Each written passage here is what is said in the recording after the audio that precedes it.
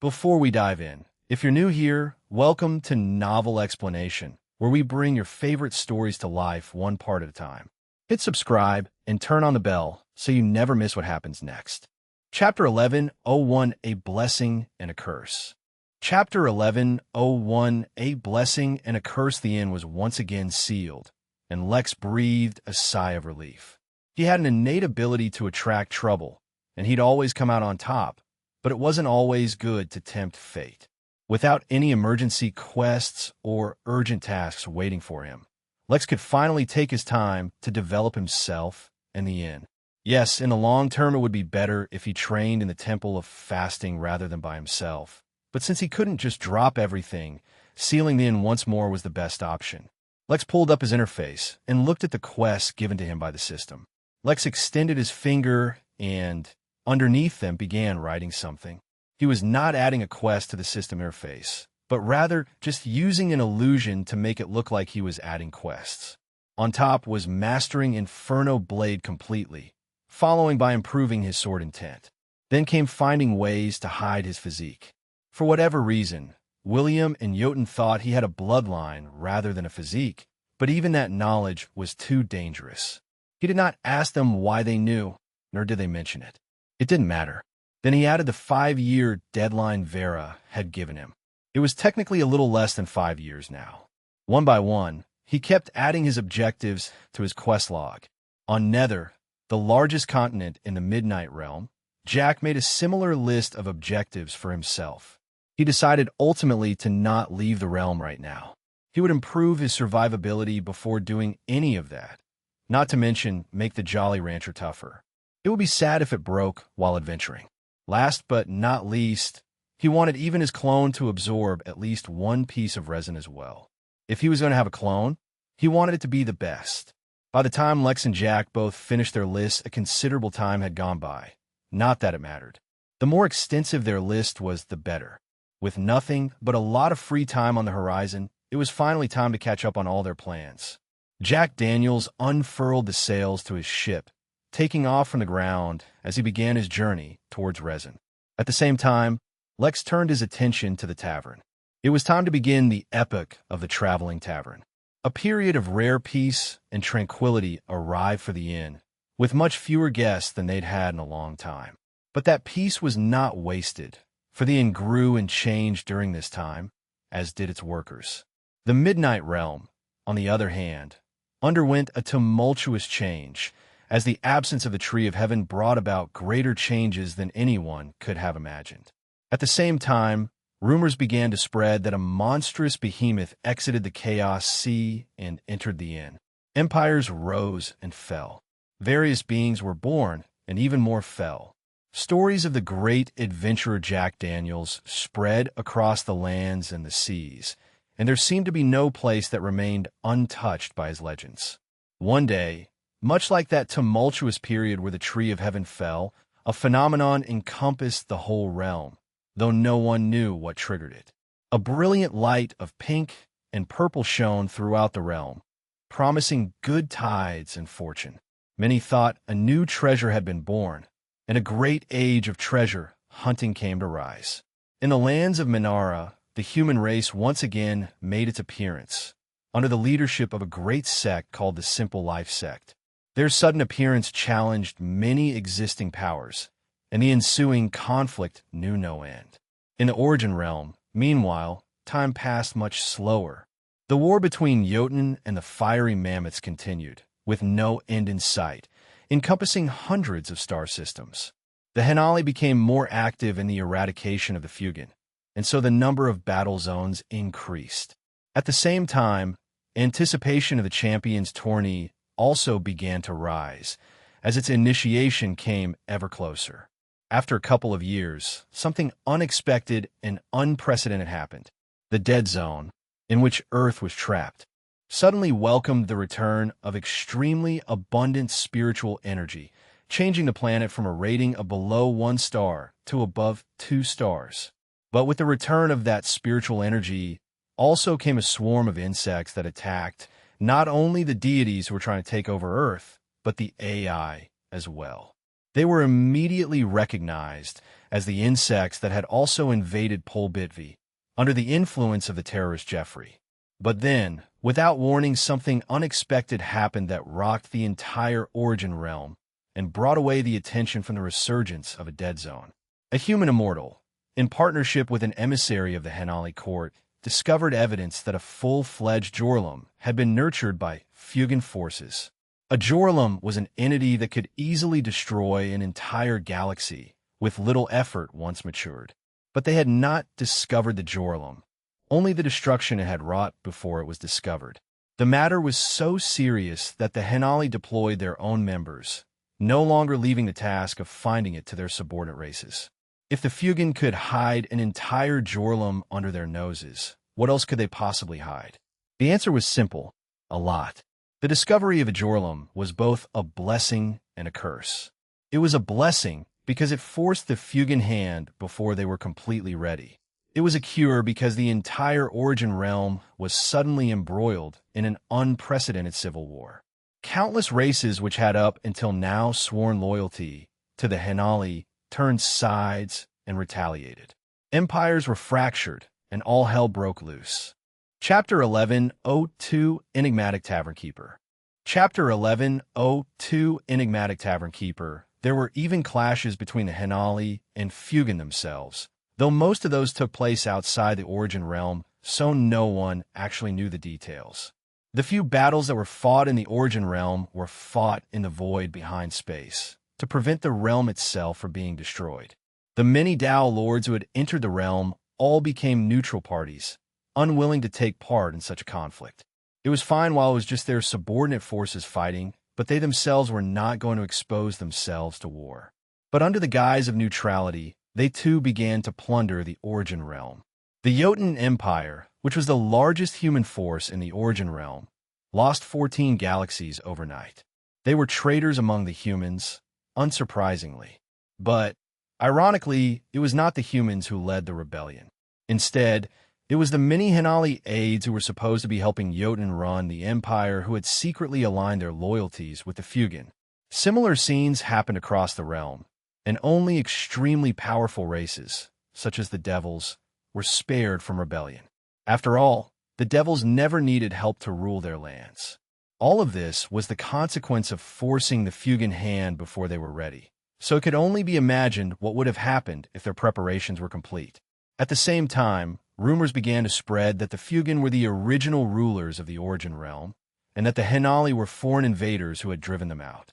As if to prove the rumors true, many of the strongest and oldest deities aligned with the Fugan. For a while it seemed like the Henali were on the losing end of this war.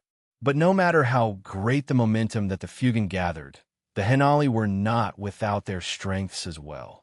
They held on, and ultimately unleashed a legion of celestial immortal-level Henali warriors who temporarily stabilized the situation.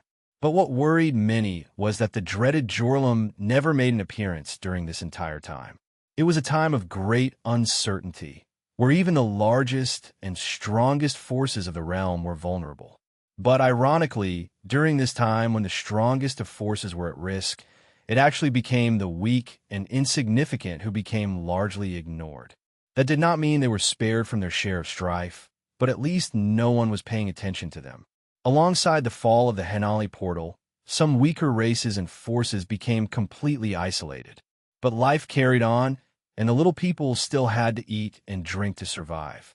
On the planet Azula, one of the 2 habitable planets of the Soko star system, a young girl was dragging her body through the edge of the wilderness, forcing herself to take each step as she struggled with her exhaustion and the weight of the pack she was carrying on her back. Her entire face was covered in bandages, though that was mostly to hide her identity. It was the bandages on her body that covered her countless wounds. Her once fair and flawless body was now covered in scars. Finally, she reached a dirt road and followed it towards Barren City. The inner city, behind the giant walls made of obsidian steel, was older and usually housed the rich and the powerful. Although that is where the young girl actually lived, it was not her destination. She forced her weary body to continue into the outer city, filled with foreigners, traders, the poor, and the humble. But even so, Those here were only poor or humble by barren city standards. In actuality, all of them at least had the basic standards of living. For those that didn't, Barren City boasted countless cheap and affordable inns and taverns, which is exactly where the girl was heading.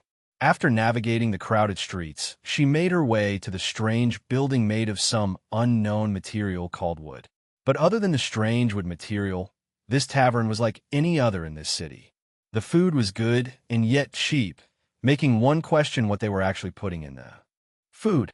The drinks were always flowing and the music was always playing. The huntress finally makes it back, said the tavern's bouncer, Big Ben. The girl only grunted in response, unable to muster the strength to respond properly. When she entered, her sight fell on the three triplets whose beauty had nearly toppled the city. Countless patrons visited the tavern to get a chance to catch their visage and perhaps try their luck at winning their hearts. None had succeeded so far. She was worried for the day someone might try something foolish, such as forcefully trying to capture them, but nothing like that had happened so far, at least to her knowledge. Asked Naki, the oldest of the triplets, with a smile so pure it made even her blush. I'll take it over to Betty and see what it's worth. Yes, please, she answered, forgetting to change her voice to the gruff persona of the huntress.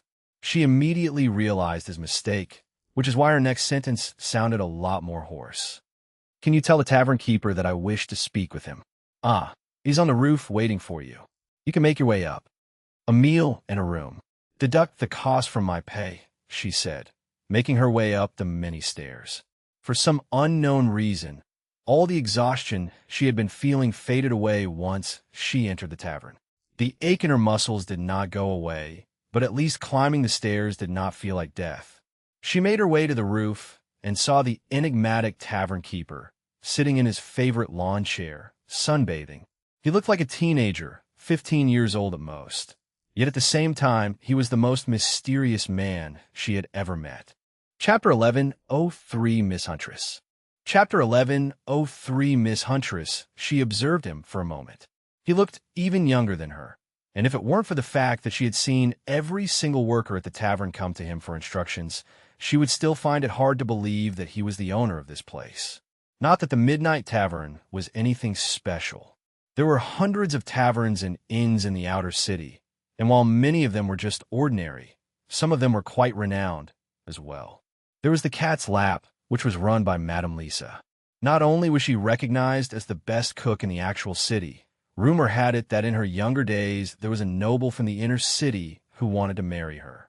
Just that story alone, alongside her famous beauty, brought in customers from all over. There was the Don's Den, which was famous because everyone knew that the owner was an underworld leader, but no one had ever proved it. Still, the kind of deal one could get there attracted many customers, though regular travelers also visited often. There were many more that stood out, while in comparison, the only unique thing about the Midnight Tavern was the strange material its building was made from. In fact, if anything, the tavern seemed almost too ordinary, which was also enigmatic. Even though the charm of the triplets, Naki, Nami, and Nani, had taken hold of the city, no one ever made trouble for them, which was strange. The drinks in the tavern were also unusual and weren't available anywhere else. There were rumors that even the mayor of Barren City secretly bought some bottles from them from time to time. Not that the young huntress cared for any of that. The only thing she cared about was if her suspicions about this tavern keeper were true or not. He never revealed his powers, but from the things he said, she was sure he was some kind of secretly powerful old man. I've finally done it, she said, seeing that the tavern keeper was content to continue pretending to sleep. I've killed 100 Jarasian lizards all by myself. The tavern keeper opened his eyes and pretended to be surprised to see her, but he was a terrible actor. Or maybe he did it on purpose. The ever-mysterious young Miss Huntress. Oh dear, I see you're covered in wounds again. She wanted to protest, more focused on the answer she was looking for. But then she remembered that she was exhausted and so collapsed into an empty lawn chair. She asked once more. Miss Huntress, as you know, I am but a humble tavern keeper. I would not much about cultivation, the tavern keeper said as he got up and pulled up an easel and set an empty canvas on it. He grabbed a paintbrush and a wooden board with some paint on it, and looked at his canvas, as if he was trying to decide what to paint. The young girl only rolled her eyes. It was always like this. The door opened and Naki came out, holding a first aid kit. Was she supposed to ignore the fact that he had clearly not sent any word to her? Yet she came? She even brought the first aid kit. If that was not an indication that he was secretly an expert, she didn't know what was. The problem was if she asked Naki, then the ever-faithful barmaid would only say that she noticed the huntress's condition when she was going through the tavern and decided to help out on her own. There was always a convenient excuse for them to use. Of course, I have read a few books that might lend some insight, the tavern keeper said, as he finally started to paint. Yes, I trust your books, she said as she tried to ignore the stinging pain from her various cuts and bruises. For some reason, the treatment always hurt more than the actual wounds. But then again, no one else could treat her wounds as quickly as Naki could, so it was worth it. Miss Huntress, according to the books I've read, tempering your body through actual combat will go a long way in helping you set your foundation. But it also comes back with some flaws, which is that your body is riddled with injuries that haven't had time to heal. Now that you've tempered your body, why not take some rest? Our new and improved hot tub room should prove especially useful in helping you heal and relax. Of course, if you can afford to use the best offer on the hot tub room, then just a day's worth of rest will be fine. She repeated, clenching her fists. She didn't have a few weeks to spend. What if I'm in a rush? What if I'm about to hunt a huge monster that will only come once, and I only have a few days left to prepare? The tavern keeper paused his painting and turned to look at the huntress for a moment. Miss Huntress, I think you have a few things mixed up, he said after a moment. What does cultivation level have to do with hunting a big monster? If the monster you're hunting is a little more powerful than the ones you're used to, then you just need to use better tools. For now, why don't you try your hand at painting, Miss Huntress? You're clearly stressed. It won't help you come up with any answers. Chapter 11, for the Alchemist. Chapter 11, for the Alchemist, the huntress dragged her defeated body from the roof down towards one of the hot tub rooms. She had spent the last hour painting, and she had no idea how that would help her situation at all. But that's the way it was with the tavern keeper. He never gave answers directly, and he never helped directly either. But if his guidance was useless, then she would not have come to depend on it. The answer would reveal itself with time. She paid for the hot tub level she could afford and went inside. After making sure the room was empty and there were no secret peepholes, she was not doubting the Midnight Tavern, but she had heard rumors about such places. She stripped and then lowered her sore body into the water. Oh, she could not help but moan as the warm waters massaged her body. This was the first time she had ever spent money on such a place, but she suddenly understood the appeal. Before she could resume her thoughts about what the tavern keeper could have meant, she dozed off, which was for the best since it spared her from seeing black gunk coming out of her skin, then getting washed away with the bubbling water. At some point during the night, the huntress began to dream, as she usually did when she spent the night in the tavern.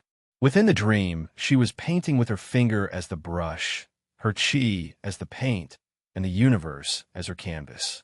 She painted the same characters that the tavern keeper, and when the characters were drawn, the whole world shook around her. The huntress woke up with a start, looking around the unfamiliar room in panic. But then she remembered where she was and took a sigh of relief. She couldn't believe she had spent the whole night in the hot tub, but surprisingly, her skin did not get wrinkled from spending too much time in the water. In fact, if anything, it seemed smoother. That's when the huntress realized that all her scars were gone. In a daze, the huntress walked to the mirror and actually yelped. Not only were her scars gone, but the rash she had on her face since birth had vanished. How was this possible? No one had ever been able to affect them at all. Any attempt to remove the rash only made it worse. And yet now, overnight, it had vanished. The huntress touched her face, feeling dazed. Is that what she looked like without the rash? It was actually kind of cute. The huntress blushed and was then filled with reluctance. Why couldn't this have happened just a few years ago? But it didn't matter now. She put on her clothes and once again wrapped her face in bandages before exiting the tavern. She walked up to Roan at the bar. No matter what time, day or night, the man never seemed to leave his station. "Here's your payment for the meat, Miss Huntress," Roan said, handing her a sealed package. "Thanks. Tell the tavern keeper that I'll be busy for the next week." "Good luck," Roan said, and gave her a nod. The huntress only nodded and turned to leave, but bumped into another guest who was rushing into the inn. "Oh, sorry," she said. "My bad," the young man said at the same time. They both paused, but seeing how the other didn't want to cause trouble, just moved on. They both seemed like they were in a rush. "Uncle Roan, this is bad," the boy said, rushing up to the bar. "I need to see the tavern keeper right now."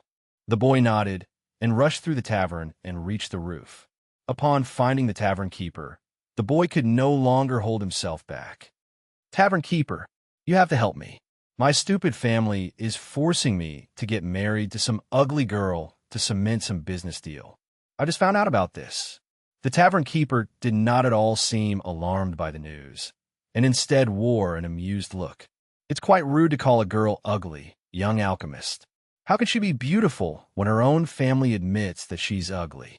But that's besides the point. Even if she is beautiful, I'm not ready to get married. It will interfere with my alchemy and cultivation. I have no desire to place such a leash around my neck, holding me back. I do not want to be restrained. Young alchemist, I understand your plight, but how can I be of help?" The alchemist rolled his eyes. That's exactly what the tavern keeper said every time, right before giving him the answer that he desired. "It seems to me that your problem is not marriage, but the control your family has over you. Easier said than done. But I'm not at the level to pass the test of the alchemist tower yet. This is a tough question. Why don't we spend a little time thinking about it? In the meantime, you should have Roan whip you up a special drink. It'll help you calm your nerves." "Who cares about that? If there's anything I have, it's money," said the alchemist, heading back down. Although it seemed like the tavern keeper had not given him an answer. In fact, he had already done so very clearly. He knew by now that nothing the tavern keeper said was ever simple, and nothing about this tavern was mundane. He couldn't wait to see how that drink would help him out. Chapter 11:05, A Tavern Keeper's Work. Chapter 11:05, A Tavern Keeper's Work. The alchemist rushed to the bar and ordered a drink called Roan Special. Roan Special was genuinely a special drink, because Roan would make a different drink depending on who the person ordering the drink was. Nobody knew exactly how Roan decided which drink which customer needed when the special was ordered, but to date there had never been a customer who had been disappointed by the drink. In fact, many people wished to have it again, but there was a 1-per-month rule which meant they could only order it once a month. This was perhaps the most contested rule of the tavern. But since the rules could not be changed, on the first of every month, a special group of customers gathered who might not be seen at the tavern at any other time, but they were always there on the first. So far, the alchemist had avoided these drinks because he could not bear to get intoxicated. An alchemist's mind was their most valuable asset, so to dull it on purpose was almost like a sin. But the alchemist had too much trust in the tavern keeper, so today he indulged. The drink was minty fresh, and instead of intoxicating, gave the alchemist a sudden jolt of mental energy and clarity that he had lacked before. Suddenly, the alchemist fell into a daze, which made some of the regular customers chuckle. They could identify a newbie a mile away. The first time was always a memorable experience, but the alchemist sensed none of that, for his thoughts were mired in all the alchemy recipes and knowledge he had ever gathered. So many things suddenly started to make sense in such a simple way that the alchemist almost couldn't believe he never caught on before. At the same time, many of the notions he previously held to be true did not seem plausible anymore, and actually seemed to reduce the efficiency of his refining. How could he have never seen that before? By the time the alchemist woke up from his daze, it was evening, but he didn't even notice. He left Roan a hefty tip as he ran out the door, going as fast as he could. He had no time to waste. Lex, who had been observing everything from the roof, chuckled and closed his eyes. He had long ago completed his quest to change the destiny of 100 guests, and through that experience learned the subtle art of guiding others. Lex neither told them what to do, nor did he manipulate people or events. But if he found a guest worthy, Lex would give them the help necessary so that they could themselves decide the direction of their life. Then, depending on how much he liked those guests, Lex might lend them a little more help than others. For example, the Huntress. She was a young girl who relied on no one other than herself, for everyone in this cruel world had used her for their own purposes. But even so, her heart never became cruel despite her many hardships. So, Lex gave her one of the arrays he had recently created by himself. A few days passed normally, and all was completely normal in the tavern. No matter what happened in the world outside, in the tavern the drinks would still flow and the food would always be fresh. On the third day, however, a major scandal shook the inner city. A wedding that had been organized between two of the largest families in the inner city had been ruined. Moreover, the people who ruined the wedding turned out to be the bride and groom themselves. The wedding was organized in such a way that the venue was divided into two, with one side belonging to the girl's family and the other to the boys.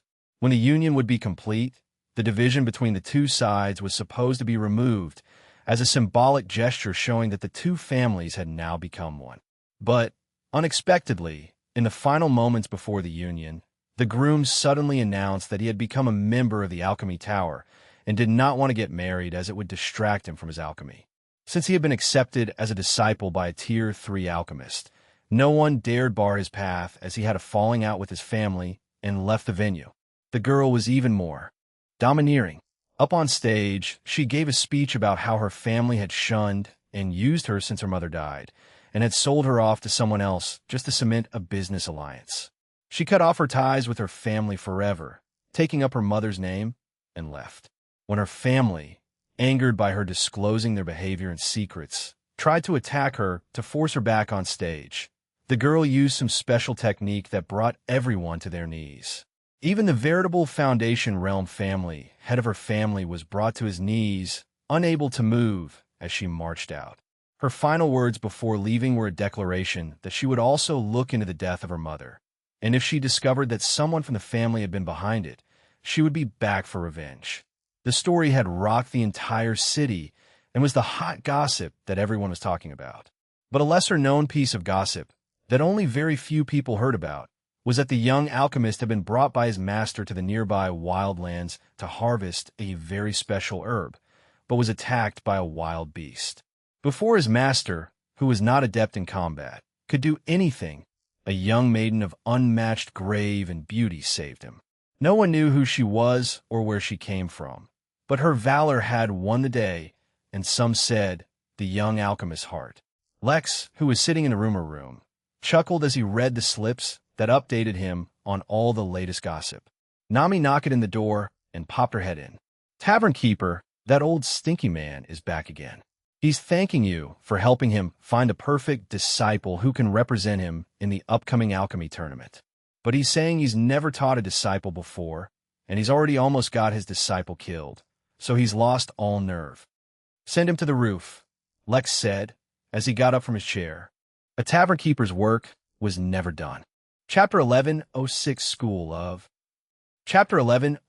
School of After sending away the alchemist master with some indirect advice, Lex walked down to the bar. He was anticipating a certain customer today who was the talk of the town, though no one knew his real identity. The only reason Lex knew his identity was because he could secretly encompass the whole city with his spirit sense. Most days, when he was free, he would sit on the roof and observe the city with his spirit sense. One would think it would get boring after a while, but it was actually quite interesting. There was more suspense and drama happening in real life than countless TV shows. It was just that no one else was watching, and the people involved hardly ever enjoyed the suspense. There was also a lot of comedy. Late in the evening, a customer walked in, long hair covering most of his features. His clothes looked ordinary, and there seemed to be nothing about him that particularly drew any attention. He seemed perfect to blend into the background of the city. He sat down in a corner and ordered a drink, and seemed more than happy to be forgotten. If this had been any other tavern, his technique, which allowed him to be easily overlooked, would have worked wonders. As it was, the triplet sisters never overlooked a single customer, always making sure they were well tended to. The extra attention made him uncomfortable, but he did not display it in any way. He was content to just silently sit and listen to the conversations in the room as he enjoyed his one drink. Besides the wedding scandal, the guests talked about a number of random things, with one of the hottest topics being the surging criminal element in the city. But, as ordinary folk, all they usually talked about was their neighbor who got robbed or something they saw on the street. After a few hours, after being unable to pick up on the news he was hoping to hear about, the man finally walked to the bar. Usually Roan was there, but for tonight, Lex had taken over himself. Lex asked casually, not paying any special attention to the man. "Something that'll keep me up for a while," he said hoarsely, and Lex nodded and poured him an iced coffee, a drink that did not exist on this planet. "Appreciate it," the man said, and slid Lex a coin. It was a gold coin, worth all too much for the drink he was having. Lex looked at the man curiously. "You heard any news about any children going missing lately?" Lex finally picked up the coin and pretended to think. He knew for the fact that this man had already asked around in various places and had no luck. But today, he had come to the only tavern in the city who could give him the answer he was looking for. "Now that you mention it, I have heard about something strange," he said, lowering his voice. "It's not about missing children, but there's a new school that opened up in the inner city, but it's meant for outer city kids. Every time I hear about them, they're looking for more kids, as if they never run out of classrooms to fill." The man tried not to give away anything, but Lex could sense his body tense up. This was exactly what he was looking for. "What an enticing name," the man said before finishing up his drink in one go and exiting the tavern. Lex only smiled. The next few days would be very interesting, which was good. If things got too boring, he would have to consider moving his tavern to another planet. Inside the Midnight Inn, there was a hurricane of molten lava that had been going for weeks. Some guests thought that it was a new phenomenon and so had come over to take a look. Many began to picnic in front of it and began to place bets about how long it would keep going. Ordinarily, such a thing would be too dangerous to get close to, but since the hurricane had technically not moved from its spot from the very start, everyone was very comfortable with it. Not only was it an interesting sight, who knew if it might spout out some treasure? In the past 15 years, countless guests at the inn had discovered extremely valuable treasures inside the Midnight Inn, and were informed that they were free to take them.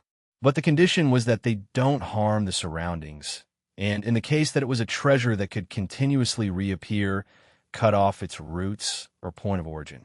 It was like a game of treasure hunting, except the treasures were real and they could keep them. But today, after weeks, the hurricane finally did something different. It began to shrink, oddly enough. Some thought that upon shrinking enough, the hurricane might explode, but that did not happen. Instead, the molten lava eventually cooled down, and the hurricane slowed down until it eventually faded. From within the fire, a meditating figure was revealed. Lex, after finally completing his latest cultivation system, opened his eyes. As of late, he had begun meditating inside his technique Heaven's Furnace, and used the dragon's breath glyph to fill it with fire. He was raising his tolerance to his own dragon fire before trying it out with actual dragon fire, since Pell Jr. was on the verge of being able to control its giant dragon body. Admittedly, it had taken much longer than anticipated because there was a lot more to dragon fire than Lex originally guessed. But today, finally, he had reached the level of complete immunity. Tomorrow, he would try with the real deal. Chapter 11:07 Stressful. Chapter 11:07 Stressful. Unlike many of the many whims he enacted in his early cultivation days, Lex was well aware of the dangers he would face by cultivating with dragonfire. He also took into account the fact that the dragon who would be breathing that fire was 2 major realms greater than himself, and those were 2 immortal levels. But he was still confident, and the reason for that was the thorough preparation he had taken for this. Over the past 15 years, Lex had been focused solely on filling in the massive knowledge gaps he had when it came to cultivation, as well identifying the direction for his future growth. Naturally, the many quests he completed for his system and their rewards had helped him in this as well. Getting accustomed to the 2 differing flows of time, one in the Origin realm and one in the Midnight realm, was actually much easier than he guessed. As a result, he had his tavern travel the Origin realm while he used his projection to complete his quests over there. while here, he focused on self-improvement.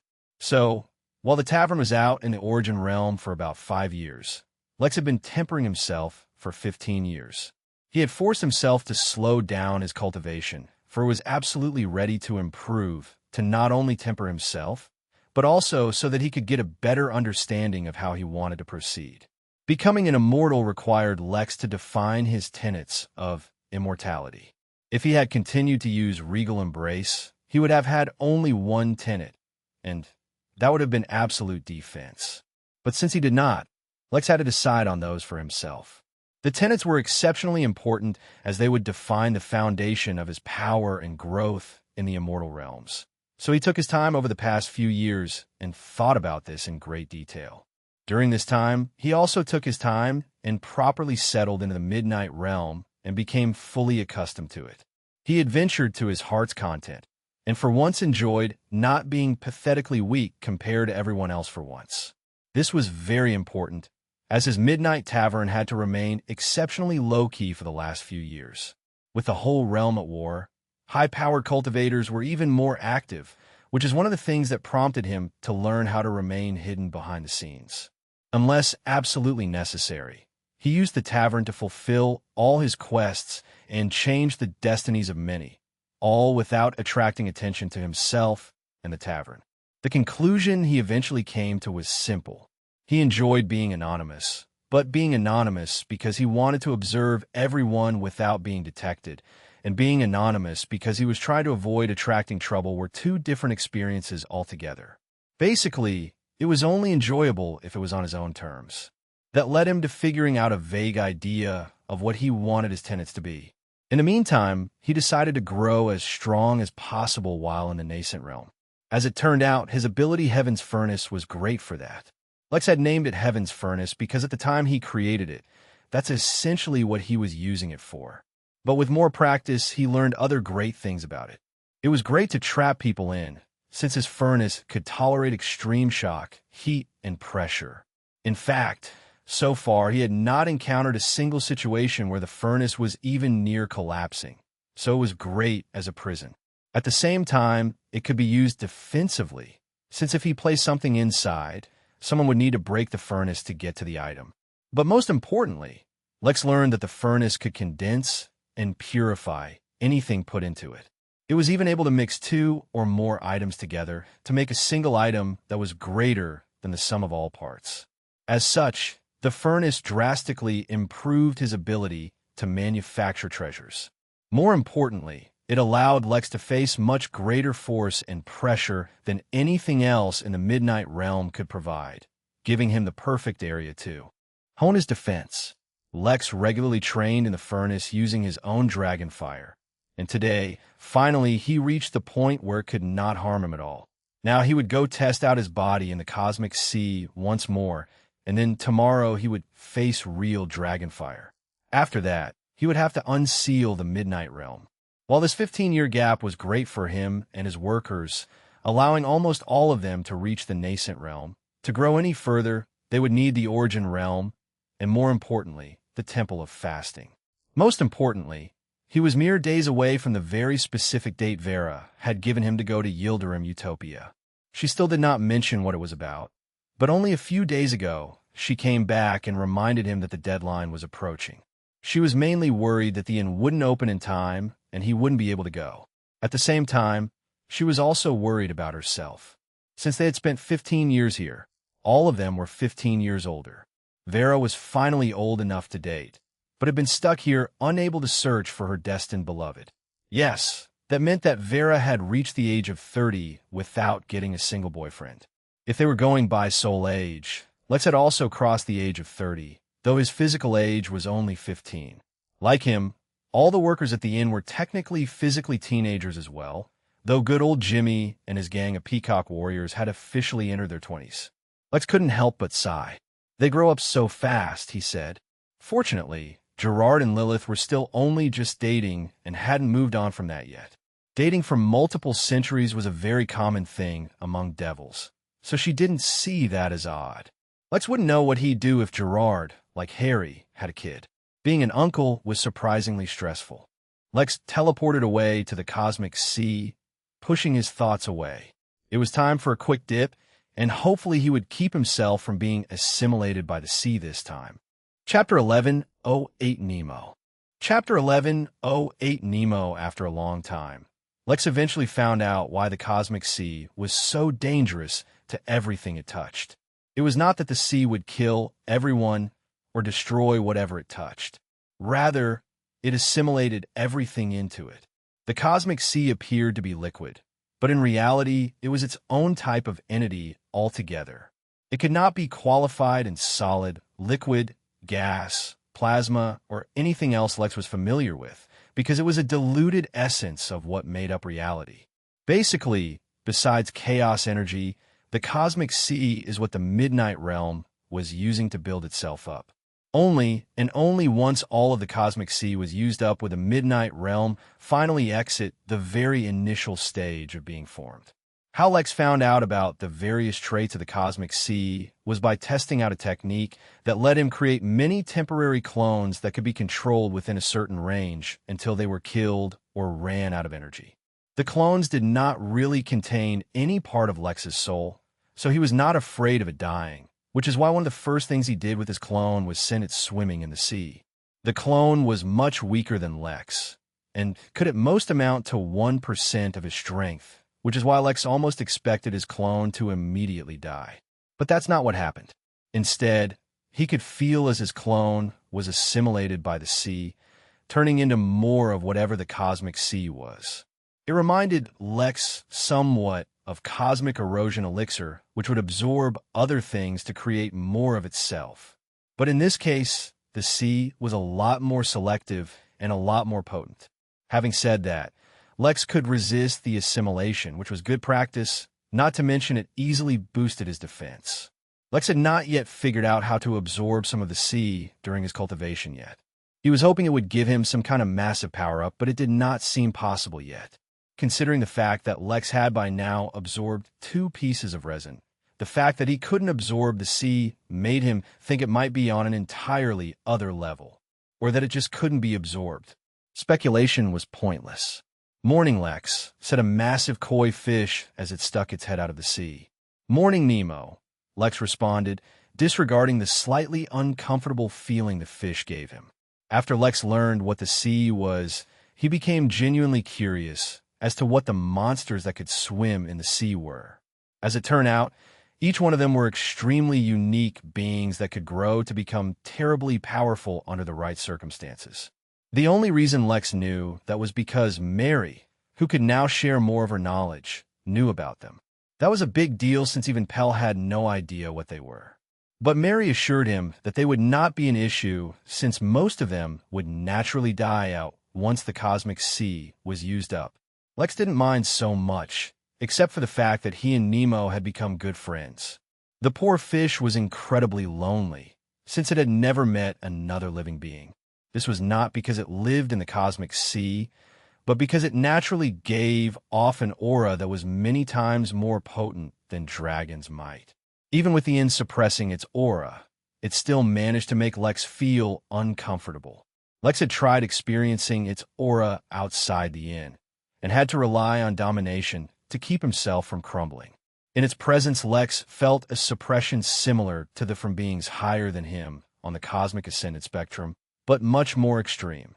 Naturally, given the extreme circumstances of the fish, Lex had scanned it, and suddenly everything made much more sense. Name: Nemo. Age: 18,001. Sex. Cultivation details: nascent soul peak species. Heavenly Koi Sovereign Midnight in prestige level. 1 remarks: sovereigns can stay at the inn rent-free. Don't even think about charging. Nemo was yet another sovereign, though it was much more naive and simple than even the turtle, which was technically a baby since it had never met another living being. Since all it had ever done was swim in the cosmic sea, Nemo had no whims or desires. It wanted for nothing, nor did it even understand what desires were. In fact, it had no complicated thoughts at all. It was just happy that it had met Lex, and that there was another living being it could talk to. Considering how innocent and wholesome Nemo was, Lex wanted him to become an employee of the inn, and that's when he learned something new about systems. They absolutely refused to constrict sovereigns in any way. The turtle had become an employee because it wished for it to begin with, and if one day it wished to leave, the system would subserviently free it of its bindings and wish it well on its future endeavors. Lex finally began to understand how dangerous sovereigns actually were, but what he didn't understand was why the fish had such a strong aura when the turtle didn't. But that was a question no one could answer, not even Mary. Lex asked as he carefully dipped his toes in the cosmic sea. Little Blue was not so little anymore, and had grown quite powerful as well. But regardless of its size and power, it still acted like a baby, which is why it and Nemo immediately became good friends. Considering Little Blue could tolerate the cosmic sea and could be around Nemo as long as they were in the territory of the Inn, the two often went swimming together. Fenrir, who often felt left out, could only sulk on the beach since it could not enter the waters. Not today. The concert, right? Well, be sure to watch the concert through a projection screen as well. Seems fine so far. Now I just need swimming trunks that won't evaporate, Lex said as he watched his pants slowly assimilate with the sea. No matter what, he was not in the mood to swim naked in a sea made of universe fuel alongside a sovereign that was practically setting himself up for some kind of misadventure. Chapter 1109 Insanity. Chapter 1109 Insanity. Even if he might not be planning on swimming, he walked into the sea right up until his knees were submerged and began resisting the assimilation. It was not an easy task, and was the only experience he ever encountered that he couldn't build a resistance to by cultivating in this condition. Maybe he needed to meet some criteria to start building up a resistance to it. But until he figured that out, he would just train manually. Lex managed to resist the sea for several hours before his energy began to run low, so he took a break. After saying farewell to Nemo, he teleported back to his meditation room and began to recover while sitting atop the dragon's head. After years of using the dragon's body to strengthen himself, Lex assumed that the body might actually weaken. That was actually the plan for how to get Pell Jr. to take over the body. But the reality of the situation was quite different. The incredibly pure spiritual energy of the realm constantly replenished the body's energy, as well as bathed and purified it. Over time, it was beginning to become even stronger. The only good thing was that after 15 years of constant cultivation, Pell Jr. was becoming strong enough to barely control the body for a fraction of a second. For today's purpose, that would be enough. Once Lex was back in peak condition, he invited Luther into his meditation room. Wearing firefighting gloves, the quest reward he got for creating tribulation rooms. Ordinarily, considering his unique physique, he would not need gloves to handle fire, but this was dragon fire from an immortal soul. Lex took out the Dragonburn locket, something he had received a long time ago. It contained the secrets of fire breathing and was an excellent tool for newborn dragons to learn about it. In this case, the locket would help Pell Jr. use fire breath to begin with, as it was too much a strain on it. Once he put the locket on the dragon's body, he stood in front of the dragon and made some preparations. He used the system to put up some barriers around Luther for protection, but for himself, he only used his own techniques. Over the past few years, Lex had been experimenting with creating his own techniques and had made decent progress in the field, and so tried to rely on his own techniques and abilities most of the time. With sufficient preparations in place, Lex finally signaled Pell Jr. to begin. The dragon did not move. After all their preparation, all they managed to achieve was that the dragon was able to open its mouth a couple of inches and shot out a thin, weak string of dragon fire. Objectively speaking, it was quite a disappointing display considering what the dragon should have been capable of. Practically speaking, Lex was immediately faced with a life or death crisis. It had been years since Lex felt so overwhelmed. All the shields he had put up, all the protective arrays he had used, and all the formations he put in place using the system were instantly incinerated. Luther was instantly forced to use his anachronistic ignition bloodline to keep himself from being burnt to ash. Yet for the first time ever, he felt his bloodline failing. Although technically the bloodline was perfect and the rulers it operated under could theoretically face any kind of danger, The bloodline was ultimately not suited to deal with situations that incinerated laws themselves.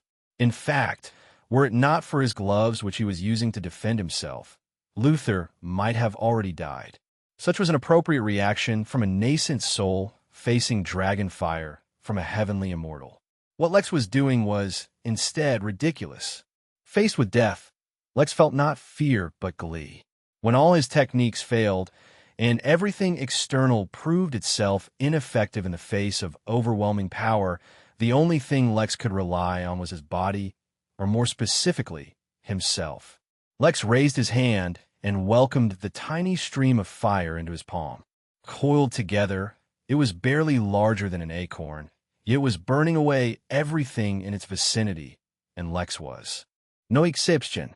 But compared to the laws that governed this realm, and that controlled Luther's bloodline, compared to the techniques that were as brittle as a sheet of glass facing a meteor, compared to everything else that turned to ash before even touching the flames, Lex's body was taking a lot longer to burn. As he held the tiny flame in his hand, ignoring the pain of the very meat his body was made of cooking, a gleam of excitement flashed through Lex's eyes.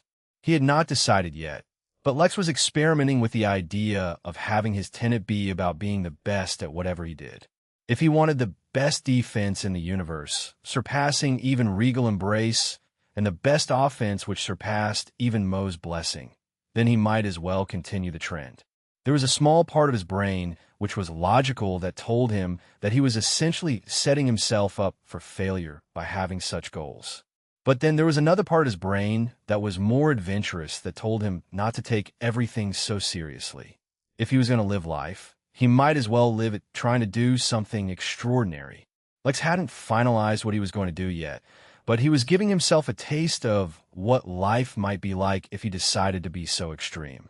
It would be a series of unreasonable, unbelievable, completely insane events and obstacles that he would need to regularly overcome just to have the faintest hope of living up to such a tenet. As Lex felt the dragon fire burn him, and use his very soul as kindling to keep itself burning, he oddly found that the only thing he could focus on was the question of whether he could cultivate using this fire. It would surely burn his meridians if he tried. But then again, he had already reconstructed his meridians after being turned into a meat patty. So what was a little fire damage? He began to cultivate and absorb some of that dragon fire. New novel. Chapter 11:10 A Cool Sword. Chapter 11:10 A Cool Sword Pain was something Lex no longer acknowledged. It was not that he had gone crazy, though there was a particular patch of grass that regularly accused him of such, but that over the past few years he had come to realize that most pain was just an evolutionary tool that was relevant back when he was mortal, but was no longer so. Pain back when he was mortal told his body that there was an issue. The more severe the pain, the more severe the issue. But now he had complete and total awareness of his body, as well as an in-depth understanding of what his body could tolerate. The same was true of his soul, but his body still felt pain, even for wounds and injuries that would heal in a matter of minutes. So once he reached a point of sufficient willpower and self-awareness, pain was something he could just tune out. Even without pain, he would know if there was something wrong with him. For example, right now, Lex did not need to feel the mind-numbing pain of his meridians being seared as energy that was akin to liquid fire coursed through his body to know that he was being cooked inside and out. If anything, the pain was just his brain being discourteous about Lex's efforts. But the answer was extremely clear. Lex could not cultivate with this fire yet, and if he stayed in its proximity for more than a couple of minutes, he would be in serious trouble. His hand had already turned black, with much of his flesh already gone. But it wasn't as if there were no gains. He definitely benefited from this, but it would just take him a very long time to recover from this injury, which meant this was not something he could try again. Lex remained satisfied with the result, since his main goal was to just get his hands on the fire, not actually successfully temper himself with it. He walked to Luther, who sealed the small fire within the gloves, containing it perfectly. He asked, looking at his black, bony hand. "I'll survive," Lex answered, after coughing out some soot. "Let's go." Luther merely nodded. Lex teleported the both of them away, though it was not within the inn that they reappeared. Far away, in Minara, within a certain mountain range, there was a place that looked like a massive bowl carved right out of the mountains. Within the bowl was an empire of a race that had, until recently, never encountered another living race, or at least that was the official story. The real story was that this race, which had proven itself to be useful to the heavenly tree, had been imprisoned within this mountain range until they accepted subservience to the tree. But the tree's plan backfired, since Oren I of Vitaville Mines, the first ever dwarf of this realm, never told the rest of his race that they were imprisoned. Without ever knowing they were being punished to begin with, they faced no pressure to submit. They lived happily in the mountains, mining and forging to their heart's content. That is, until the innkeeper's voice boomed through the realm one day, letting them know that there were others out there. Before they managed to escape, Lex found them, with Dragonfire at his command. Through his glyph, Lex quickly became good friends with the dwarves, since his flames were better for forging than any others. With that friendship came eventually a promise. Since Lex had been so focused on learning sword intent lately, he decided he should have a proper, epic sword. Who better to make him a sword than a mythic dwarf? Since Oren I was still alive, though in slumber, Lex helped provide the materials he needed to awake from his ancient slumber, and in exchange the entire dwarven race gathered together to make him the most phenomenal weapon their crafting skills would allow. The dragonfire of a real dragon was the last ingredient that was needed, though these flames were not meant to light their forges or melt the metals in their ores. Instead, these flames were an ingredient in the sword itself. The other ingredients were no less rare or powerful than dragonfire, so there was no risk of the flames overpowering the rest of the sword. The metal used in the sword was Vitaville, which was the first metal formed in the Midnight Realm. There was only a finite amount in the entire realm, and it would never be formed again since only the birth of a realm could cause it to form. Besides that, the sword contained a fragment of the first ever unicorn's horn, the first scale ever shed by the world serpent, the blood of Sleipnir, the eight-legged horse deity, the sound of the waves of the cosmic sea, and the strongest memory of the heavenly tree. When Lex first heard the requirements for the sword, he thought there might have been some mistake, but the dwarves really managed to capture the abstract and use sound and memory in the forging process. Now only 3 ingredients remained. The handle would be made from a piece of Lex's bone, which he had to provide fresh from his body, the dragonfire, and to bring it all together, his sword intent. Oren himself would complete the forging process, which had been ongoing for almost 8 years now. Today would be the last day, and Lex admitted to himself that he felt great anticipation. Beside the 2 butter knives, he had never had a consistent weapon of his own. Although he was not a sword fanatic, and nothing could replace the sheer satisfaction of punching his enemies right in the face, a cool sword was also a must. Not to mention, if he was to embark on the journey to be the best, which he had not decided yet, then even his sword had to be the best. Luther and Lex walked deep into the dwarven forges until finally they arrived at a pool of lava. Beside it, a shirtless dwarf was hammering away at something unseen. It was time. Chapter 11:11 Hammer Deity. Chapter 11:11 Hammer Deity. Lex and Luther walked up to the dwarf and laid eyes on the sword. Its blade was a little more slender than normal swords, being only 1.5 inches wide, even at the base where it was widest, with a length of 42 inches, 106 centimeters.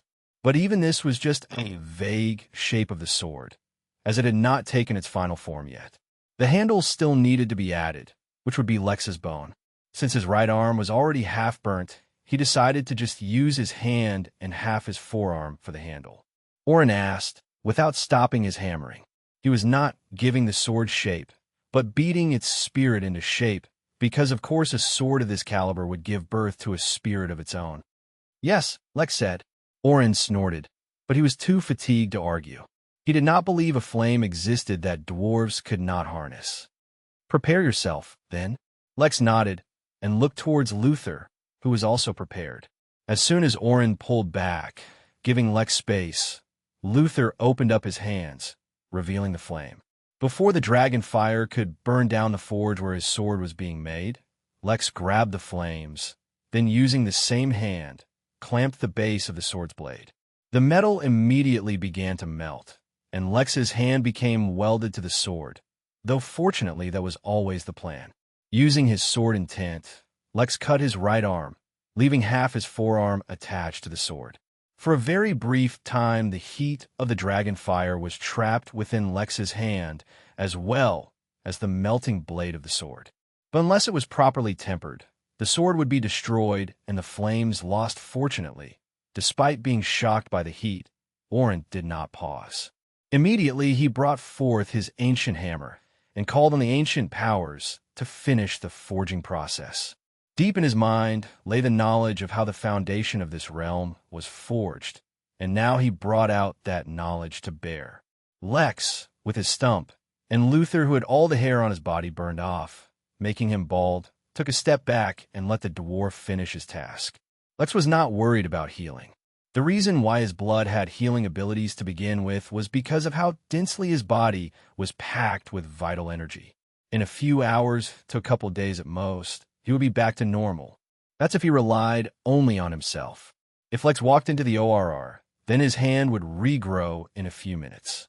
The two were not needed for the remainder of the process, but they stayed anyway. The birth of such a sword deserved witnesses. What they didn't realize, since they were deep underground, was that above the forge, in the sky, thick black clouds began to gather and flashes of multicolored lightning streaked through the clouds. The rumbling of thunder began to coincide with each strike of Oren's hammer, and wild winds began to blow across the lands as if feeding the fires of his forge. An earthquake shook the ground, but when Lex checked, he realized that it was not the ground beneath him that was shaking, but the ceiling above him. The roof began to pull apart, rocking loose many massive rocks and boulders that Lex promptly flung aside. But once the initial devastation ended, he noticed that the sky was suddenly visible. By the power of the hammer deity, Oren's voice suddenly boomed across the hall. By the will of the earth, the breath of the realm, and the tears of the sky. The dwarfs' voices echoed throughout not only the chamber, but the bowl within the mountain range, and then even farther. Between hammer strikes, his tiny body suddenly disappeared, and a massive figure made of pure light appeared in the sky, bigger than even the mountains. He roared, and instead of a hammer, a bolt of blue lightning zapped through the sky and struck the blade. Another bolt of lightning struck the blade, as is tempering it. One more, and this time the bolt contained so much power that even Lex and Luther were pushed back by the aura alone. But by the third strike, the sword had changed and began to float in the air under the holy light that Oren exuded.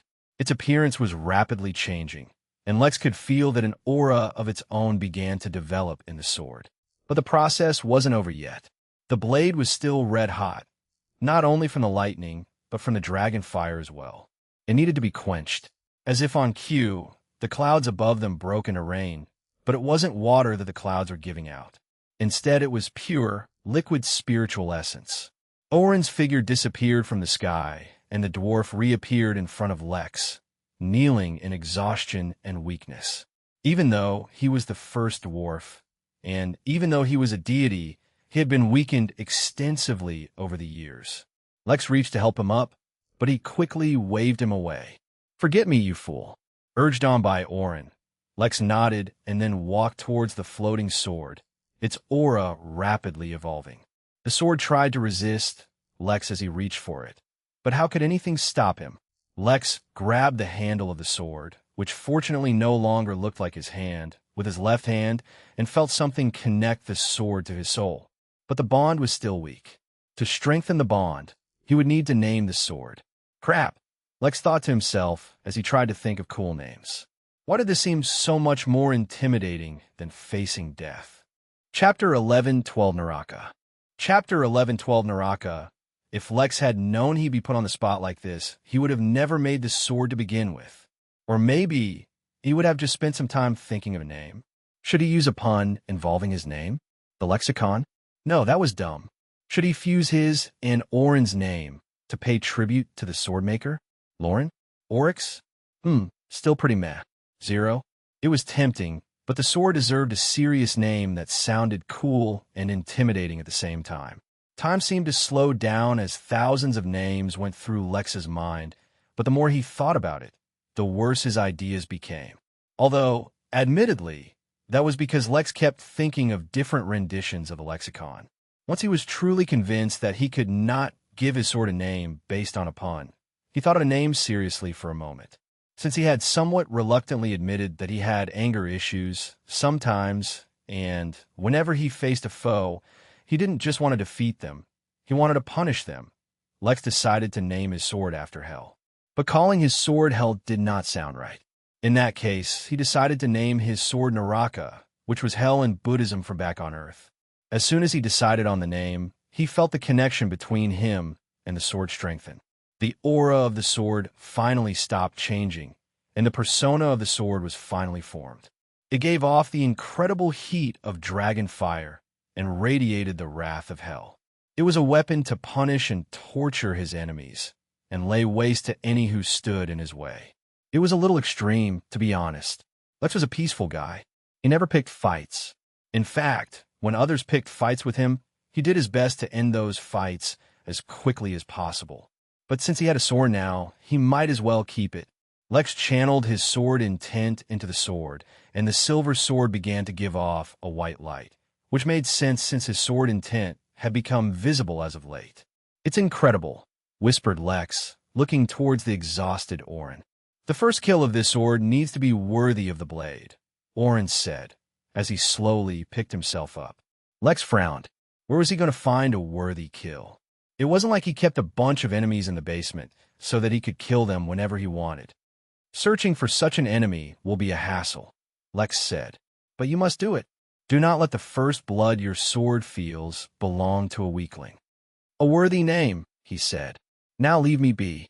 I need rest." "If you need rest, then in that case." Lex pulled on his connection with his sword, and it disappeared inside his body. Grinning in satisfaction, Lex grabbed the dwarf's shoulder as well as Luther and teleported back to the inn. "Take some time to rest up here." Without giving Orin a chance to protest, Lex teleported away. This did not count as kidnapping. Orin was just a grumpy old dwarf who would never admit he liked or wanted to do something unless someone forced him. Like a young child, Lex was about to hop into the ORR to reconstruct his hand so he could leave when he received an unexpected notification. "Quest complete. Host a deity. Quest reward. Only shoot." Remark: "You forgot to do this quest, didn't you?" "Didn't you?" Lex paused and refused to acknowledge that he had forgotten about this quest. Orin was a deity, or rather, he became a deity after receiving the worship of other dwarves for so long. More importantly, becoming a deity allowed him to live beyond his natural lifespan and ensure the continued success of his race. But even as a deity, it was weaker than the heavenly tree. After all, strictly speaking, he was not a mythical being. Lex shrugged and checked out his reward. Holy shoot, a shoot of vine that grows grapes filled with divine energy. He sent the vine to the turtle. He could see that it had a lot of potential, and not just to make amazing wine.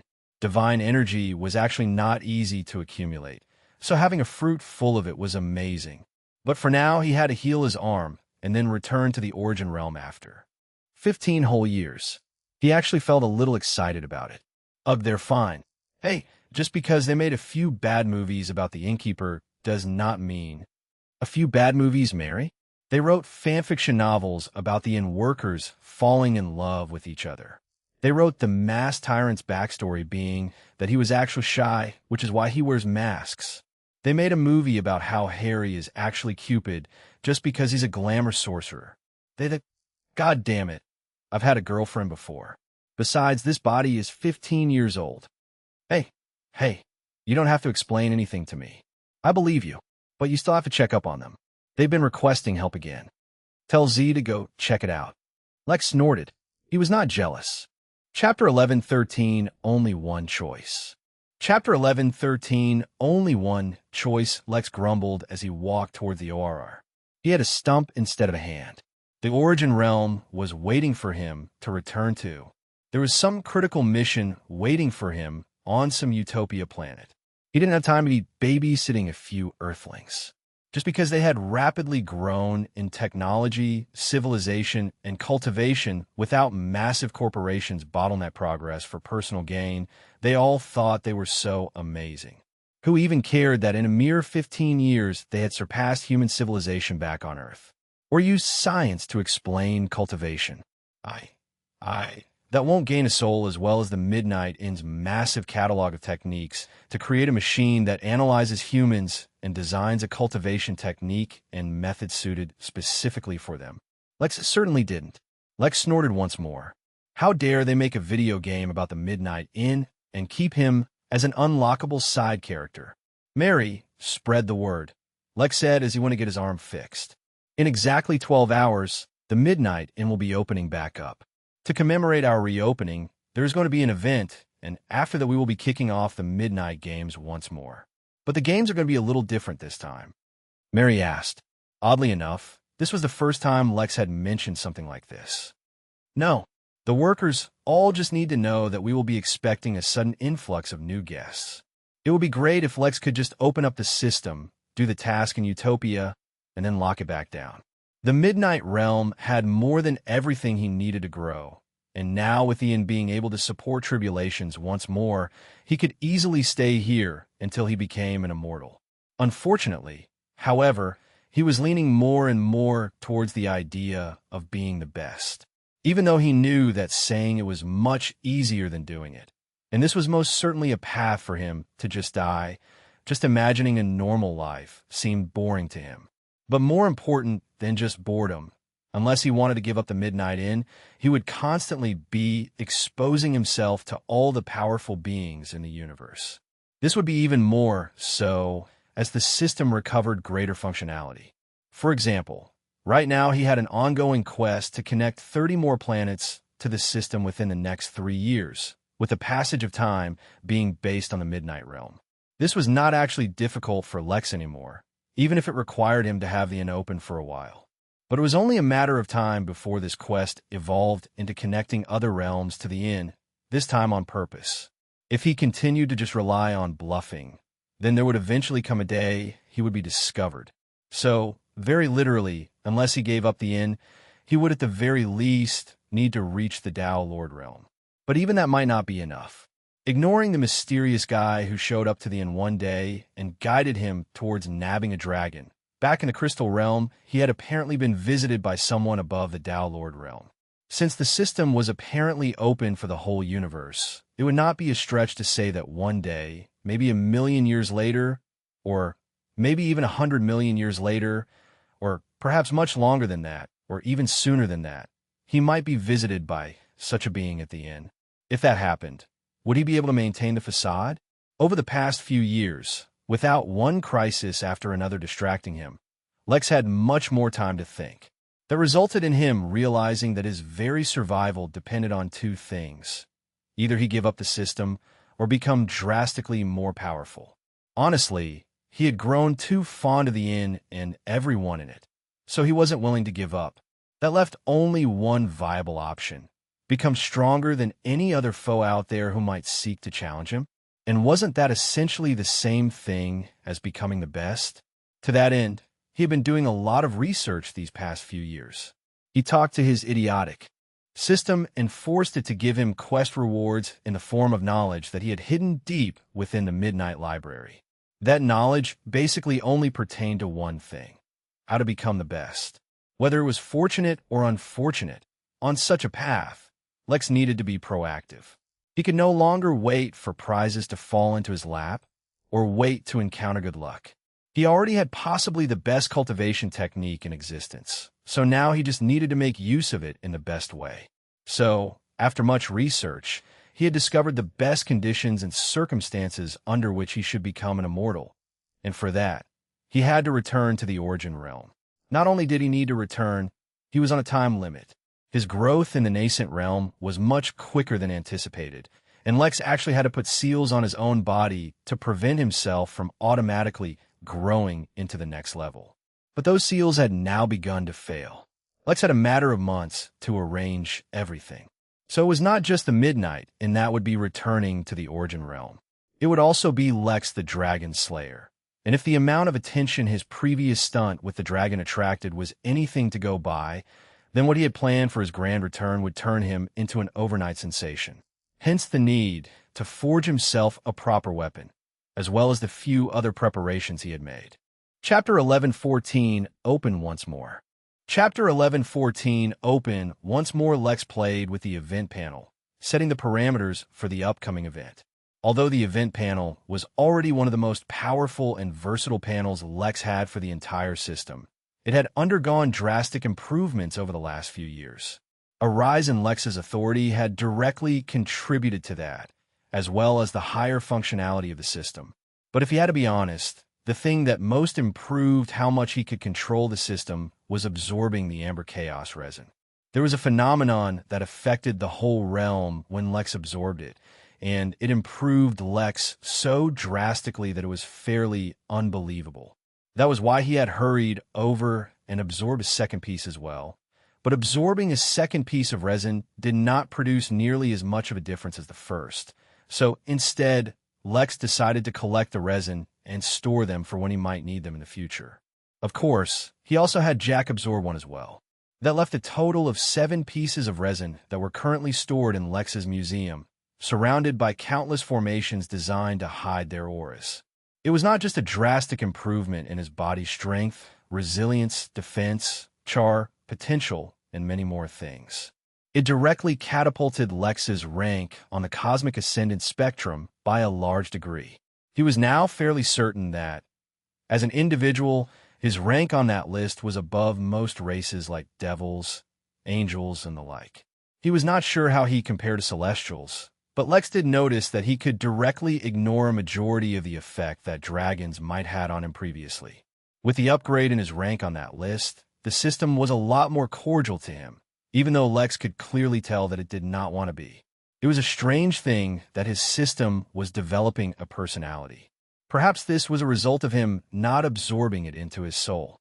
Regardless, since then, the system was a lot more flexible in the things it allowed Lex to do. For example, for his upcoming event, Lex was directly taking control over a feature of the inn that had always been random.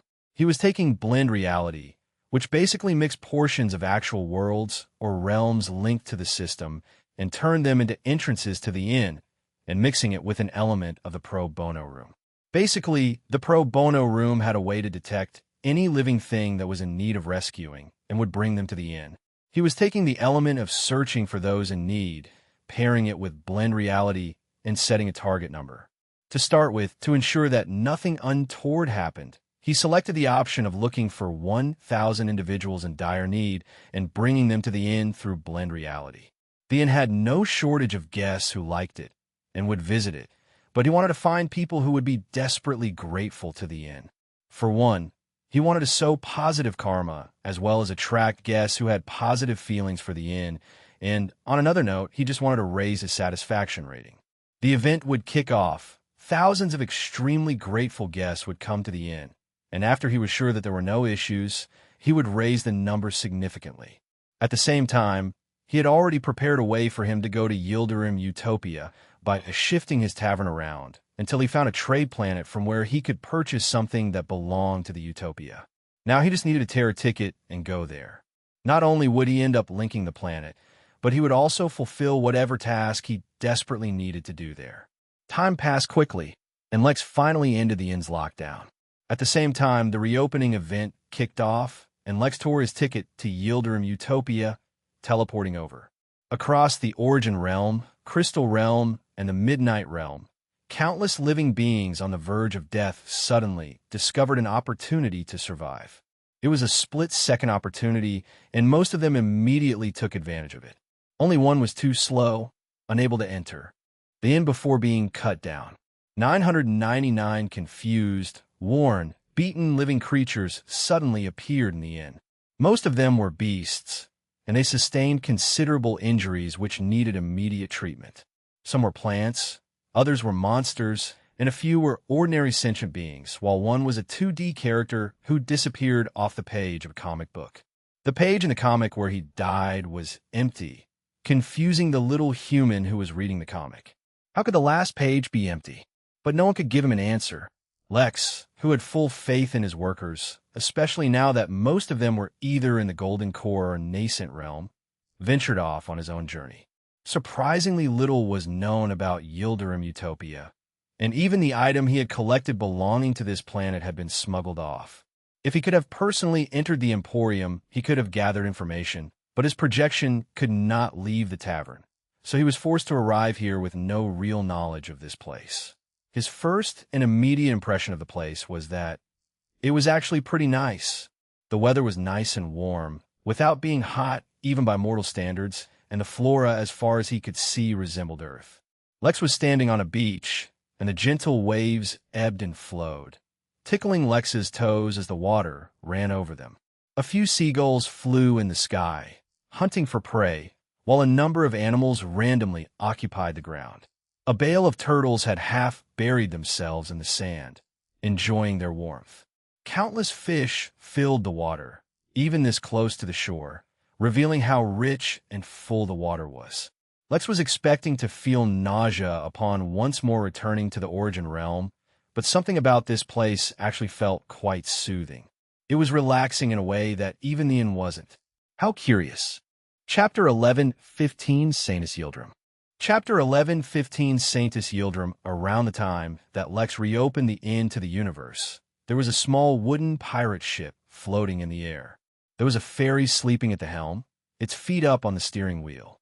On the deck, there was a small owl, which would from time to time rotate its head around and glare at a tiny, crystal alligator sleeping on the deck. The alligator had come out of the crystal egg Jack had rescued, and for the most part all it did was sleep. As if that was not enough, everything it touched began to turn to crystal. Jack actually had to spend several months strengthening the ship to resist the crystallization process. Sure, that ultimately made the ship stronger, but Ollie still didn't like it. But even more than the alligator, it hated the first mate. It was a unicorn that had suffered from extreme dwarfism, making it only a few inches large. Yet even if it wanted to complain, it could not. The unicorn was too strong, weaker only than the captain. Moreover, its magic was absolutely terrifying. But no matter what the case was, it had skipped the order of seniority by directly becoming the first mate. Suddenly, Jack opened his eyes. "Guys, it's time. Tiny Sparkles, open the sails. Everyone else, man your stations." But even as it complained, the unicorn did as it was told. Captain Jack cared a lot about looking cool, which would have made him a terrible captain if he wasn't otherwise competent in every other way as well. Jack did not respond. He was focused on the ancient, strange temple they were in. By all accounts, this thing should not have existed in the Midnight Realm. But it did, and, as far as Jack could tell after years of research, it was also connected to some unknown realm that the inn had never touched upon before. This was a perfect time to begin his own journey, untouched by the system and Lex. At the same time, he could feel the call to adventure in his blood. It was risky, sure, but by now Jack was completely used to his fairy powers. He was more than confident in surviving. Energy filled the ancient pillars of the temple, activating a teleportation formation that seemed to have been formed naturally.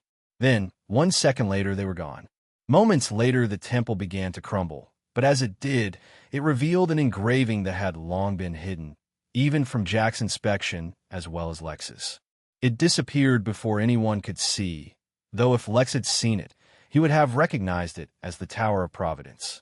It was the same tower that teleported him away back in the Crystal Realm, and it was the tower which worked across the entire universe, combating the powers of chaos. It was also the same tower that gave Lex the taro fertilizer, the very thing that allowed the realm seed to mature so quickly. Elsewhere, in the Origin Realm, a meeting was being convened between various members of the Henali race. Each attending member was a Tao Lord. According to our agents, the Midnight Inn has reopened. The Henali convening the meeting said, "Yes, as far as we can tell, it is an entirely new realm. The innkeeper is too mysterious. No matter how I divine things related to him, I can learn nothing of him. Moreover, we strongly suspect that the innkeeper came to the Origin Realm because he found some mysterious treasure." One of the Henali said, a tinge of anger in his voice. "No, I doubt it. As far as we can tell, he even initiated a fight with one of the local deities. So, it is unlikely he knows of what the Origin Realm is truly hiding. But it's hard to say for certain. His motives are too. I don't even have the right word for it. Why would he open up a new realm to the universe? I simply cannot understand it. What if no one spoke after that? The realm after the Tao Lord realm. Even the Hinali Tao Lords lacked the courage to think about that realm. Send a report back home, as well as a golden key. Tell them we have decided to pursue friendly relations with the Midnight Inn. Do you want to take a look at the new realm yourself? Send someone to investigate first. Ask for permission. The innkeeper left the Origin realm because he was dissatisfied with us. Send that human. He seems to be on good terms with him. Good. Across the Origin and Crystal realms, the return of the Midnight Inn suddenly sparked a great interest. Besides the vested interests of countless powerful beings, just the fact that the two realms were embroiled in war made the inn invaluable. It was the perfect retreat in a dire situation, not to mention a secure location for meetings. Even though Lex intended for his return to be gradual, within the first few minutes, there were already hundreds of thousands of guests coming to the inn. Lex himself, meanwhile, was kept abreast of all information by Mary, but he was not concerned. The inn could handle such an influx. Instead, he was more concerned about the strange environment on this planet. The more time he spent here, the more oddities he noticed. Lex's body had been improved to the utmost by 2 resins, to the extent that he had put various seals on his body restricting his power lest he burst into the immortal realm. Yet even so, Lex could detect that if he stayed in such an environment, over the course of many years, his soul would become stronger. This was something that not even the Midnight Realm could do. It could aid in improving cultivation, but improving the soul just through the environment alone was absurd. Even being in the literal soul plane could not do that. Lex began to explore the planet, walking unseen among the residents. Most of them were not too strong to begin with.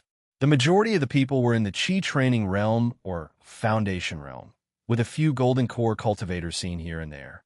If he entered a large city, he could even spot a nascent soul cultivator, though he immediately noticed that all nascent soul cultivators, each and every one of them, was a soldier or a guard. Another peculiar thing he noticed was that this place really seemed to be a utopia. The leader of this planet, known only as Saintus Yildirim, had worked extensively to transform the planet over the last decade or so. She had done extensive civil and humanitarian work, to the point where no person needed to ever work to live a comfortable life. All the basic needs were provided. But oddly enough, providing such a situation created an environment where many people actually wanted to work and took up many odd jobs. Farming was by far the most popular, followed by working with animals, then being a school teacher. These were the 3 most desirable jobs on the entire planet, as they provided the most fulfillment and satisfaction. But at the same time, the laws were also incredibly strict. There was no room for things like abuse, theft, and the likes. As Lex walked from town to town, from city to city, he saw a scene right out of fairy tale. It was not that negative emotions did not exist on this planet anymore, but that everyone had been trained how to deal with and vent those emotions in a productive and healthy way. It almost seemed ridiculous. Lex began to genuinely admire this saintess, and decided that maybe he should meet her. After all, he could not find any other reason why he needed to be on this planet. So he began to search for her. That's when, for the first time since coming here, Lex sensed a hint of maliciousness. Chapter 11:16 Lex. Chapter 11:16 Lex? The sensation was not originating from some specific person or place. There was just a hint of it mixed in with the general environment. Unexpected, unpleasant smell in an otherwise nice place. Lex had become more sensitive to such things in the last few years while he tried to hone his powers and abilities. Since he could read people's emotions really well, it was just one step forward to sense the influence their thoughts and emotions had on their surroundings. In summary, it was a cultivator version of a vibe check. Some people, while putting up a front of being kind and amicable, were harboring dark thoughts relating to the Saintus Yildirim. It wasn't too surprising since she kept a firm check on anyone who wanted to do anything illegal. Most people took advantage of the great facilities provided in the actual utopian civilization, but some wanted other things. Some people just enjoyed hurting others. Not to mention, the utopia probably had enemies of its own. It took Lex many years to get his hands on an item from there, and in that time he had learned a few things about it. The utopia existed within the Jotun Empire, but there was almost no information on it. No one knew which power controlled the planet. Not that there were many people looking for it. There was no significant import or export from the planet, and its people could not even access the Henali portal. But to be a part of the Empire and remain so well hidden, some big power was definitely controlling it, and they no doubt had enemies too. So it was not surprising that there were people targeting the Saintess despite all the good she had done. But more than her hand in creating Utopia, Lex strongly suspected that she was being targeted because she knew the reason why souls were being nourished on this planet. Such a thing would spark greed in anyone's heart. Lex began to blink around the planet, searching from city to city for signs of the Saintess. She had countless palaces where she could reside in, but all of them were empty. Moreover, no one knew where she might be either. She managed to keep her whereabouts extremely private. But if Lex could find even the resin in the hidden corners of the Midnight Realm, then finding a Saintess was not a real challenge. It took him only a few hours to find a trace of the Saintess, at which point it was only a matter of a few more teleportations to find her. There was a massive white palace with countless spires rising into the sky. It was built on the side of a mountain with a deep lake filling the valley beside it. Doves, ducks, and geese could be seen everywhere, while wild lilies covered the entire mountains. It was as if this place, specifically, was the center of purity. All dirt from the world seemed to be washed away close to the palace. The air here seemed more. Lex had no words for it, but it was somehow more clear and fresh than even the air in the inn. His body right now had no impurities in it whatsoever, but he suspected if he had any, coming to this place would have removed them. The scene was too beautiful to be reality, too perfect. It was as if something like this should only exist in paintings. The only flaw, if it could be called that, was the absolute stillness of the palace. Compared to its surroundings, which were filled with an abundance of life, the palace seemed lifeless. There were no guards, no workers, no residents. He spread out his spirit sense to check the castle and finally found a few living people. Lex frowned. The people he found were clearly assassins, searching the palace for the Saintess, yet she was nowhere to be found. It was as if the palace truly was empty, but he had followed signs of her to this place, so she should have been in the castle. Even if she wasn't, the origin of whatever made this planet so pure was definitely here, but he could not find it either. Perhaps it was hidden in some chamber that his spirit sense could not see through. But to achieve such protection and secrecy that even he could not see through it was not an easy feat, just. To be sure, Lex activated the power of his left eye and was stunned by what he saw. There was something absolutely powerful in the palace, subtly affecting the laws of the entire realm, slowly changing them. Now that Lex had his own realm, he knew exactly how difficult it was to affect laws, let alone the fundamental laws that made up a realm.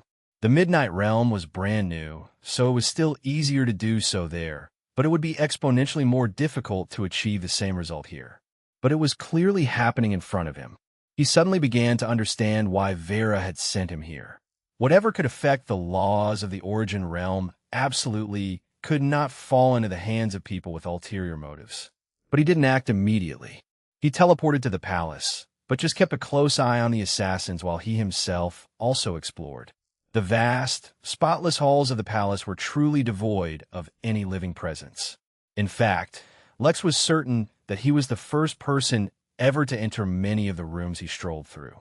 Since he could find any people, Lex decided to go towards the origin of the purity of this place. That was much easier to track, as he could noticeably feel the environment improving as he went in the right direction. As a result, he could also tell that the assassins were also aiming for the same target, and they were much closer. Unwilling to prolong the matter, he directly teleported to the assassins. There were 3 human assassins, and one of them was a white snake. His abrupt arrival startled them, but they did not hesitate in attacking him. "It's a bodyguard. Quickly get past him," one of the assassins yelled, but it was futile. They were too weak, and he was too strong. These enemies were unworthy of Naraka, so he just pulled out the butter knife and sliced through them all. 3 bodies fell on the floor, and the snakes stopped moving. They were not dead yet, but they were unconscious. Lex turned around and was startled by the sight of a person who he suspected was the Saintess. She lay in a hammock hung between 2 pillars, looking out towards the scenery from a balcony. Lex could not actually see her, since he was standing behind her and the hammock blocked the view. But that was besides the point. She was right there in the room with him, but he could not sense her with his spirit sense at all. Even his instincts were unusually silent in this situation. It was as if she wasn't there at all, though he could see the hammock. But she was obviously there. She must have been wearing some extremely extraordinary equipment to be so well hidden. Another thing was strange was that the fight, however brief, happened right behind her. The assassin had even yelled out, calling him a bodyguard, but she did not move at all. It was as if she was dead, or maybe she was just a very deep sleeper. But concluding that was too unbelievable, Lex tried to probe the situation. "Excuse me for my uninvited arrival, Saintess. I cannot hold myself back when I sense the assassin's about to make a move. I'm also a big fan of your work on this planet, and was looking forward to meeting you," he said as formally and politely as he could manage. There was some movement in the hammock finally, and the Saintess replied, "Thank you for your help, although I was not in as much danger as you might have imagined." The Saintess had a delicate voice, but it sounded forlorn more than anything. It was as if her protection was a topic of great remorse for her rather than providing her with a feeling of safety. Lex froze. His eyes opened wide and his jaw nearly dropped. But then suddenly a trace of doubt filled his mind. It couldn't be. "I'm glad you were safe then, but I truly still admire what you've done on this planet." Shock filled Lex's eyes, and he suddenly teleported right in front of the Saintess, finally gazing upon her fair visage. She was a young lady of immaculate beauty, and everything about her radiated an aura of purity and simplicity. Lex exclaimed, recognizing his youngest sister. The Saintess flashed open her closed eyes and locked on Alex's face. If you know someone who'd love this story, send them this video. Sharing is honestly the biggest help you can give a small channel like this. Now let's get back to it. Chapter 11, 17 Seals. Chapter 11, 17 Seals generally. Lex was able to maintain his composure regardless of the situation. In fact, more often than not, the more serious a situation was, the better he would be at controlling himself. He had to be like this considering the fact that he regularly faced extremely powerful beings that could easily eradicate him. In fact, Lex could say for certain that if the Saintess had any other identity at all, whether it be some ancient deity or a secret Tao lord or some unimaginable entity with a power scale he could not comprehend, he would still not have been shocked. But brought face to face with Little Moon, his youngest sister, thoroughly stumped him. How many years had it been since he had last seen her? Considering that he had spent 15 years in the Midnight Realm and hadn't seen her for years even before that, it was close to 2 decades. Had it really been so long? He could not help but take in her entire appearance and compare it to his memories. His youngest sister had, naturally, been the naughtiest and most spoiled of the siblings. She got everything she wanted, and their parents were always more lenient with her. Even among the siblings, they tended to spoil her more. If Lex had to describe her in a few simple words, he would go with youthful, vibrant, energetic, and mischievous. But the grown woman before Lex's eyes seemed too different, despite having the same face and voice. Even for her, it had been many years already since she last saw him. Lex asked, shocked. Even as he asked the question, he realized it was a stupid one, but his ordinarily very quickly brain was currently experiencing lag. "What am I doing here? What are you doing here? Last I heard, you had disappeared from Earth. No one could find you." Lex's emotions fluctuated as he recalled the various things his family had kept from him. Had Moon been on it as well? He scanned her with his spirit sense and realized she was in the golden core, confirming that she must have been cultivating from a young age.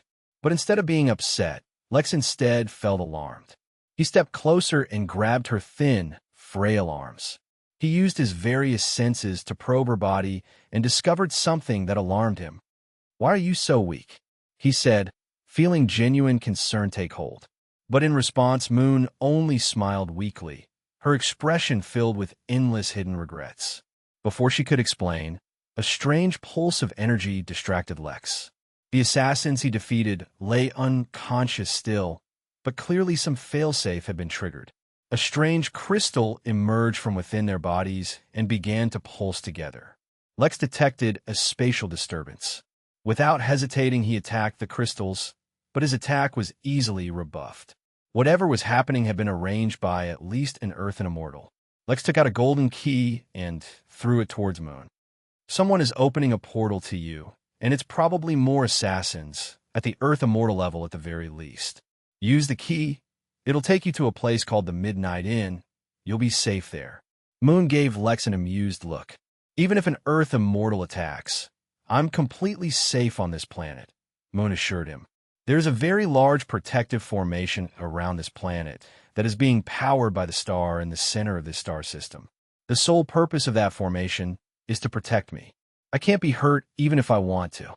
As if to demonstrate what she meant, Moon bit the skin on her hand.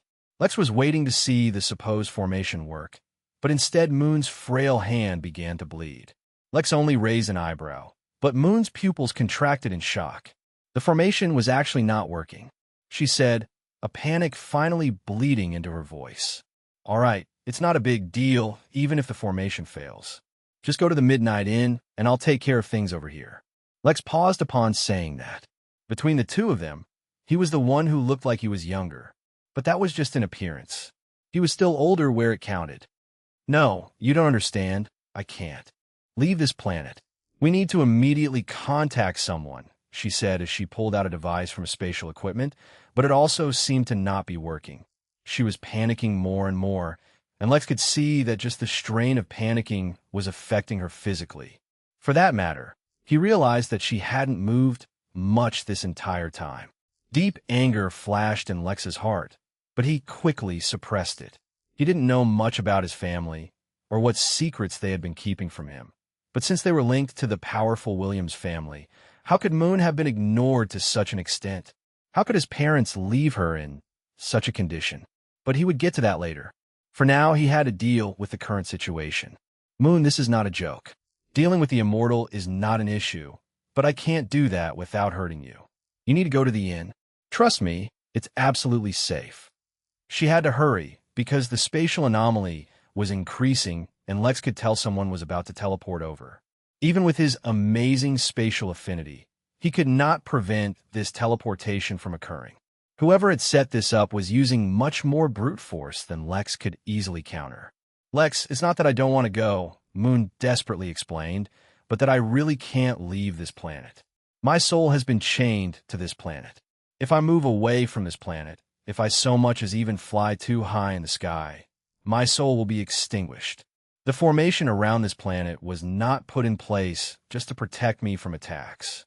It was a painful admission, but there had been days where she really had been very desperate.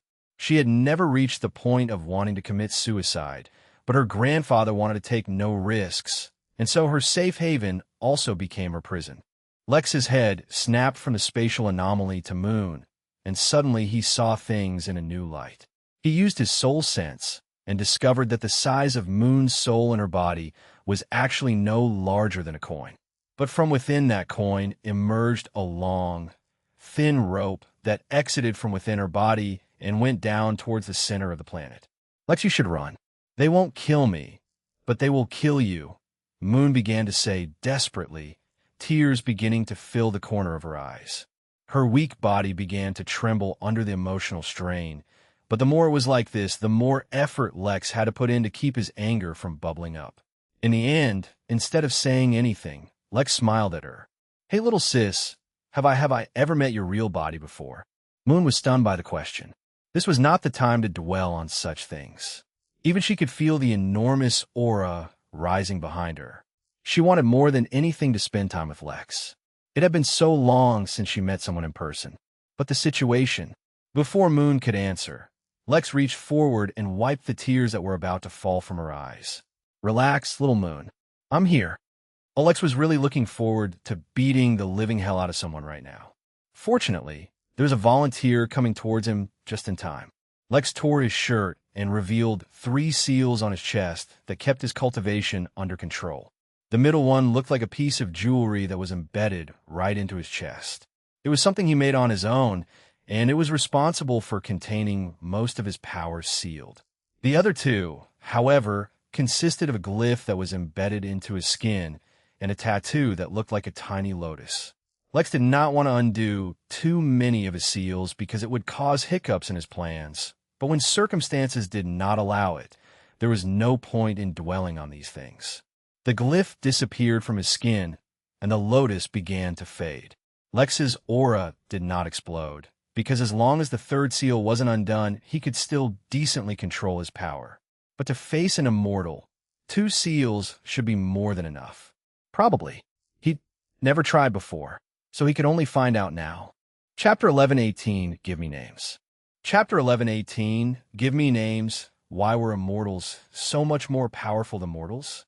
It was not just because it was obviously a higher realm in cultivation.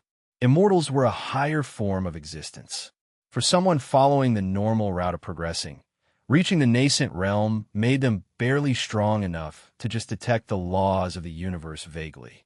It was mere detection, not interaction or manipulation.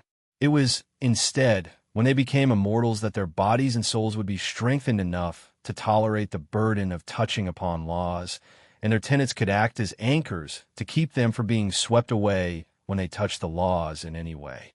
So, in essence, their base strength came from the fact that they had to be strong enough for their body to not fall apart under the burden of laws, while the limits of their individual power came from how much or how deeply they could influence those laws. That was also why tenets were so important. They directly impacted how an immortal not only perceived laws, but how they interacted with them. For an ordinary person, that was not a simple divide to cross.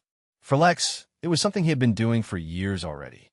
A part of him wondered if he should take this opportunity to whet his sword as well, but then decided against it. Lex watched as a portal opened and an Earth immortal walked out of it. Unlike the realms before it, which were divided into early, middle, late, and peak, the immortal realms were divided into 9 sublevels, though he did not yet understand the significance of those levels.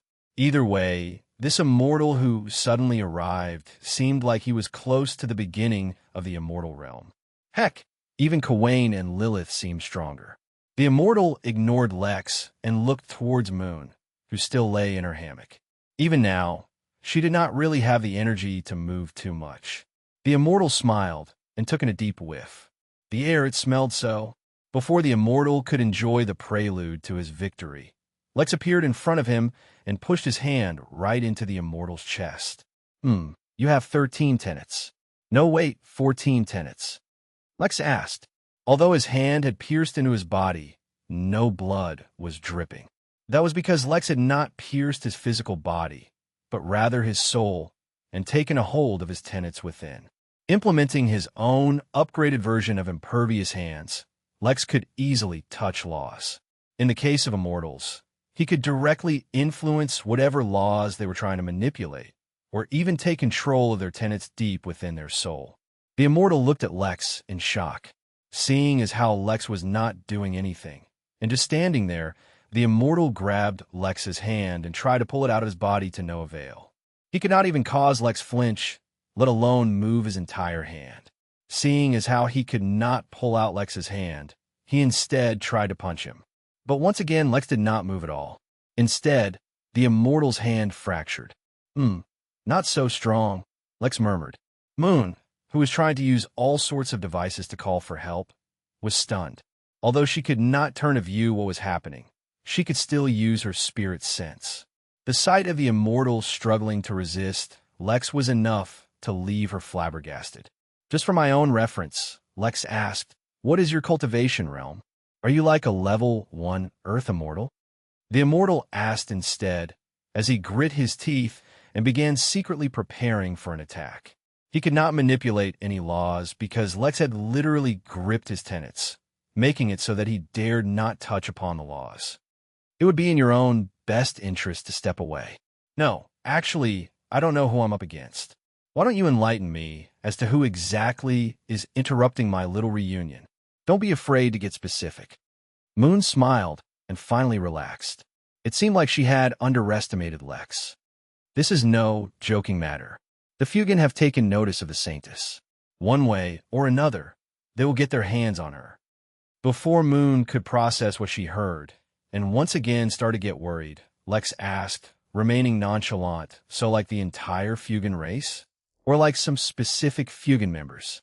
The Immortal was frustrated to see that his attempt to intimidate Lex failed, but either way, he never intended to let Lex leave alive. Even if he could not use laws, he could still use other attacks. A black, three-pronged dagger appeared in his hand, suddenly, which he stabbed into Lex's neck. Lex was too close. He didn't get an opportunity to dodge at all. With all his strength, as well as a special technique to increase the sharpness of the knife, the Immortal cut Lex's neck, but nothing happened. The tip of the knife got stuck against the earliest signs of stubble Lex had just begun to show, let alone skin. The knife could not even cut his not even fully grown facial hair. In truth, Lex had not really dropped his guard this entire time. He was fully ready to unleash his power and crush the Immortal's tenets at a moment's notice. But it turned out he was just too strong even before his final seal was opened. Maybe he was a little too successful in his efforts to reach towards the strength of a heavenly immortal dragon during his cultivation the past few years. Chapter 1119, basically just a butler. Chapter 1119, basically just a butler. It actually made sense that Lex could so easily handle an immortal. His own strength was as such that he would immediately initiate the tribulation for the next realm if he hadn't kept his power sealed. Thinking of it that way, what that meant was that he had already reached the power level of the next realm without actually entering the next realm. But even if he was at that level, destroying someone's tenets using brute force wasn't something Lex could achieve. Unwilling to keep this farce going on for much longer, Lex immediately used space warp. This was an ability he learned long ago, which allowed him to bend space in a region as he wished, causing a massive spike in gravity. Considering the fact that he warped the space inside the Immortal's soul, he finally managed to break his tenets. Since the Immortal realm was entirely based on tenets, the Immortal suddenly became mortal. He coughed out blood, and the skin on various parts of his body erupted as immortal energy escaped his body. Technically speaking, the man would still have a physical body and soul of a similar strength to that of an Immortal's, but he just would not have his tenets. The chances of him returning to the Immortal realm were close to nil, not that Lex was going to leave him with the opportunity. Lex pulled out the man's soul and used a sealing technique to imprison the soul inside a small gem. He'd question the man later. For now, it was best to focus on his sister situation. Also, Lex reformed the glyph on his chest, once again sealing a part of his power. It was too risky to keep his powers unsealed. He did not want to enter the Immortal realm until the perfect opportunity came by, and that would take some more time. If he wanted to bring back his third seal, he would need Lotus' help, and for that he would have to return to the Inn first. I'll admit, that was easier than I thought, Lex said as he walked back to Moon. I haven't really faced off against an Immortal recently, so I wasn't sure how tough it would be. Moon did not respond, and instead only looked at her brother. During their childhood, he had been quite different. If Belle were the one casually crushing a man, Moon would not have even blinked. But since when did Lex treat such things so casually? Then again, he must have been through his fair share of problems. What are you looking at? Tell me about your situation with this planet. How can we fix this? We can't fix this, Moon said, shaking her head. It's a long story. You don't need to worry about me. As soon as someone realizes that there's something amiss, they'll quickly come and fix the formation. Moon, I'm not leaving you here. They've basically trapped you in a prison. Your body is literally just a strong sneeze away from breaking in two. Not to mention, there's not a single person around you to even notice you getting assassinated. What the hell kind of family does this? I thought our parents were messed up for what they did to me, but this... No, it's not like that, Moon said, trying to explain. She had initially been happy to see Lex once more, but as soon as that initial euphoria wore off, she realized he couldn't stay here, or else he'd become just another victim like her. She needed to find a way to send him away. The palace is empty because I sent everyone away. I didn't want to be surrounded by servants and guards all day. Besides, my body's not as weak as you may think. I mean, technically speaking, this planet is also my body. Instead of imprisoning my soul inside the planet, they fused most of it with the planet. That way, my purification ability, which constantly purifies my body, will also automatically purify the planet. Theoretically speaking, I can create a literal holy zone for cultivation this way. So technically, my body is very strong. It's just my original body that's become a little weak. But because the planet is so large, and my soul is so weak, the fusion is not complete yet. That's why. Lex put his hand on her mouth, preventing her from speaking. Stop talking. You think too much. Just a few years apart is all it took for you to think you can have opinions now. You're forgetting that as the youngest, you're basically just the family butler. I'm taking you away from here, and then we can sit and catch up, Lex said sternly. Even his expression looked admonishing, though considering his youthful face, it was hard to take it seriously. She asked using her spirit sense, a hint of amusement in her voice. Lex's lip twitched, but he ignored her. There were two reasons he interrupted her. First was the revelation that her soul was actually fusing with the planet. Initially, all he thought was that he would have to find a way to remove her soul from some kind of prison, but if there was a fusion process going on, it might be much more complicated. Fortunately, Vin did not discriminate in what kind of body its guests had when they teleported over. He just had to find out if he could actually accept a planet as a guest.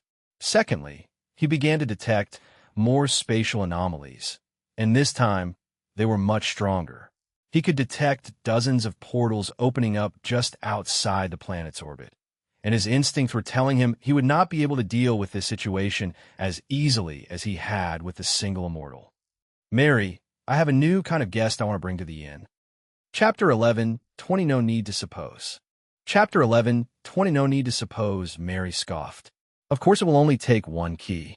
What do you take the Midnight in for? But that will only work if the planet is sentient and uses the key. Okay, new question. What if the planet is in the process of being made a clone, but it's not quite there yet? Even as Lex asked that question, he removed the seal on his chest once more and began moving his hands in an unusual pattern, as if he was preparing something. The situation was bad, but hopefully it wasn't to the point where he would need to open his third seal. It was not just that opening the seal would cause him to face a tribulation to enter the next level, but that the tribulation would most likely come immediately. So either he would have to fight while undergoing the tribulation, or wait for it to end first. Either way, it was less than ideal. That complicates the situation a little bit. Why don't you tell me the exact situation, and I'll look for a solution, Mary said, looking troubled. Lex explained the situation to her, while continuing his odd movements. These strange, rhythmic movements of his limbs was something Lex came up with on his own while experimenting with his affinity. It was a tremendous help in doing something he wasn't technically supposed to be able to do. You look like someone doing a Russian dance badly, Moon said, giggling. Although the situation was serious, though technically she couldn't sense the spatial anomalies, so she didn't know the extent of it, she wasn't too worried. Part of it was because she had basically spent her whole life a prisoner.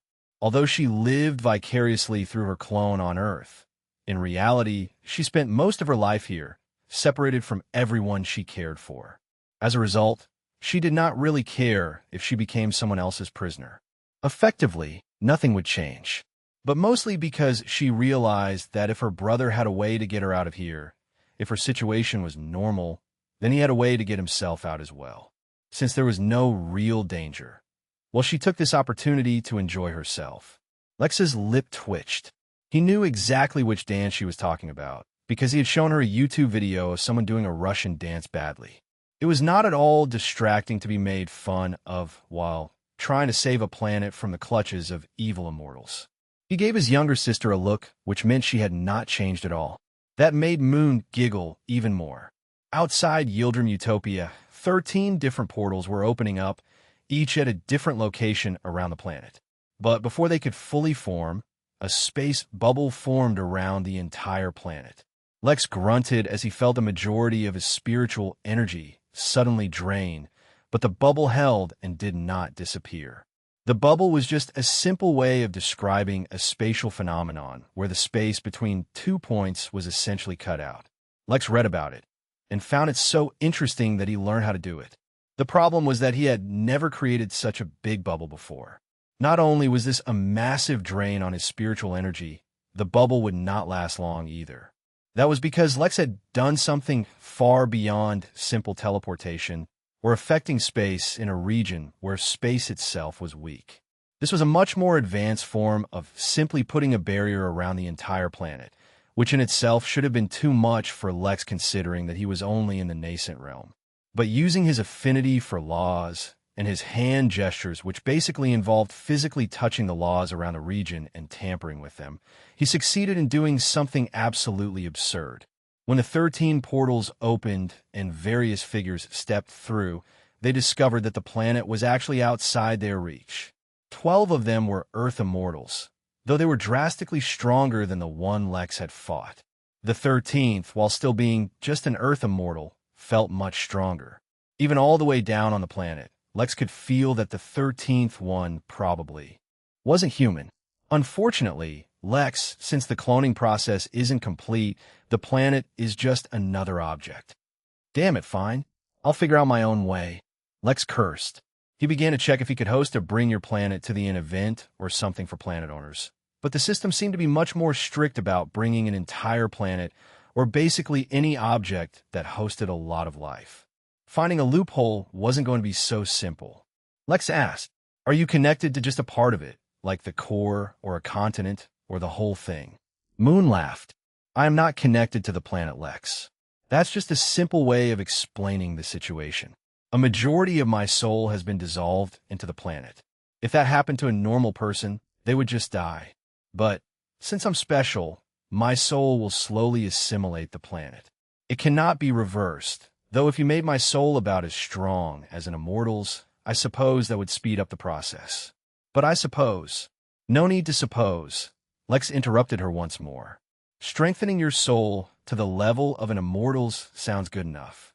I have a friend who is good with souls." Chapter 11:21 Everything is going to be fine. Chapter 11:21 Everything is going to be fine. Highest quality spirit stone mine? Yeah, I suppose," replied Moon, and tried to bring up a map, but none of her technology was working. She blushed, but pretended like she wasn't bothered by it. "I can't pull up a map, but I can tell you where it is," she said. "Excellent. Actually, just to be safe, how about you tell me the location of the top 4 spirit stone mines? You could just tell me their approximate distance and direction from where we are. I'll find them on my own," Lex said. He did not seem like he was in a rush, even though 13 immortals were attacking the space bubble outside the planet. It would take them at least a few minutes to crack it, or find ways around it. That's if they were exceptionally strong. Otherwise, he had at least half an hour. That was more than enough time. Moon, suppressing her confusion, gave Lex the directions he required before he just disappeared. One moment he was right in front of her, and the next he was gone. Moon once again felt the connection between her and the formation that was supposed to protect her, but couldn't detect anything. So much for keeping her safe by hiding her on one planet and making sure she never goes anywhere else. All it had done was make her a sitting target. She tried to muster up some anger, but all such emotions had left her long ago. She sighed, and her thoughts drifted towards her other siblings. All of them were in messed up situations one way or another. But before she could dwell on it too much, Lex reappeared. This time, he was wearing a smile and looked satisfied. He asked, but instead of waiting for a reply, he held her hand and covered her body with his energy, making sure that it had support and wouldn't be hurt. "What am I saying? Of course you want to go on a trip, but before that, let's see off your guests." He would have teleported both of them to the edge of the space bubble, but he didn't want to risk bringing her too far from the surface of the planet. So instead, he opened a small portal that opened right at the edge of the bubble. Through it, they could see out into space. More importantly, they were brought face to face with one of the guys trying to break through the space bubble. To Lex, the man was just another guy he would probably thoroughly thrash sometime in the future, but the guy clearly recognized Lex and placed great importance on him. Lex asked, surprised, "Yes, you're Lex Dragonslayer, with a bounty of 32 two-star planets on your head offered by the Dragon King." Moon's eyes dilated in shock, and Lex raised an eyebrow. 32 entire planets? For me? That's if you're brought in dead. If you're brought in alive, the bounty is even larger, the man continued to explain. But you don't need to worry. I am not here for the bounty. In fact, I can offer you refuge from the dragons, so long as you agree to join us. Lex asked, "I can tell you everything if you lower the barrier and let us in. If you're concerned about safety, I can swear a Tao oath that we will not act against you in any way. Even if you refuse to join, you will not be harmed." "Cool," he asked, pointing towards Moon. He repeated, shocked. But the immortal quickly gathered himself and responded, "The Saintess has been valued deeply by our superiors. She will have a superior position among our ranks, but we cannot let her be." BT. "In that case, I'll have to refuse. I'll be taking the Saintess with me. Feel free to send assassins after me later on." Without waiting for the immortal to respond, Lex closed the portal. "Let's get out of here. By the way, I'm going to have to drain your planet's spirit stones just a bit."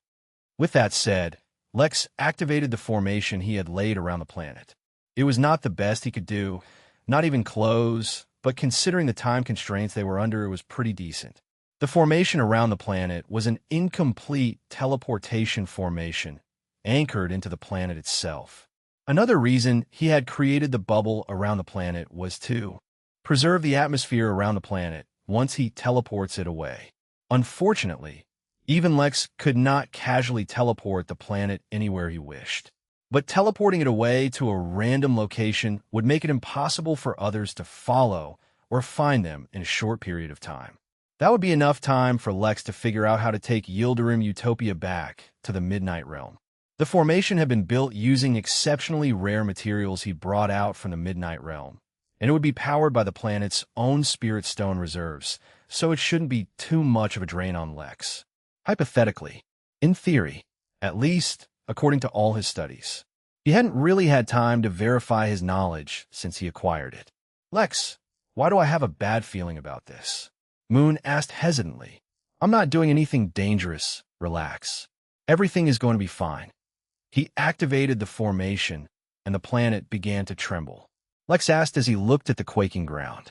Before Moon could respond, the entire planet disappeared. Chapter 1122 Realistic Dream. Chapter 1122 Realistic Dream, since the Henali portal had stopped operating, in part due to many AI that had joined the Fugan, and in part due to the destruction of countless connector planets, which basically acted as servers for the portal, the vast universe had once again become disconnected. Besides a few major forces, which had their own independent means to communicate information across their territories, most places became isolated. As a result, the hold of larger forces over their territories diminished. Star systems became more independent, which was both a good thing and a bad thing, depending on where one was. But even so, there were still a few ways to transmit critically important information across the realm. The news may not reach every corner of the realm, but at least all significant planets and forces would get it. For a while now, such means had only been used by the Henali to promote their numerous victories across the realm, as well as emphasize the upcoming tourney. But for the first time, a different piece of news spread across the realm. To be specific, it was just 3 sentences, since the means to spread news across the realm was not easy nor cheap. Lex the Dragon Slayer had returned. He challenged the whole realm to face him in the Champions Tourney, especially dragons. He then proceeded to kidnap a planet. The credibility of this news was questionable, especially since no one knew where it came from and who spread it. But the vast majority of people did not care about credibility. They only cared about gossip, and there was plenty of that. Per second, trillions of fanfiction novels were being printed, all focused on Lex the Dragon Slayer, taking on a universe. He was the underdog challenger, facing both the Henali and Fugan, as well as dragons. He was the underappreciated heartthrob, and he was the evil villain bent on destroying all life. He was fighting to save his sweetheart, and he was fighting for vengeance against those who had wronged him.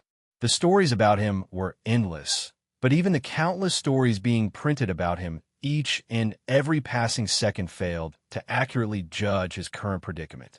It was safe to say that Lex had not thoroughly planned out his move, though he did have a plan. He would kidnap the planet for a while, teleport Harry over to strengthen Moon's soul, while he himself went to the Emporium to find a way to carry a planet with a person. Or, more realistically, ways to speed up the fusion. With all the resources available to him, he did not doubt that he could accomplish this simple task. Sure, it would inconvenience the citizens of Yildirim Utopia for a few days, but ultimately, it would turn out for the best. There was only one problem with this plan. Technically, it was not even a problem, but rather a chance for a problem to occur. Maybe that was the fact that Lex did not have any nearby coordinates to teleport the planet to. But that was fine. Since he meant to hide the planet, teleporting somewhere random was good enough. With how ridiculously vast and empty space was, chances were high that they would end up somewhere empty and far away from everything. That suited his needs perfectly. There was always the slim chance that he would appear near another star system or some other celestial body of some sort. But even if that happened, Lex did not think it would be a big deal. "Lex, I think I must be hallucinating," said Moon as she looked up at the sky. "Or, I'm probably just dreaming." "Yes, that makes sense. I am dreaming." Lex did not respond. "I mean, what are the chances that you found me, accidentally, without even knowing I was here? Just that on its own is impossible. Then the assassins and my formation failing, and then you beating up an immortal. Those things are all just ridiculous." Lex remained silent. Besides, how could you stop 13 immortals from entering the planet? Not to mention, have a bounty worth 32 planets. Lex looked at his sister, and then back at the sky. He still did not speak. Moon laughed as she began, to actually convince herself that she was dreaming. Of course it's a dream. How else could you teleport an entire planet away? You're not even an immortal. It's ridiculous.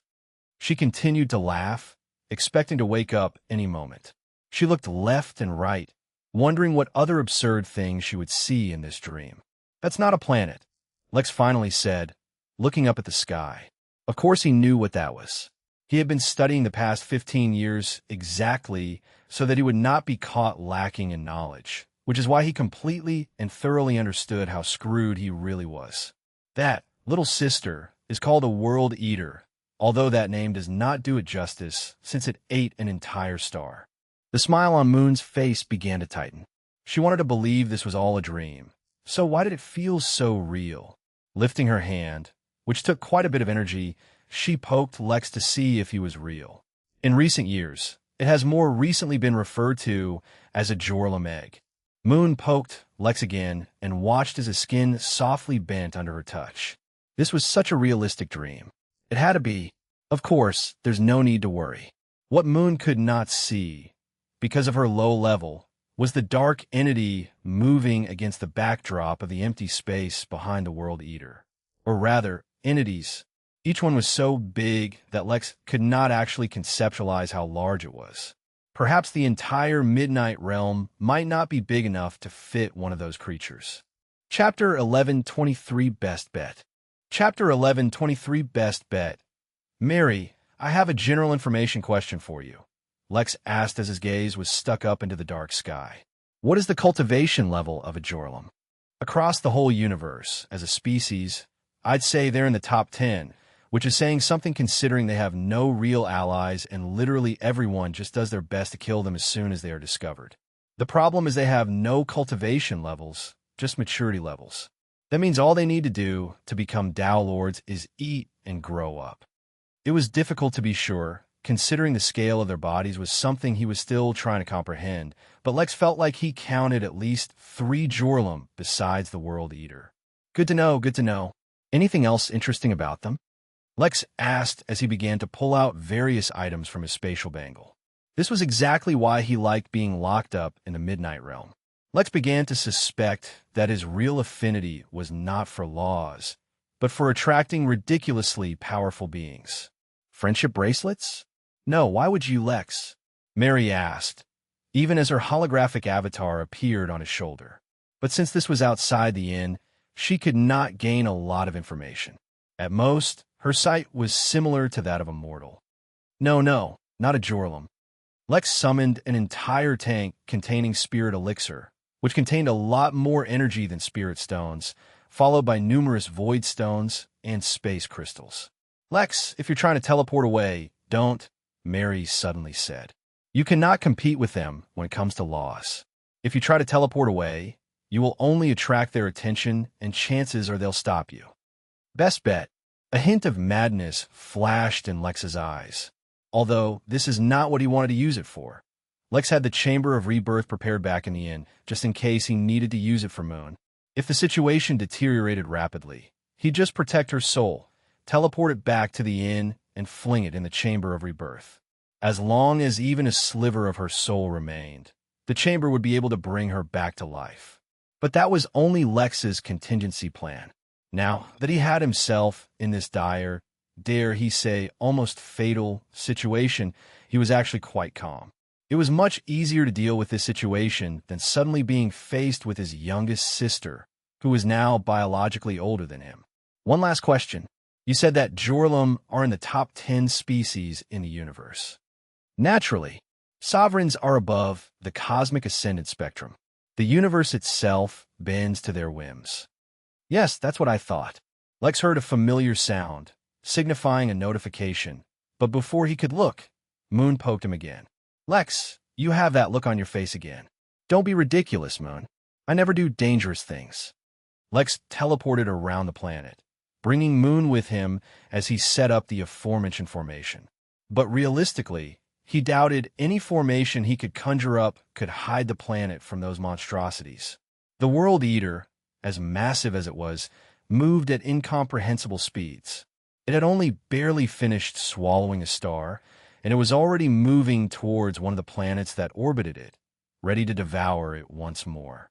In a matter of minutes, it had already reached its nearest target. Lex didn't even need his screaming instincts to know that it would be the turn of the planet he was on. He planned on availing the turtle's help, hoping that it could somehow command the World Eater away. It was a foolish plan, but it was the best bet he currently had. Unfortunately, Yildirim Utopia had not yet been linked to the system, so he could not teleport others to it yet. Fortunately, he had already thought of a way around this conundrum. So Moon, while we wait, why don't you catch me up on everything? How did you end up on this planet? When did your soul get fused with it? Moon looked at her brother and couldn't decide whether the situation was hilarious or horrific. Is this really the time for that, Lex? I don't think your formation will hide us from the World Eater. Why don't you try teleporting the planet again? Oh, I'll try teleportation if it comes to that, Lex said, but I think that might not work out so well for us. But don't you worry, I have other plans. We're perfectly safe. Moon could not help but look at Lex oddly. A part of her still thought she was dreaming, and another part of her still thought that if the worst happened, Lex could still escape to the inn. Then how about we calm the people of the planet down, she said, unwilling to broach the topic of her imprisonment. Yeah, I suppose that's something we should do, Lex said. On the other side of the planet, a wooden tavern appeared. Chapter 1124, Not Good. Chapter 1124, Not Good. Moving the tavern from one world to another was always a bit of a hassle, since all his existing guests had to check out, lest they wake up in a new world. Fortunately, it was very easy for Lex to just plant an idea into their heads, prompting them to leave the tavern for whatever reason. The only good thing was that moving the tavern from planet to planet was very easy, so he could return to Azula anytime he wanted, which he planned on doing soon. He was not yet done with the saga of the Huntress, the Alchemist, and the few others he had been guiding. The tavern was also mostly hassle-free. It was like a hitchhiker jumping from planet to planet as it desired, and all he really needed to go to a specific planet rather than a random one was an item belonging to that planet. Since he himself was literally standing on Yildirim Utopia, that was particularly easy. So even though the planet was not connected to the inn yet, the tavern showed up. Now, since the tavern was already on the planet, he could easily send any worker he desired from the inn to work at the tavern. That, naturally, included the galactic sovereign turtle. Using remote presence, he appeared in front of the turtle as the innkeeper. Over the past 15 years, the turtle had naturally grown larger and stronger, even if it had not really grown up mentally much. The number of random pets it had adopted had reached dozens. The little blue, who was now a little older and even more mischievous, clearly and openly declared itself the first, and therefore favorite child. But besides that, there was not much change. He supposed it made sense. To a being that had lived for over 2,000 years, a mere 15 years was not a long time, and thus did not elicit much change. For Lex, that was a good thing. He asked, appearing nonchalant. Oh dear, how could I forget him? He is the little human who keeps eating everything I grow. Just because it has berry in its name does not mean it's meant to be eaten. But he is in his growing age. As if you don't enjoy feeding others with the things you grow, the innkeeper said. Anyway, he has found an abandoned child that is being mistreated by some people. He thought you might want to save it, so he is waiting for you in the origin realm. Even in his mind, Lex did not blush as he blatantly ignored the turtle's complaints and dumped the whole Jorlum situation as a favor he was doing the turtle. In Lex's mind, the image of a completely jacked, extremely buff worker appeared. After suffering constant defeats in his pursuit to create the perfect art, the gardener had given up gardening and taken a sabbatical to bodybuild instead. His art would now be displayed through his own muscles. Although Lex shared some of the blame for the gardener's consistent heartbreak, the turtle deserved some of the blame as well. As such, he didn't mind making the turtle suffer a little as well. Not that he would actually suffer. Oh well, might as well take a look at the situation, the turtle said as it stepped out of the massive lake covered in lotus flowers. Many had noticed that lotus flowers had suddenly started to bloom everywhere on Minara, but they didn't think much of it. After all, it was just a flower. Good. Let me send you to him. If you can, listen to some of Lex's advice. It's very important that we save the planet he is on. Without wasting any more time, the innkeeper waved his hand and sent the turtle to Yildirim Utopia.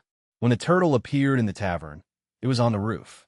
The turtle's body was much too large to fit inside the building, so when it suddenly appeared atop the building, its round shape above the building made it look like a giant mushroom. But since the star of this region had recently been eaten, the world was plagued with darkness, so no one could see the comical sight. Oh dear, the turtle said as it hopped off, and then took a deep whiff of the fresh air. He was right, this really is a good planet.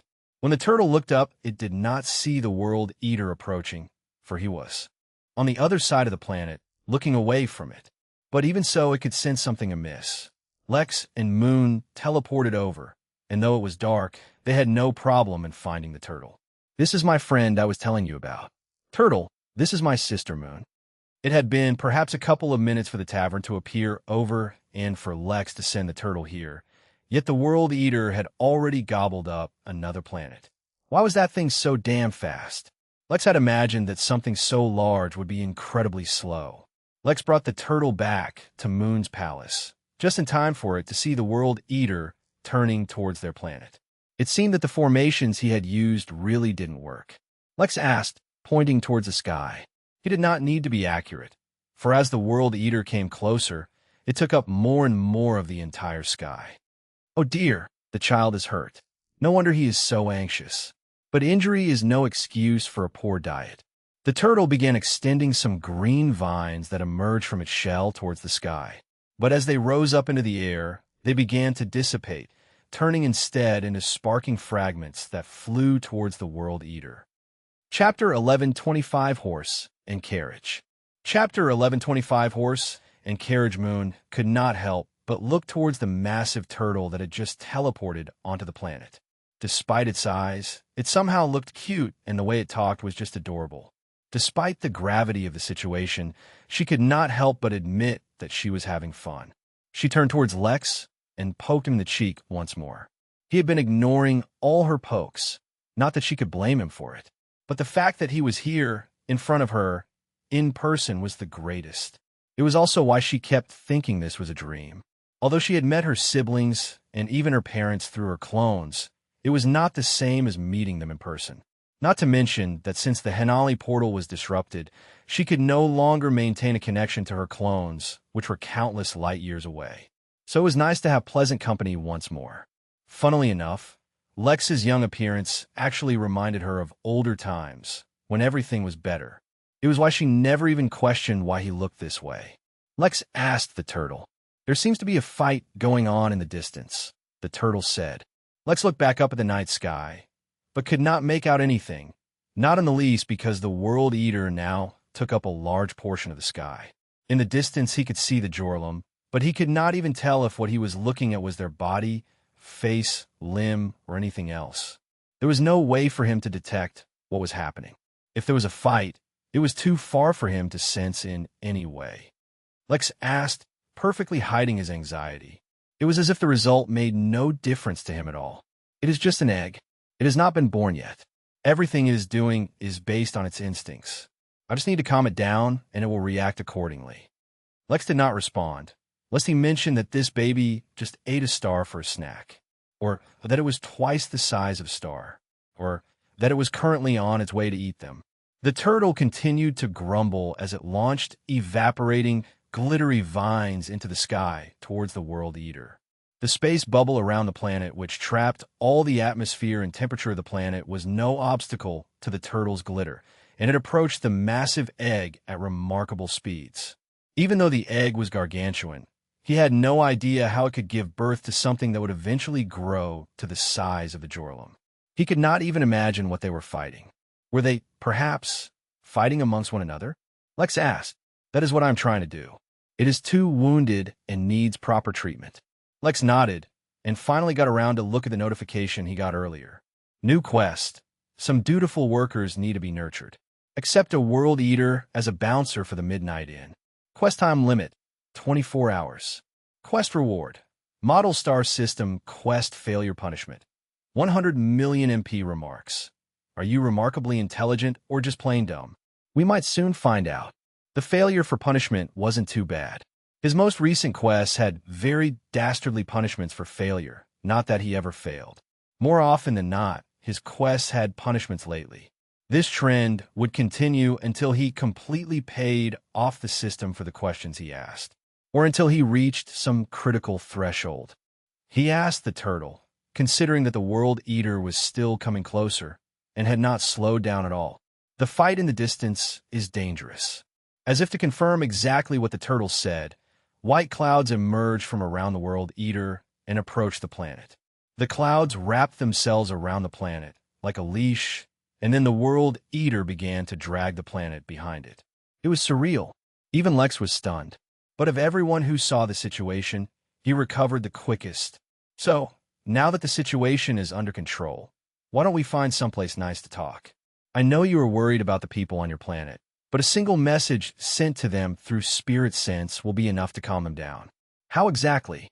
Did you end up like this?" While Lex questioned the deflective little moon, in the distance the Jorlum continued their fight. Lex could not imagine what the monstrously large beings could even be fighting if not each other. But that was because he did not yet understand the limits of power immortals wielded. After attaining a certain level of power, the size of the enemy no longer mattered. Of course, the Jorlum were strong besides just their massive size. A Henali warrior yelled, one of his many eyes locked onto the planet that had tied up the World Eater like a horse to pull a carriage. Another yelled angrily, "I can see him. It's like the Dragon Slayer. The rumors are true." But try as they might, even the celestial Henali soldiers were unable to break free of the Jorlum. This was not a fight that would end easily, nor would it end anytime soon. Chapter 11:26 Stop changing the topic.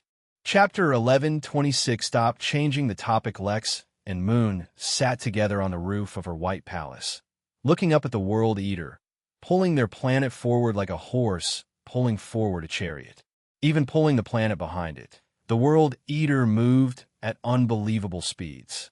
They were already far away from the Jorlum, so that they were no longer visible. It had also replaced the space bubble Lex put around the planet with a force field of its own.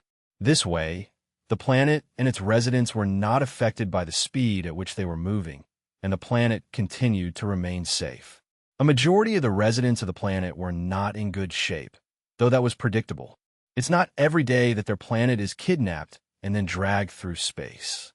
But the emergency response forces on this planet were truly well-trained and were preventing the situation from deteriorating too quickly. Lex would get around to helping them, but first he was focused on his sister. She was very hesitant about recalling the past, but ultimately realized that it could not be avoided. But even then, she had not spoken yet. So the two of them just sat together in silence and allowed their thoughts to wander. "You look sad," Moon said, as she poked Lex once more in the cheek. "A little, but you wouldn't understand why," Lex said. "Try me." Lex smiled weakly. "How do I explain this?" "Well, I've been gone from the Origin Realm for a while. For my return, I planned this huge event that would make me famous overnight. Not that I was planning on becoming famous. I just had to plan this major event that would have shocked a lot of people. But now, after all that planning, I think the impact of kidnapping a planet and acquiring a world eater will end up beating anything I planned." Moon giggled. He was upset because he accidentally became more famous than he could have on purpose. These are the kind of problems she also wished she had. But maybe these were not the only problems he had, just the ones he was sharing. It was a little strange.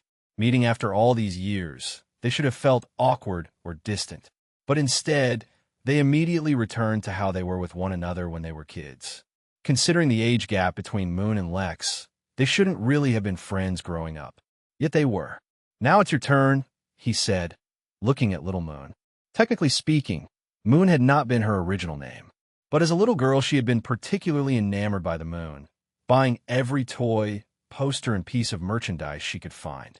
One time, she got the moon painted on her face during some kid's birthday party, and since then everyone had started calling her Little Moon. The name had stuck. Thinking back to those times, Lex felt a little sad. Life was so different back then. How had they gone from that to this?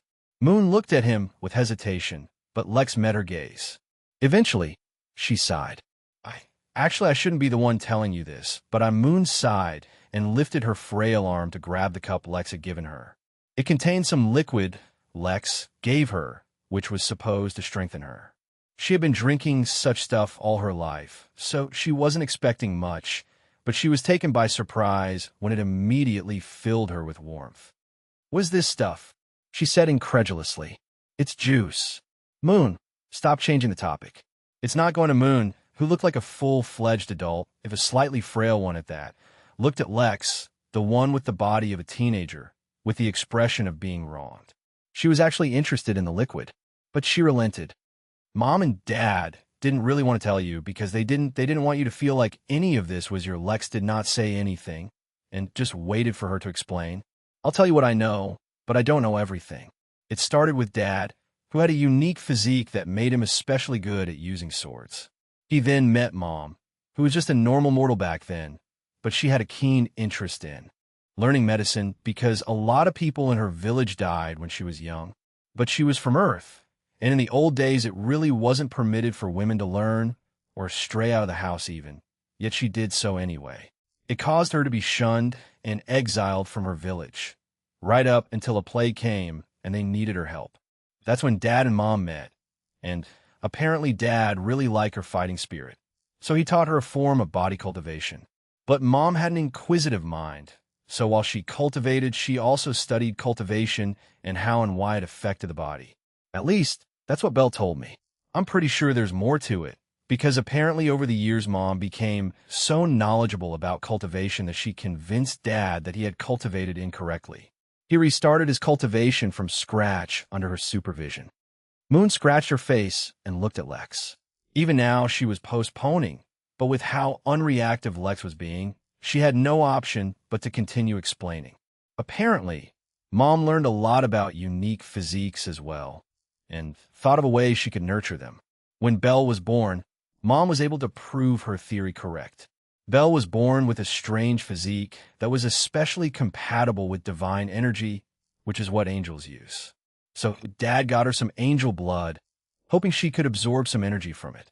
Instead, she gained a bloodline that mimicked an angel's powers.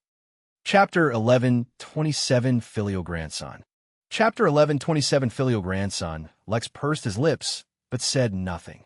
Bed? An angel? He'd have been less surprised if he learned that she was a literal demon than hearing that. Dad had a fight with Grandfather, who was already angry at him for restarting his cultivation, and even more angry at him for marrying Mom. Grandpa said he'd come back and take Belle with him to replace the lost dad inflicted on the family for giving up his cultivation. Around that time, Mom was already expecting you.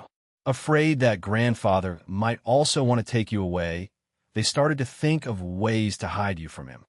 But when you were born, your physique was a lot more special than Mom and Dad expected. Belle didn't tell me what it was, but apparently Mom and Dad were so scared of finding out that Dad overexerted himself, nearly crippling his sword intent while trying to put inscriptions on you that would hide your physique. It worked, but as a result, Dad became extremely weak once more. Around that time, apparently Grandfather sent a message to Dad that if he could regain even half of what his strength used to be, he'd let him come back to the family. According to Belle, though, it was mostly because Grandfather felt like she might be able to replace Dad and follow in Grandfather's footsteps of being able to take on the family head position. Even though at that point she was too young to cultivate, the potential of her physique could not be hidden. So, as a result, our parents calmed down a bit. After Liz was born, she also had a physique, and apparently it was great, though not as good as yours. She even got an invitation from a school called Prima Ventura. Apparently, it's the best cultivation academy in the universe or something. Even Belle didn't get into Prima Ventura and had to go to a lower level one. Grandfather was very happy about all of that, though he still didn't know about you. Mom and Dad still kept everything about you hidden. They were too afraid to let people find out about you. But things were fine. Mom and Dad decided to keep you away from the cultivation world until they were strong enough to protect you themselves. Everything was getting better. Even Dad was recovering well. Moon sighed, and for a long time didn't speak. She just looked down at her hands that held the cup containing the wonderful juice, and Lex didn't pressure her. It felt a little bitter learning about everything that had actually happened.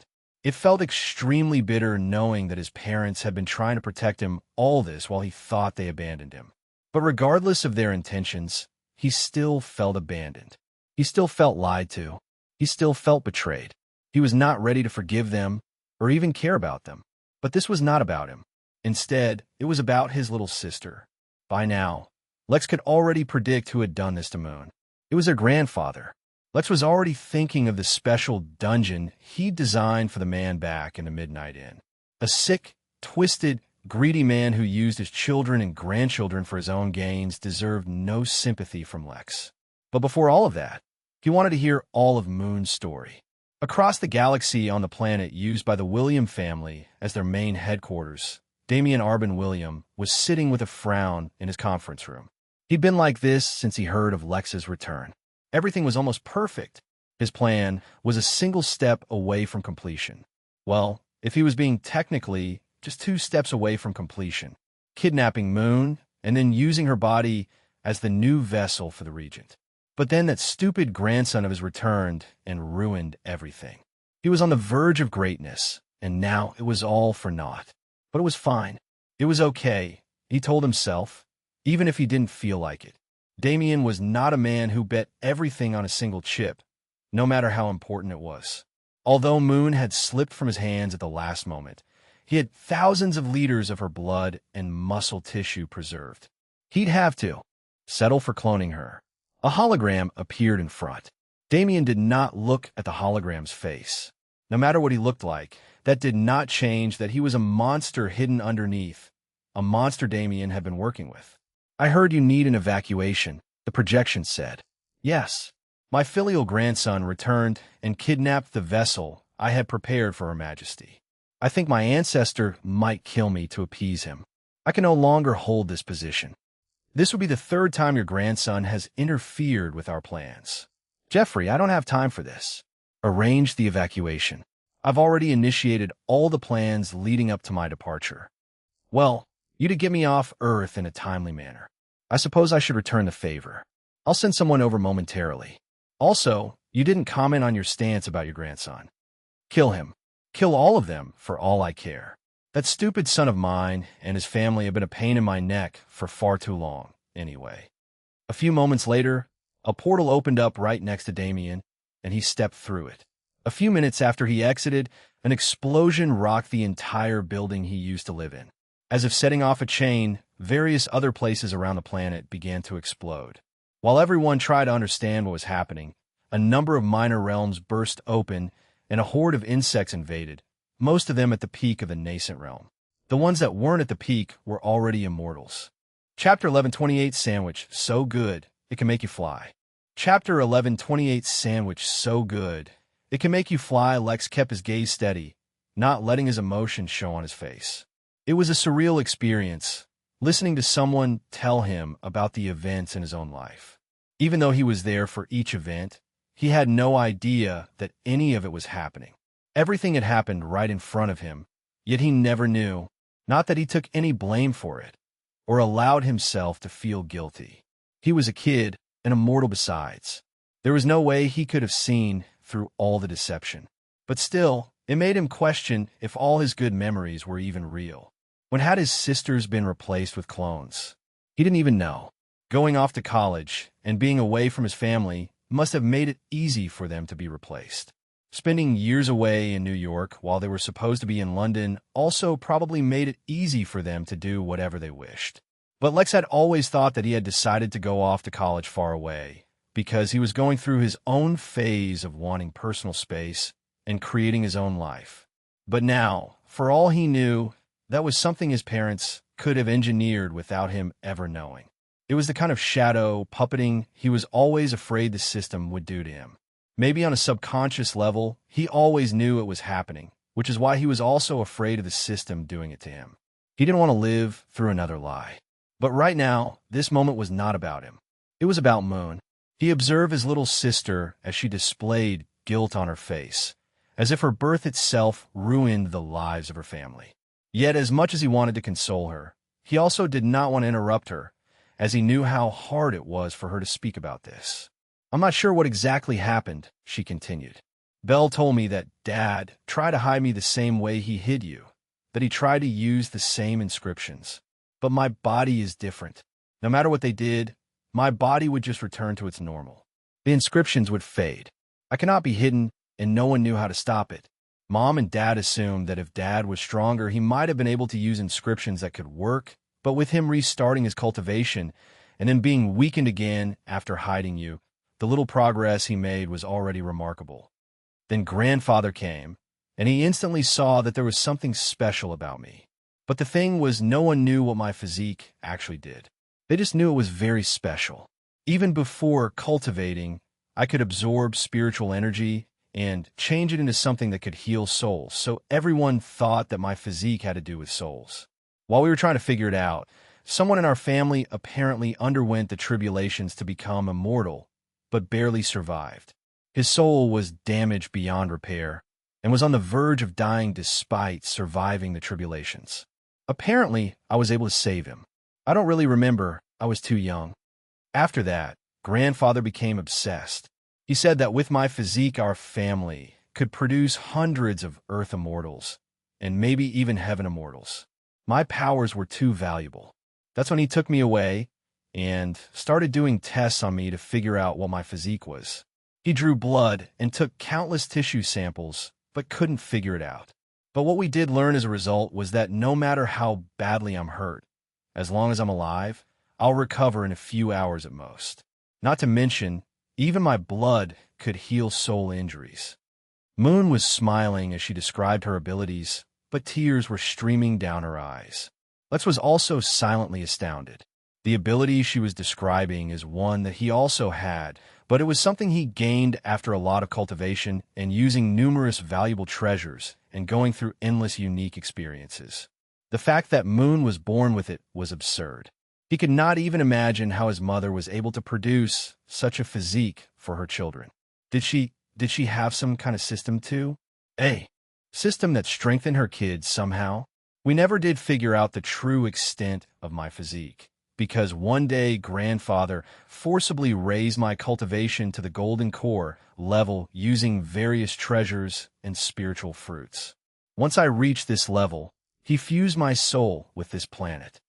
He told me it was for my protection, that this planet was very special, and that it would keep my soul alive, and this way there was no chance of someone ever kidnapping me.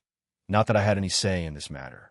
Then he personally built all the protective formations around the planet, so that nothing could ever hurt me. But what nobody would have guessed was that after my soul fused with my planet, my physique became even more active. The way my physique always healed my body, no matter what injury I suffered, it began to change the planet. But because my physique has always been active for the past few years, never resting, my body became weaker and weaker. Grandfather told me that he found a solution to this problem and that he was going to give me a surprise on my birthday. But, well, I don't know if he's going to be able to find me anymore. Not that I mind. This juice you gave me is probably better than anything he can find. Moon finally ended her speech and smiled at Lex, as if to show him that she didn't mind her ordeals. But Lex just kept looking at her. There were still many questions. For example, how come their parents just let her be fused to a planet? Though based on the trend of her story, they probably weren't strong enough to stop their grandfather from acting. There was also the obvious question of why the formations stopped working if their grandfather made them personally. The question that Lex feared to ask the most was why Moon could say with certainty that no matter how badly she was hurt, she would heal. How badly had she been hurt? But looking at his sister's smile so convincingly, Lex, who had no trouble forcing himself to walk through hell and high water as long as it served his needs, found himself unable to ask those questions. Instead, he produced a small fruit he found in the Midnight Realm. It looked like a lychee, which was a fruit he recalled Moon used to love. "Here, try this," he said, peeling the prickly skin of the fruit. She asked, laughing, but she took the fruit from him and plopped it in her mouth. Then her expression morphed into shock as she was overwhelmed by its amazing flavor. There was also the fact that it instantly spread warmth through her body and filled her with strength that even the juice had failed to deliver, but she was mostly focused on the flavor. "What is that?" "It's just a random fruit." "Here, try this," Lex said, pulling out a sandwich. This sandwich was the culmination of 15 years of Kenna's training. It was actually good enough for Lex to have ordered a few to take along with him. Moon, no longer hesitating, grabbed the sandwich from his hand and bit into it. Despite how it looked, the sandwich was incredibly soft, and she easily broke off. A surge of energy filled her body, and before Moon knew it, she was floating. "Oh!" she screamed, alarmed. "The sandwich is so good it can make you fly," Lex said with a smirk. Or at least that's what the cook said. In actuality, one of the ingredients is a plant that has odd effects on gravity. "Come on, finish up the sandwich and then give me a tour of your planet. I bet you haven't given anyone a flying tour before." Lex stepped into the air as well, and accompanied his sister, who was suddenly excited at the sudden ability to fly. He did not let her sense his seething anger at all, and instead kept the mood light and talked of other things. Since Moon herself was keen on avoiding this topic, it was easy enough. But soon, very soon, Lex would let a lot of people feel his anger in great detail. Chapter 1129 Stupid, Unknown Warbringer. Chapter 1129 Stupid, Unknown Warbringer. The acolyte woke up covered in cold sweats, his mind aflutter with the memories of what he just dreamed, trying to hold on to them as they slipped from memory. He saw a sword deadly beyond measure. He saw a dragon king that was not a dragon. He saw a war between worlds, not between races that lived on those worlds, but two actual worlds themselves. He saw a rain of lightning. He saw chaos and confusion. He saw things he could not understand, and he saw things he could not have imagined. And amidst it all, he saw a wooden tavern that provided excellent room service.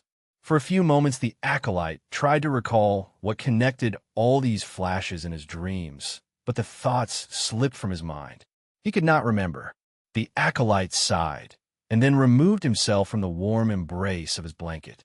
He wanted to go wash up, since his whole body was sticky with sweat. But he only took a few steps before he paused, and something attracted his attention. In a notebook beside his bed, he had entered a few scribbles. He didn't recall doing that, so it must have been during his sleep.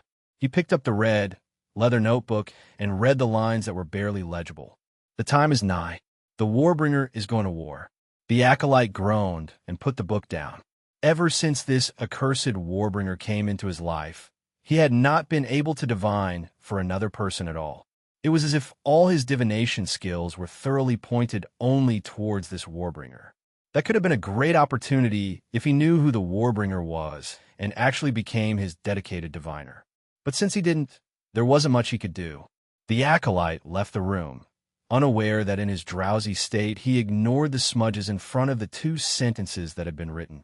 It was as if something had been erased. Lex completely locked away his anger. He was more than capable of that. Instead, he spent his time with Moon. Due to her weakness, she spent most of her time the last couple of years sleeping. Even when she was awake, there was very little she could actually do before she became exhausted. Now that she suddenly felt energized, there were many things she wanted to do. She flew with Lex, showing him her lake and her countless pets. She took him to a nearby village, which existed solely to maintain the surrounding areas and constantly check up on the palace. Even if Moon preferred solitude, she could not be completely alone due to her weak state. As a result, a caretaker would visit the palace every day at a fixed time to check up on her. Of course, at the moment the village was in chaos. Not because the planet had been kidnapped. The sun was eaten by a massive roaming planet thing that then later lassoed their planet and began dragging them along. Instead, it was because the Saintess was up and about, finally recovering from whatever illness kept her so weak for so long. The planet had not always been a utopia. It was the Saintess who had made that happen, which is why she was deeply loved by the people. Of course, there were 14 people in the village who harbored ill intentions towards Moon. Lex sensed them right away and guessed that they might have something to do with the assassination attempt on Moon, as well as the formation failing. No one in the village noticed how or when those people disappeared. No one even remembered them. It was as if the very memory of them had been erased from their minds. Of course, evidence of their existence could not be erased, but everyone in the village was too preoccupied anyway to focus on such things. They were also amazed to meet the Saintess' brother, who was both friendly and young, yet had such a powerful aura. After they were done with the village, Moon took him to the district capital, from where she ruled over the planet. Even though the sun was gone, everything was still functioning. So from the capital, she reassured her people that they were still safe and that things would soon return to normal. But at that point, she started to get drowsy once more. So Lex teleported her back to her palace so she could get back in her hammock. Even then, Moon talked with Lex until she eventually dozed off. Lex did not leave once she was sleeping. Instead, he laid back and thought about various things. Moon had hinted at the fact that both Belle and Liz weren't exactly having the time of their lives either. He hadn't asked yet, but he'd need to ask sooner or later. Once this planet was linked to the inn, Lex would be able to teleport freely, so he could go find a way for Moon to bring the planet with her where she went. It sounded like an absurd thing to say, but Lex had seen enough absurdity to know that anything was possible. He also needed to find ways to increase her cultivation level. The reason why she was so frail was because of the level difference between her and the planet, but if she was able to reach the immortal realm, fusing with the planet would not be tough at all. Not to mention, Moon told him that due to her unique physique, she did not need to worry about having a poor foundation. No matter how she cultivated, her physique would optimize her condition on its own. Basically, she was on the best cultivation path she could ever actually walk. So even if he took some drastic measures, the results would ultimately be optimal.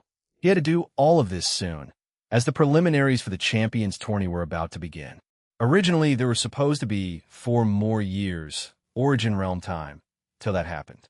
But the timeline had been brought forward after the discovery of the Jorlum for some reason.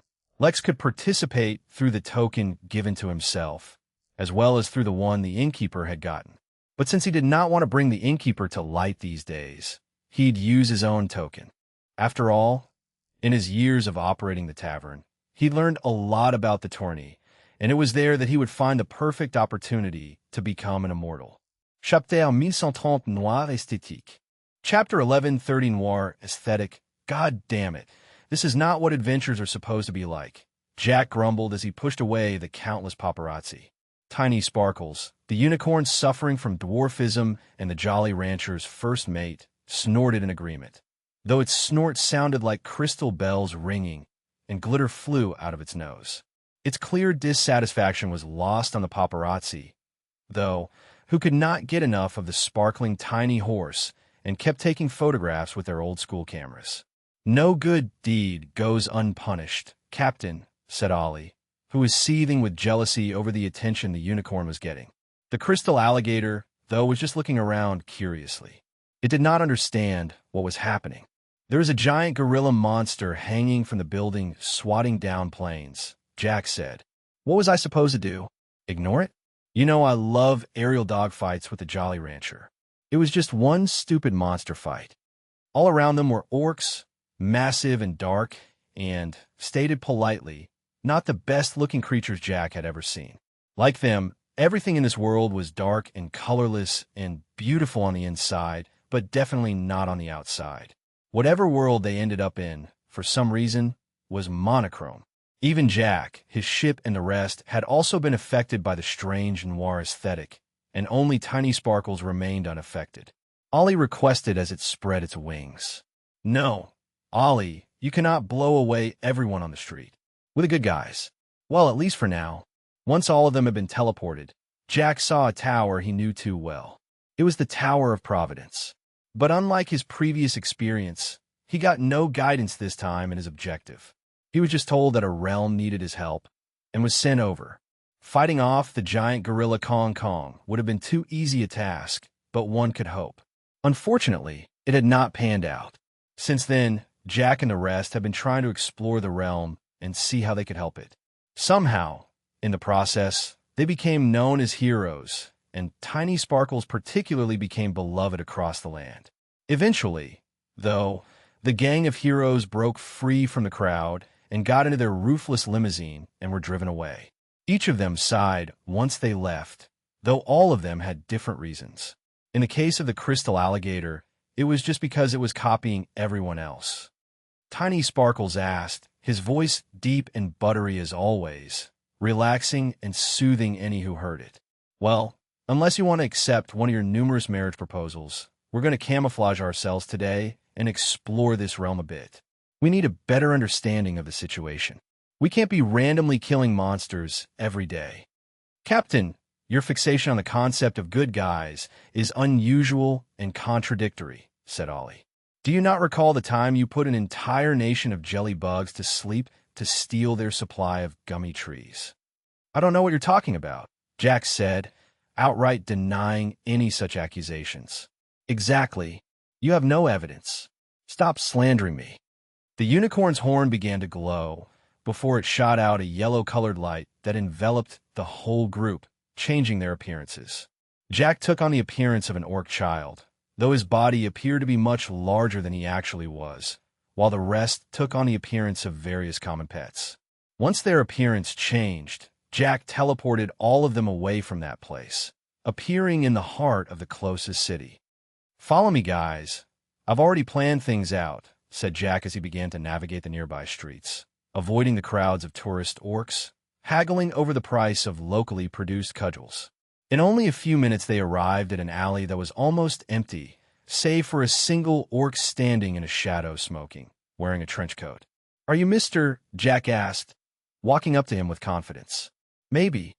Someone with money," Jack responded, and flung a small coin purse towards the orc, who caught it midair. The soft jingle of coins clinking against each other sounded as he shook the purse before slipping it in his pocket. "In that case, I am Mr. Holmes. I have it on good authority that a major catastrophe is about to strike, but I don't know what it is. Do you have any clues about it?" "I have no clues, and it doesn't matter who gave me this information. Without any clues, it'll be tough to find the right direction for investigation," he admitted directly. Instead of responding, Jack threw him another coin purse.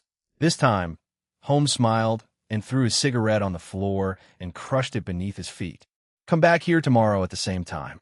The orc tipped his bowler hat and then disappeared into the darkness.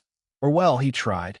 Since Ollie had a high affinity for shadow, it saw clearly the orc tiptoeing in the shadows, careful not to be seen by anyone as he left. The rest did not need to see him, for the smell of his cigarette still hung on his clothes, which meant it was easy to detect him. Tiny Sparkles asked, "Of course not. We have about 99 more detectives to hire." Chapter 1131, Looking for Answers. Chapter 1131, Looking for Answers. Moon continued to sleep even after an entire day had gone by, and showed no signs of waking up. If Lex hadn't been monitoring her with his spirit sense the entire time, making sure she was fine, he would have been extremely concerned. As it was, he was only concerned a regular amount. Upon reaching 30 hours without her waking up, Lex, however, could no longer control himself. He fed her some extremely mild yet effective natural treasures meant for rehabilitation, and while that worked, it did not rouse her. Lex even fed her a drop of his blood, but it did nothing. There was no injury to heal. By now, however, Lex had learned a lot about medicine. He began using various glyphs, abilities, and formations to heal and supplement Moon's body, and while that did not wake her up, she looked happier in her sleep. Fortunately, at that point, the system linked the planet to the inn. Lex immediately teleported away. He first went to the Emporium and placed an order that both horrified and excited Powell. Lex wanted a spatial treasure that could be used to carry a planet, or basically any other way that could allow a person to carry a planet with them.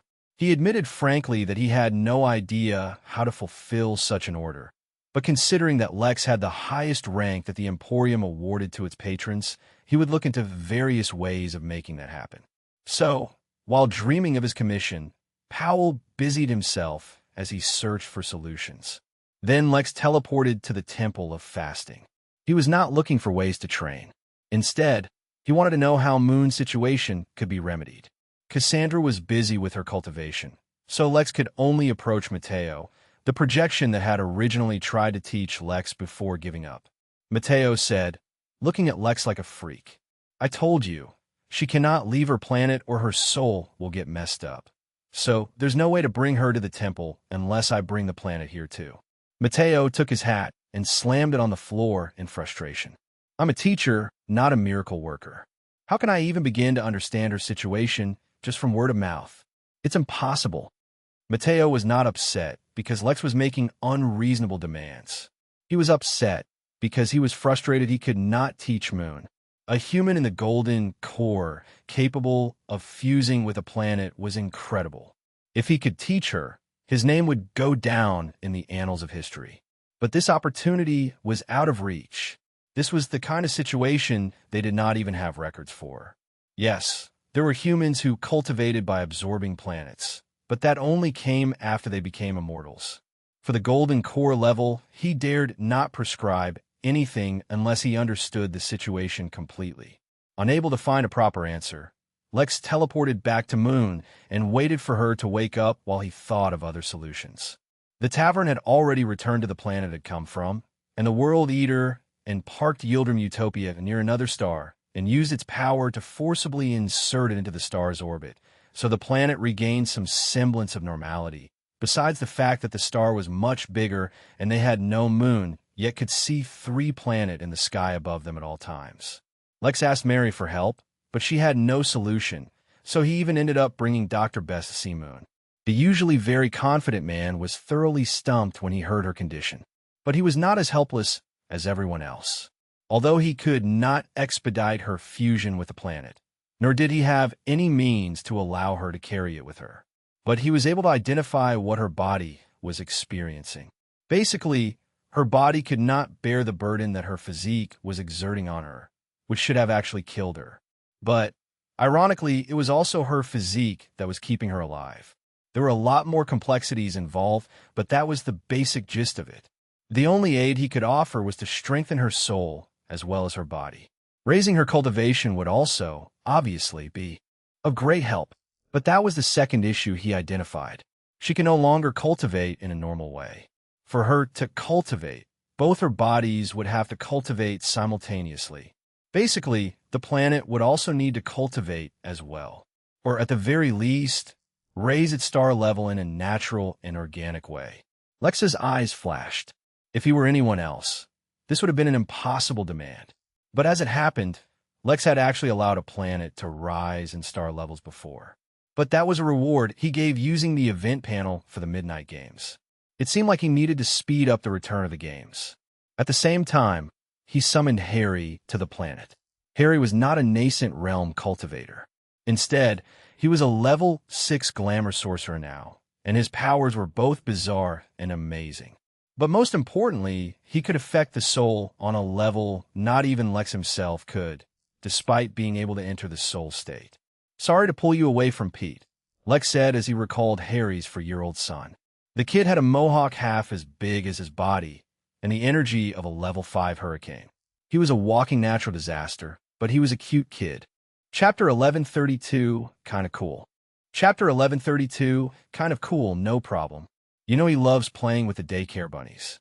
"It comes with the package," Lex said, then turned towards Moon, who was now lightly snoring in her hammock. She had been sleeping for days, and although he knew she was fine, it was bothering him. "I'll start working on her immediately," Harry said, looking at Moon. "But for what I can sense, it'll take months, if not years, for her condition to improve in the slightest. The process can be sped up, but for that I'll need to get my hands on something called Velvet Goose King feathers. I'll find it. Everything else I already have." Lex nodded, and without hesitation made his way to Powell. "You're back fast. It's good to know that you have some leads, but I'm here for something else." Powell nodded and pulled out a massive book from under the table and started to peruse the pages until he found a particular one that had what looked like the contact information of a farm. Without looking at Lex, he took out a device and made a call. "Yeah, it's me," he said, and then began listening. Lex only heard muffled sound from the other side, so he couldn't tell what the guy was saying. Yeah, I get it. Right, makes sense. I totally agree. Perfect. Yes." Powell then shut the call and grimaced. "There's a problem. He is a supplier for the Emporium, but since he's already met the quota for this century, we cannot demand any more from him for now. But he still has more." Lex did not mind the extra hurdle. It was a rare resource, and if the guy was the only stable source in the entire realm, then he deserved the benefits his monopoly afforded him. As long as he was reasonable, Lex would deal with him. If he was unreasonable, well, Lex would still deal with him, but in a different way. His farm is on a planet called Dunya.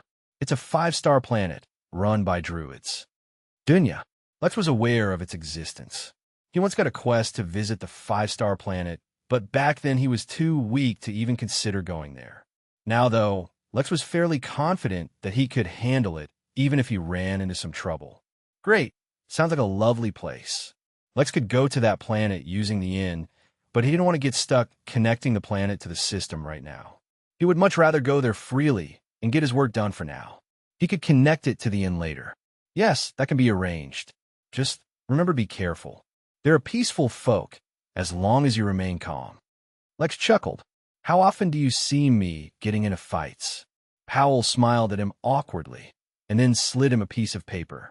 It had his picture on it, and in bold letters it read, "Wanted. Lex the Dragonslayer and World Stealer was last seen taming a World Eater." Lex was stunned. What the hell? It had barely been a few days. "This is just the one sent out by the dragons. The Henali have a nicer poster that requests a meeting with you if possible, or else they'll settle for a virtual video conference. There's also some story going around about how you stole the heart of an 11 princess. Oh, the famous assassin organization, Nyx, is also openly looking for you, and the terrorist organization responsible for trying to fracture space within this realm has also put out a bounty on your head. Did I mention that the Fugan have put a kill-on-sight order against you?" As if to prove what he said, Powell kept putting various wanted posters on the table in front of him, all with various pictures of drawings of Lex. Lex asked as he tried not to feel ecstatic. He was supposed to be filled with grim determination to help his sister, but being wanted all over the realm was actually kind of cool. A part of him wondered when his other identity, Jack, would begin to accrue such a reputation as well. "No problem." "Yes. No. Most of them are digital, but I'll have them printed out." "Yeah, you do that," Lex said as he admired his pose in the wanted poster. These were actually kind of cool. Chapter 1133 TSA. Chapter 1133 TSA, Lex looked at his 13 wanted posters with shining eyes, as well as the list that had the names of the most wanted criminals in the entire Origin realm. The moment he appeared on this list, Lex's name was already in the top 10. It couldn't be helped. Few could match the wealth of dragons, so the bounty they put out was exceedingly high. Lex was also the only non-immortal on the entire list. Everyone who was above him on the list was an immortal who had been on the list for hundreds of years and had done horrendous things, making them the worst criminals the realm had ever known. They had sacrificed entire planets for blood rituals and captured tens of thousands of souls to nurture their treasures or for other purposes. People would scare their children with horror stories, and the creatures in those horror stories would scare each other by mentioning those on this bounty list. Among them now was Lex's name. Lex really wanted to go back and show this list to Moon, but chances were high that she was still asleep. To wake her up and show her his awesome side poses on these posters, he needed to get his hands on those feathers. Lex asked Powell, "It takes time. There's a queue. Dunya is not some random planet that you can just teleport onto whenever you wish. Anyone teleporting to the planet will automatically be directed to a few specific terminals and then go through immigration." Lex asked, refusing to believe that the folks from JFK Airport had found their way out into the universe. Teleportation Safety Authority. You know, the guys who oversee that everyone who teleports over is not carrying anything dangerous. Yeah. Your teleportation is scheduled for 2 hours from now. 2 hours, right? Lex returned to the Midnight Inn, where time moved slower, and took the opportunity to run some errands. There were already millions of guests in the inn already, with more coming every day. It seemed he would need some help, so he configured the Midnight Games too, which would start in a couple of months. For now, he just started advertising for it, and used the event panel to hire some extra help around the inn to handle the massive influx. With everything set up, he returned to Powell with 10 minutes to spare before his teleportation. Excellent. So you're going to have a small layover on a planet called Fakov, but that's only because Dunya automatically rejects teleportations from non-register portals. So basically, you'll just move from one teleportation formation to another. It shouldn't be a problem. By the way, the Infinity Emporium has a special privilege of keeping its clients' identities private when they send them over. So if you wish, you can take this mask and put it on. As long as you don't break any rules, you'll be fine, and no one will inquire about your identity. Lex raised an eyebrow, but accepted the mask and went over to the teleportation formation, ready to move on. He could not help but notice the oddly nervous expression on Powell's face. He was sure it would be fine. Contrary to his expectation, the teleportation was actually quite smooth and only lasted a dozen seconds or so, bringing Lex to a large, well-designed building. The walls could somehow resist his spirit sense, but he supposed that made sense. Lex didn't spend too much time looking around, since he was holding up the teleportation formation and stepped forward to an oversized red panda, holding clipboard. He asked without looking up, "Welcome to Fakov. Your teleportation to Dunya is scheduled in 12 hours at Terminal 31. Please don't be late or your teleportation will be rescheduled. Do not try to leave the teleportation facility. You will be detained. There's a 20% sale on insect repellent pheromones producer in the duty-free. Have a pleasant day." Throughout the process, the red panda did not look up from his clipboard, though Lex could sense countless spirit sense tracking his every move, so he supposed the panda didn't need to. Lex stepped out, curious as to what this teleportation facility was like. In all his years, this was his first experience with public teleportation. He had used the army teleportation before used by the Jotun Empire, but this was different. Perhaps getting a better understanding of the average experience would allow him to understand how he might improve his own guest experience. He began exploring the place while looking for directions to Terminal 31. He heard someone yell and flinched. Fortunately, he had no luggage. He glanced at his spatial bangle, and it was still with him. Maybe spatial treasures weren't so common, or maybe people moved around with a lot more stuff than him. Either way, lost luggage seemed to be a common theme here. Not wanting his innate ability to attract trouble to be triggered, he scurried away before the fight escalated. That's when he entered the duty-free and stopped when he noticed a restaurant with a giant yellow W in front of a red background selling burgers. The popular fast food chain commonly featured in anime. Donald's actually had an intergalactic presence. Unable to help himself, Lex got in line and eventually ordered a Big Whack to try to see if it tasted the same. It did. Goddamn, the capitalists were rich even out in the universe. He was also impressed by the mask that Powell gave him, which parted at the lips whenever he tried to eat, so that he didn't need to remove it.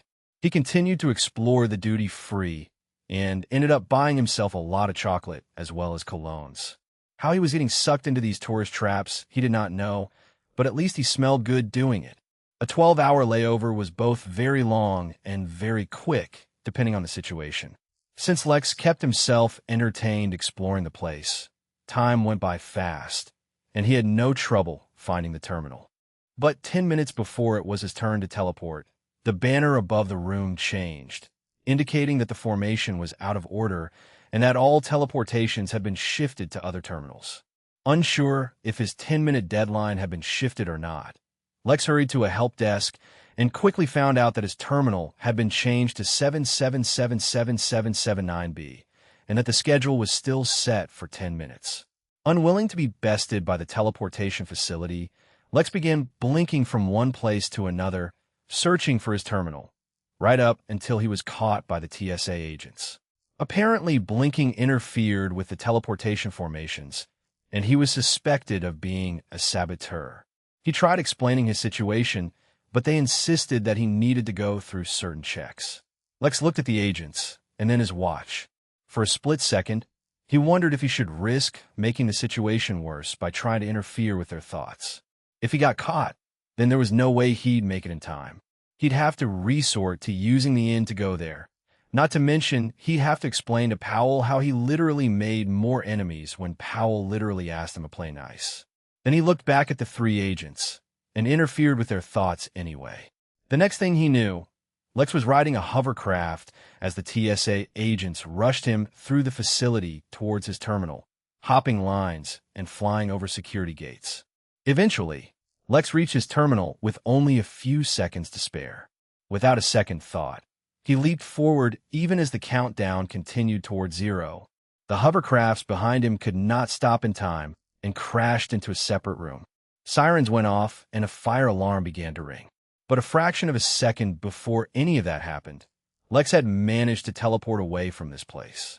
Every other teleportation formation in the whole facility underwent a schedule change, and every alien in the galaxy started to curse the unknown man who had caused the facility to stop working.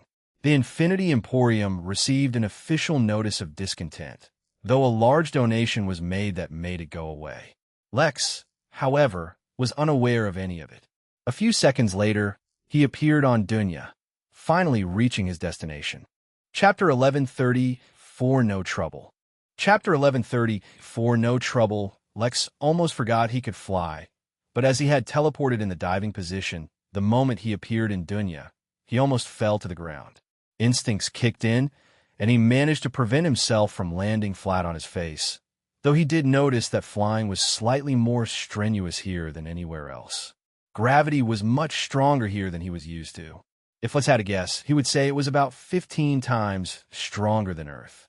The spiritual energy was also extremely dense on Dunya, but most importantly, he could feel the weight of the laws around him.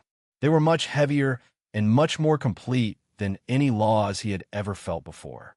They saturated every inch of the world around him, and he could feel them covering his body as well, bringing him under the influence of the laws of Dunya. Surprisingly, Lex felt a seal placed around his ability to teleport. Even though he had not lost his control over space, he could no longer use it to teleport. It seemed that only sanctioned formations could handle teleportation across the entire planet. He even felt a number of other restrictions seep deep into his body, restricting his strength greatly. Not that Lex minded. He discovered that the suppression of Dunya acted like the third seal on his body, which was still removed, so it stabilized his power a lot more. Lex got up and looked around. He was in a landing formation, which was a formation that accepted teleportations, within what looked like a large tree. Beside the formation was a tall man, nearly 8 feet tall, with big bulky arms showing through his sleeveless shirt, a beard that grew down all the way till his waist obscured much of his figure. The only other significant feature about him were his horns that looked like they were made of wood. "Welcome to Dunya," the man said in a gruff voice. "I see here that you are registered as a VIP guest. If you'll follow me, I'll help you go through immigration as quickly as possible. By the way, I don't know if you've been informed of this, so I'll just give you a small heads up. Cross-species fraternization is strongly frowned upon in Dunya, so do not try to flirt with the nymphs. The last VIP I brought through was quite surprised when he was forcibly married to a nymph and made to follow local laws regarding responsibility. I'm too young to date anyway. Don't worry," said Lex as he followed the druid past many lines where other travelers were waiting. Lex asked, "No, but once you've registered yourself, you'll get free access to the local map for 24 hours. You can find it there easily, I'm sure, and then avail one of our many public transports to reach it." Lex nodded as the man brought Lex to a massive hummingbird that was at least 6 feet tall who began questioning Lex. The hummingbird asked, looking Lex up and down, I'm not sure what I'm supposed to declare." Lex could feel that he was standing in a formation that would detect lies, which was awkward because the contents of his spatial bangle were varied. Just a few," he admitted honestly. "In that case, if you're planning on selling such items in Dunya, you will need a tax exemption certificate. Please visit the Ministry of Imports and Exports to get the proper documentation. Please note that if any venomous or corrosive materials you sell need to match your claims, or you are liable to face legal action." The hummingbird and the druid looked at Lex, as if waiting for him to elaborate. No, of course not," Lex began to say, but the ground underneath him turned red. The ground underneath him became even more red, if that was possible. Lex was stumped. He was not sure what exactly the formation was referring to. Did killing off 2 deities count as terrorism? Technically speaking, he had only killed one and severely damaged one. Or was it because he triggered a massive war between the monsters and Craven back in the Crystal Realm? "Let me change the question," the hummingbird said as she watched Lex struggle to answer. No, of course not," Lex answered, and almost wiped the sweat off his brow when the red light disappeared. "Do you intend to engage in any religious rites or rituals while on Dunya?" "No, not much of a religious guy," Lex answered truthfully. "What? No, I'm a guy," Lex exclaimed, but the hummingbird did not respond. It entered a few things in its computer and then waved a wing at the druid, who brought Lex away.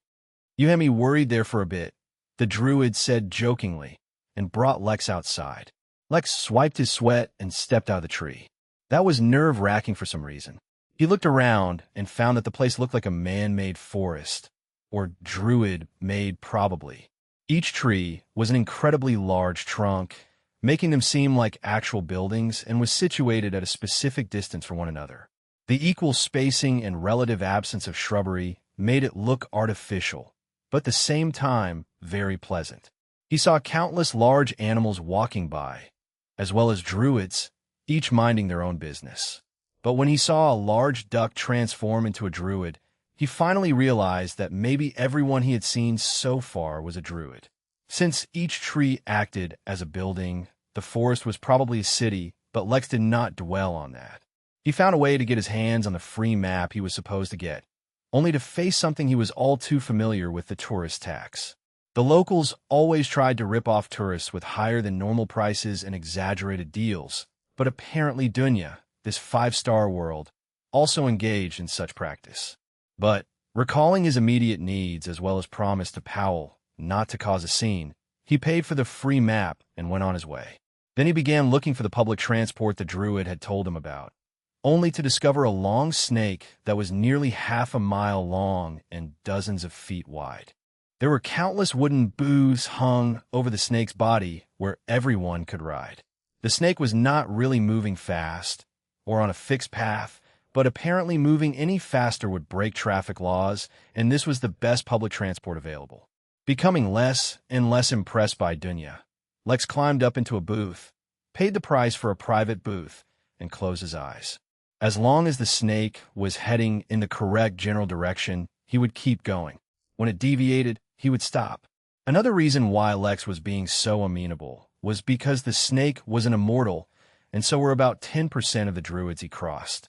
10% did not seem like a lot, but that already meant that in the few minutes he had been here, Lex had already walked by hundreds of immortals. Moreover, many of them radiated very powerful, very threatening auras. This place was obviously not simple, and Lex did not want to trigger his superpower of being sucked into some kind of unexpected trouble. So he sat silently with his eyes closed. He did nothing extra, and did not even spread out his spirit sense lest he offend anyone. Even so, he was waiting for things to go wrong. He knew something would eventually go wrong. It was impossible for there to be no issues, and yet, that is exactly what happened. An hour later, Lex got off the snake scratching his head. Maybe Dunya suppressed whatever law was getting him in trouble. He better not take it for granted, though. It was best to get his hands on the feathers as soon as possible. Chapter 1135, Friendly Questions.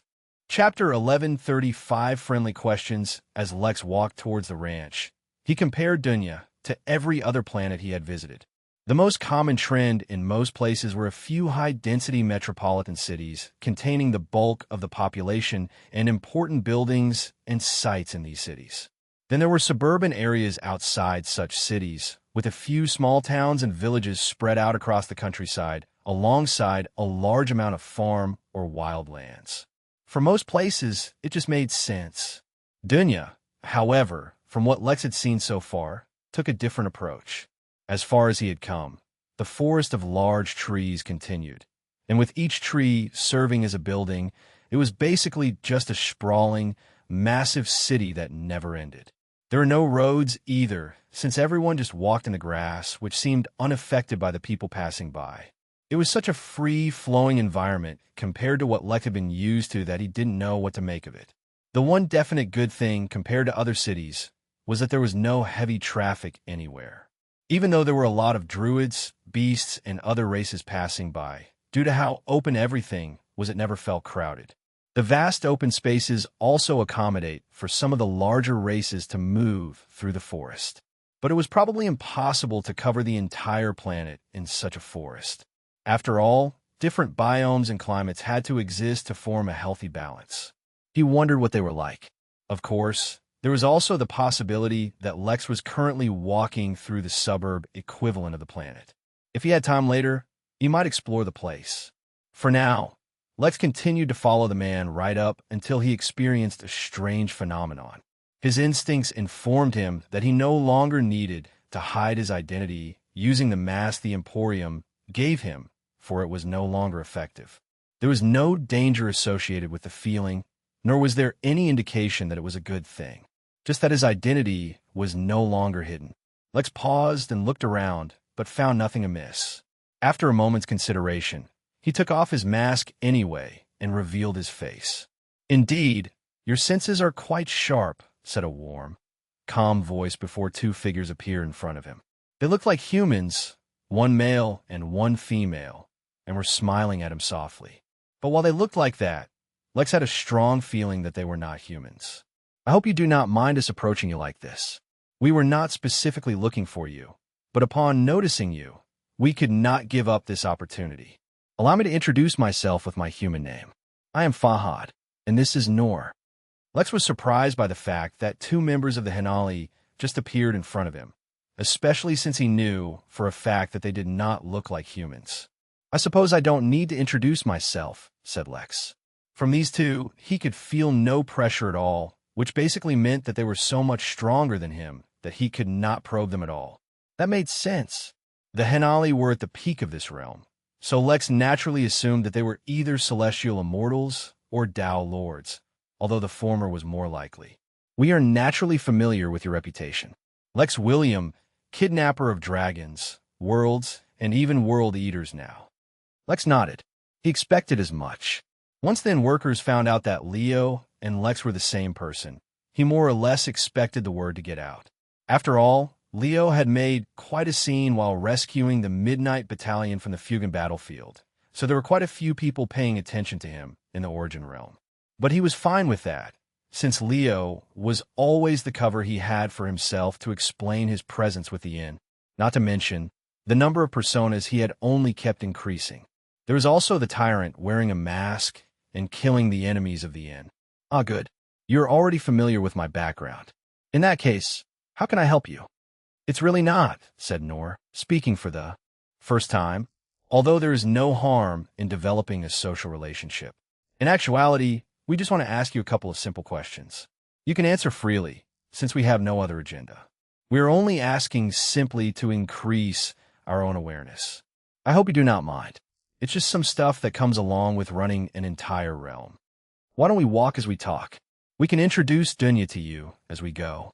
That would be great, Lex said, not averse to establishing a positive relationship with the owners of an entire realm. Not to mention, the chances of him getting his hands on goose feathers might increase exponentially if he were accompanied by two heavy hitters such as themselves. That way he would not need to worry about the eccentricity of the owner's personality. I'm sure you're already familiar with this information, but planets that have low star ratings cannot easily support the strength of immortals. A minimum of a 2-star rating is needed to safely support an Earth immortal's power, and that rating requirement increases as the power goes up. It's not just that the laws on those planets are weak, but that the planet itself cannot support that kind of power. Lex thought back to Golden Hair, the sloth he had met in the Midnight Games. It had spent thousands of years sleeping while it was on Nibiru, because the slightest shake of its hand would cause earthquakes on the planet. As such, the higher one's cultivation level gets, there are fewer places where they can truly relax.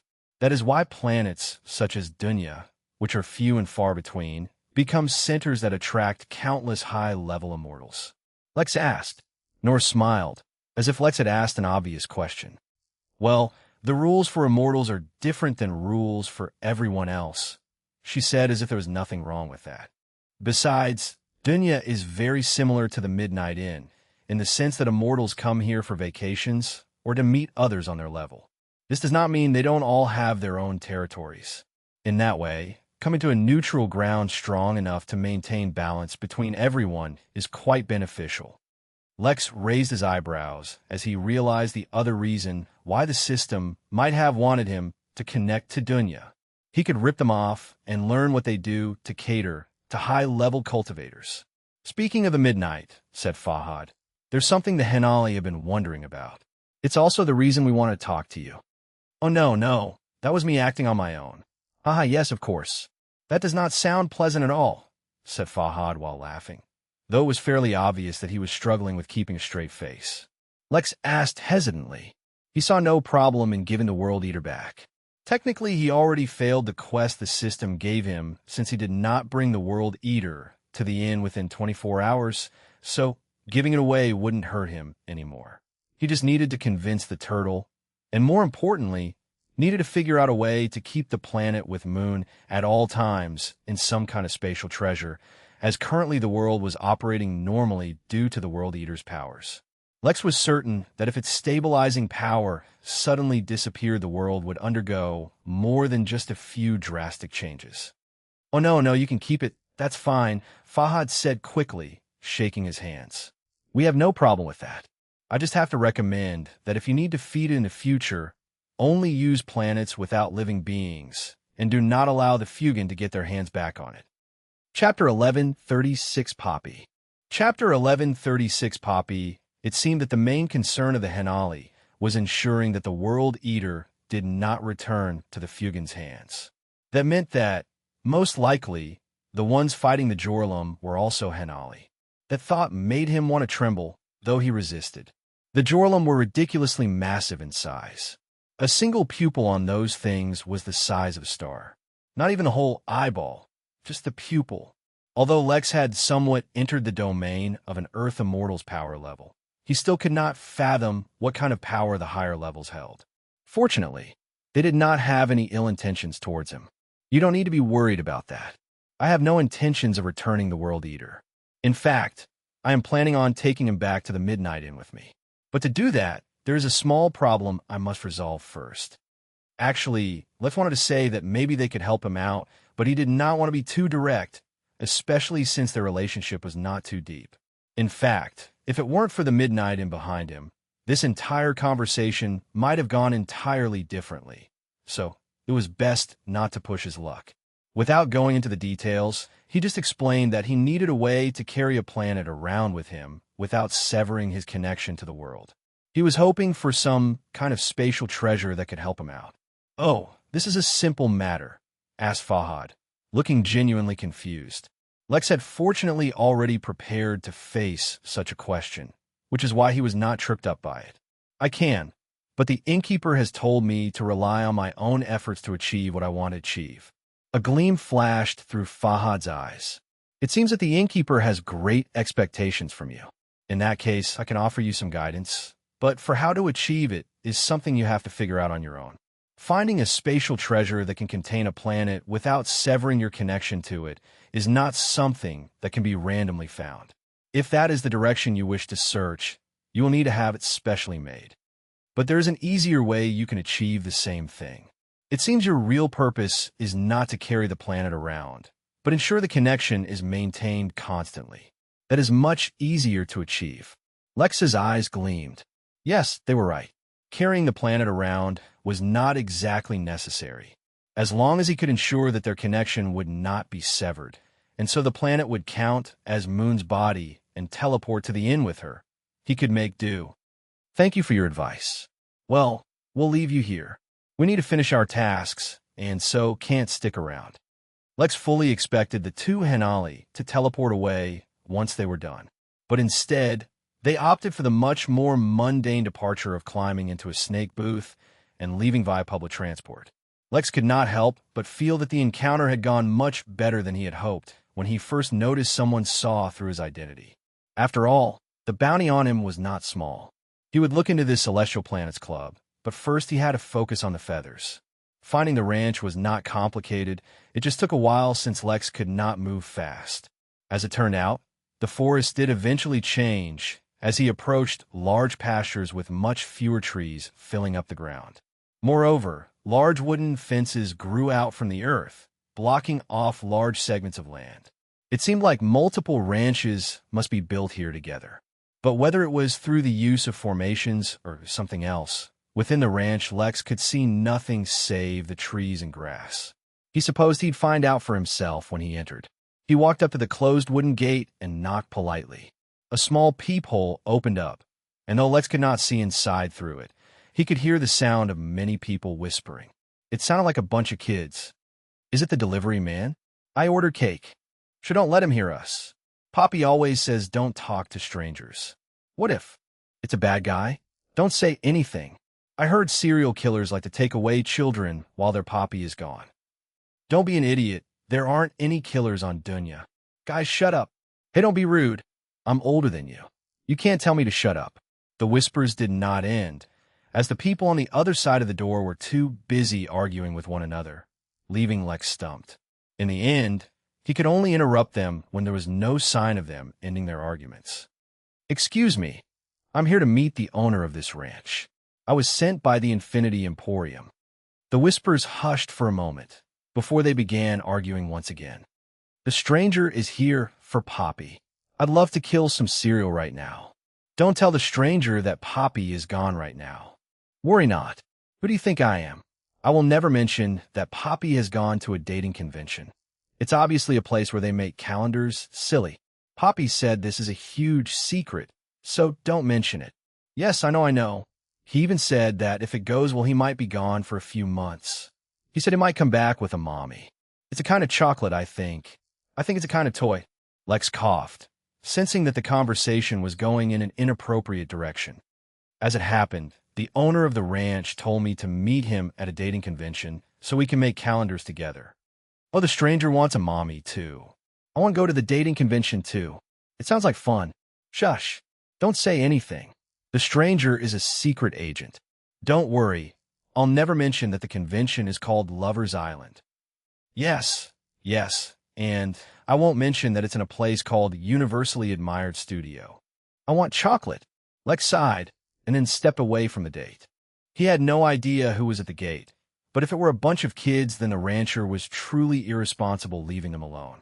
But he wasn't from Child Protective Services, So Lex instead opened up his map and began searching for his new destination. It was considerably far from him, but fortunately there was public transport that relied on giant pigeons, which Lex was able to get on. A few swaps between pigeons, and several hours later, Lex finally arrived at the studio, where he saw a massive line of druids and other races waiting to enter. Lex did not need to search blindly, since Powell had naturally told him the rancher's name and showed Lex's appearance, which is why he was thoroughly disappointed to learn that he was not in the line. Could he have already gone in? He asked the guard at the entrance of the studio if he could contact his friend inside, but the guard were only there to manage security and could not contact anyone inside. Lex began to develop a very bad feeling as he continued to think of ways to find the rancher. He used spiritual techniques that would track him based on the aura of the ranch, but it pointed towards the studio. He tried to extend his spirit's sense, but it was naturally blocked. In the end, Lex was left with no choice. He silently got in line as well, waiting to enter the studio. Now that he thought about it, why was a dating convention taking place at a studio? Wasn't a dating convention one of those places where people who wanted to date met a large group of others like them and saw if they were compatible with anyone? Something like that should be happening in an auditorium or hall or something. With these doubts in his mind, Lex eventually entered the studio, unaware of what lay ahead, waiting for him. Chapter 11, 37 Questions. Chapter 11, 37 Questions. As Lex stood in line for the dating convention, slowly stepping forward, he could not help but analyze his situation. He was in a rush to find the rancher because he wanted to get his hands on those goose feathers as quickly as possible. Not only was this because he had other things he wanted to do later, such as find a worthy opponent for his sword and enter the preliminary round for the tourney. It was also because the fact that Moon had been sleeping for days was concerning. Lex did not think about the fact that until he came face to face with her, he had decided to completely cut off his family. Emotions were things that did not make sense. The bitterness of being left out by them still filled him, but his own feelings towards his family was one matter. When he saw her weakened and frail state, despite being a golden core cultivator, he was completely overwhelmed with rage and a hint of guilt. Although he knew it wasn't his fault that she ended up like that, the truth was that if he hadn't accidentally run into her, he would have not made any effort to look for her. For that, he was very grateful to Vera. Although their relationship was mostly transactional, she had been a huge help to Lex in many different things.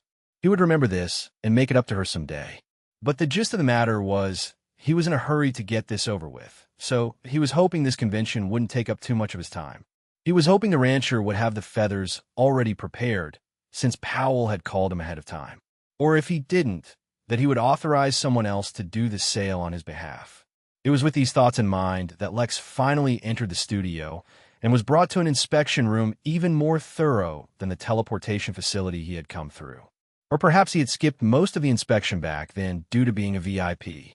A rather slender druid asked him, her long, deep brown hair flowing freely behind her. "Lex, I'm looking for another applicant for the convention, a friend of mine. Is there any chance I'll be able to meet with them for a moment? If the applicant is selected for the convention, then you will only be able to meet with them once the convention starts. If they're sent to the waiting room to see if there's space for them, then you might be able to meet them there if you also end up there. Otherwise, if they don't get selected, then you can just talk to them outside. What is your dating history like? Are you currently single? Do you have any prior engagements, forced or otherwise?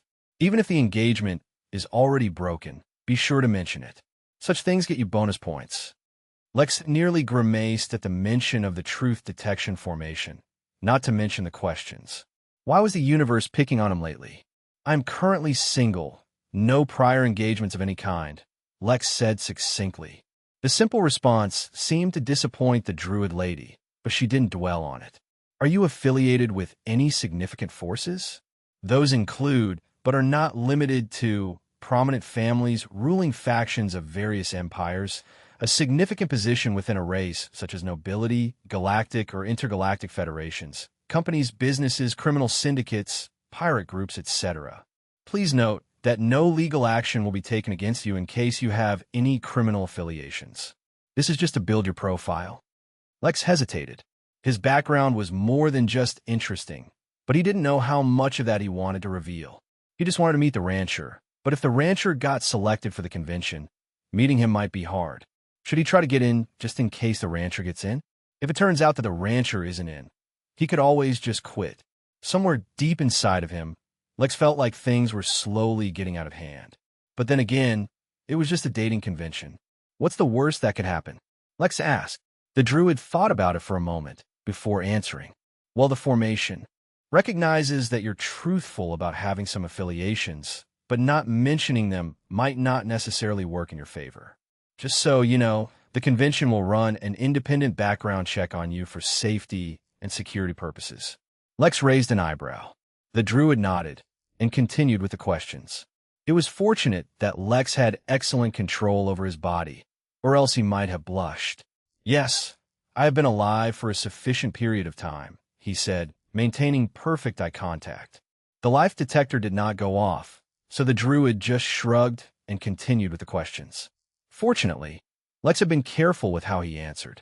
There was no way a 15-year-old body would have been considered of legal dating age for something like this, at least according to the laws on Earth. Do you have any dating preferences in terms of race, gender, age, cultivation level, and so on? Lex began to question how bad it could really be for Moon to sleep a little longer. For all he knew, it could be good for her. She was a growing child, after all. Well, not anymore, he supposed, but still, it could be good for her. Chapter 1138, Good Chance of Being Selected. Chapter 1138, Good Chance of Being Selected. After a few more seconds, Lex could not come up with a good enough excuse to avoid the question.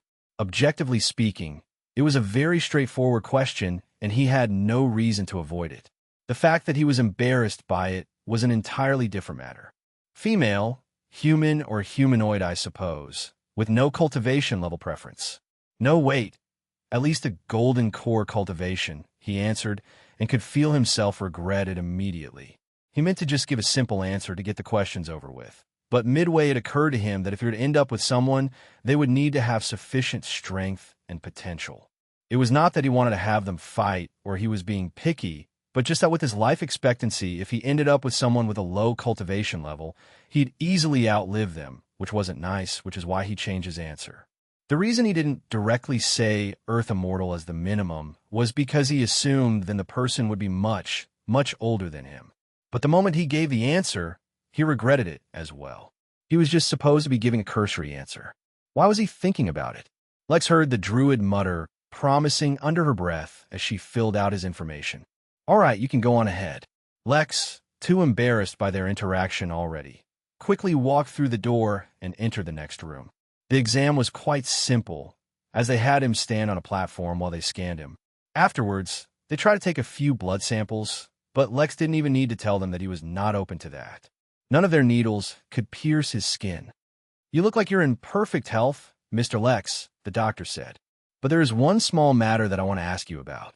Considering your healthy state, you can choose not to answer and it won't affect your chances of entering the convention. I see that there are 2 convergence points on your chest that are influencing your body, which is not ordinary for humans. That's simple. They're suppressing my cultivation. The doctor nodded and recorded the information, seeming very impressed. Lex was not concerned that sharing the information would get him any kind of trouble. If his seals were so easy to interfere with, they would not have been able to hold back his cultivation to begin with. All right, Mr. Lex, it seems like everything is in order. I have been authorized to tell you that you can proceed to the waiting room. If there are no unexpected issues, then I think that you have a strong chance to be selected for the convention. Thank you, Lex said politely and walked towards the waiting room. He was hoping that he'd run into the rancher there.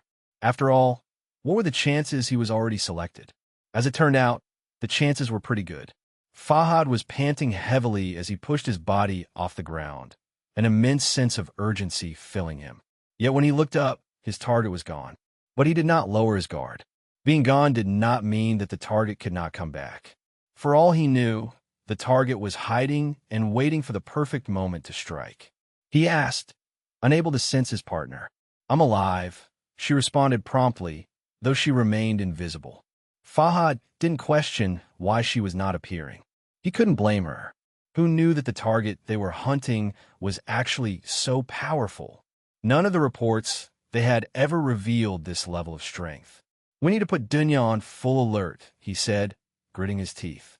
"This is not the kind of thing we can hide. The druids aren't going to be happy if we make that announcement," Nurse said. "They'd be even unhappier if random guests on their planet started dying." Nur did not argue with Fahad. For the most part, her greatest source of hesitation was her own pride. She did not want to admit that she failed, but she supposed failure was still preferable to death. "You do it," she whispered, and then even her voice disappeared. No one would find her unless she revealed herself. Fahad sighed, then contacted the druid leader on this planet. "Urson, we have a situation," Fahad said as he looked at the druid who had assumed his deadly bear form. Those words immediately attracted the bear's undivided attention. "We've been tracking him across the whole realm. His targets are unpredictable, and his motives are unknown. The only thing we can say for certain is that until he finds his target and tries to kill them, he won't leave this planet." "What race is he? What can you tell me about him? I'll bring out my best warriors." "Just have all your warriors be prepared. He is no weakling. As for his race or origin, we don't know. All I can say is that anyone who has seen him has only seen two shining headlights." Chapter 1139 Martial Law. Chapter 1139 Martial Law. The waiting room was not nearly as large as Lex expected and had space for no more than 100 people. Besides Lex, only a few dozen others were waiting in the room, showing how genuinely difficult it was to even get this far. Unfortunately for Lex, the rancher was not in the waiting room, since his tracking techniques still told him that the rancher was still in this building. That meant that the rancher had been directly selected for the convention. Good for him. Lex sat down cross-legged, closed his eyes, and began to meditate. The thing about having just 2 seals instead of 3 was that the pressure on the remaining seals would increase. They might not be able to hold on and could end up bursting, which is why he would need to regularly refresh them. It was not that he could put up a 3rd seal of a different kind himself, but the 3 seals he selected formed a careful equilibrium that supported each other, and putting up a seal of a different kind would mess with that. His one treasure and the glyph he could manage to recreate and refresh himself, but the final one required Loda's help. Lex was using his time efficiently, since he was not really interested in the convention, but everyone else in the waiting room was using this opportunity to mingle. After all, since their purpose was to find a partner in the convention, they did not really need to wait till the convention to get to know one another. If, by happenstance, they found the perfect partner before even entering the convention, then it would be for the best. Everyone here had the same objective. That was precisely why Lex stood out so much and attracted everyone's attention. A nymph asked, looking at him with wonder. The way angels were the antonyms of devils, nymphs were considered the antonyms of succubi. But despite being considered their opposite, they contained the same irresistible charm that would attract anyone. The only difference was that, unlike succubi, nymphs would usually only ever be with one partner. "Maybe he's confident in being selected," whispered another person. "Never seen him before." All these conversations were, of course, happening via spirit sense. Everyone here had sharp hearing, so they knew better. Even so, Lex could feel their gazes on him from time to time. He just ignored it. Over the next few hours, very few people entered the waiting room, until eventually the screening was over. A druid came in and read a list of names of everyone from the waiting room who had been selected, and as it happened, Lex's name was right at the top. But instead of calling him by his name, they called him Lex Dragonsbane, which raised a few eyebrows. Lex himself was taken aback by it. It seemed like their background check had got them some results. Lex followed them to a large room with a big teleportation formation, with the rest of the contestants already standing within the formation. Lex looked through them and immediately found who he was looking for, a tall, bulky druid wearing wolfskin robes and extremely unkempt hair. His tan skin and rough around the edges look made it obvious why he needed to go to a dating convention to find someone. Not that Lex was judging. Even as he was being escorted towards the formation, Lex directly reached out to the druid with his spirit sense. "Rancher Sim, my name is Lex. I believe Powell told you about me. I'm here to buy the Velvet Goose King feathers." The druid, who otherwise looked menacing, was startled so bad that quite a few people looked over at him. The druid hissed back using his spirit sense. "You are the one who insisted on me coming in person, and when I came you were gone. How was I supposed to know you'd come over immediately? Just go away." "Rancher Sim, I am in a rush. I need those feathers. If you don't have them on you, you can tell me who I could talk to back at your ranch." By now, Lex 2 had been brought to the formation and stood in with everyone, though he was not concerned. He could teleport to the inn whenever he wanted, and as long as was resigned to spending a few days on Dunya, he could link it to the inn as well. It was still much quicker than waiting months. The druid was clearly flustered, but with everyone looking at him, he was forced to compose himself. "Look, yes, Powell told me that someone was interested in buying feathers. But you know what? I'm no longer interested in selling them." Lex frowned. This was less than ideal. The man was being very uncooperative. He understood that no one wanted to be disturbed during their private time, but he was the one who raised the condition to meet him in the first place. "Look, Sim, I'm trying to be cooperative here. Just help me with the feathers. Don't you know what get lost means?" Lex frowned, and then subtly spread his domination aura across the room, without concern of being noticed. In fact, he planned on being noticed. That was because his control over domination had reached extreme levels now. Whereas earlier, it could only completely suppress his targets.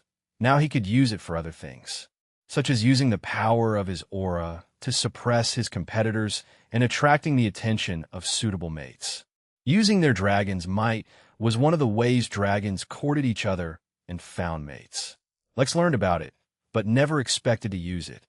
Suddenly, every man in the room felt stifled, and every woman in the room looked towards Lex, a gleam of interest in their eyes. "Suit yourself, then." The druid felt incredibly stifled. Since he was socially awkward and had little to no experience with women, he had gone his entire life without finding a suitable partner. Now that he had enough success to his name that he might be able to use it to attract someone, his big mouth and his even bigger ego ended up bringing a client to the convention. As if he wasn't nervous enough. Now, with a client here looking for him, how was he supposed to focus on finding a partner? But his ego wouldn't allow him to admit fault, so he told him to get lost. How was he supposed to know that the man he was pissing off was a natural Casanova? Just standing there, without doing anything, he attracted the attention of every woman in the room. With such a powerful contender, he had no hope, especially if that contender was out to get him. Now he had to choose between his ego and his desire to find a mate.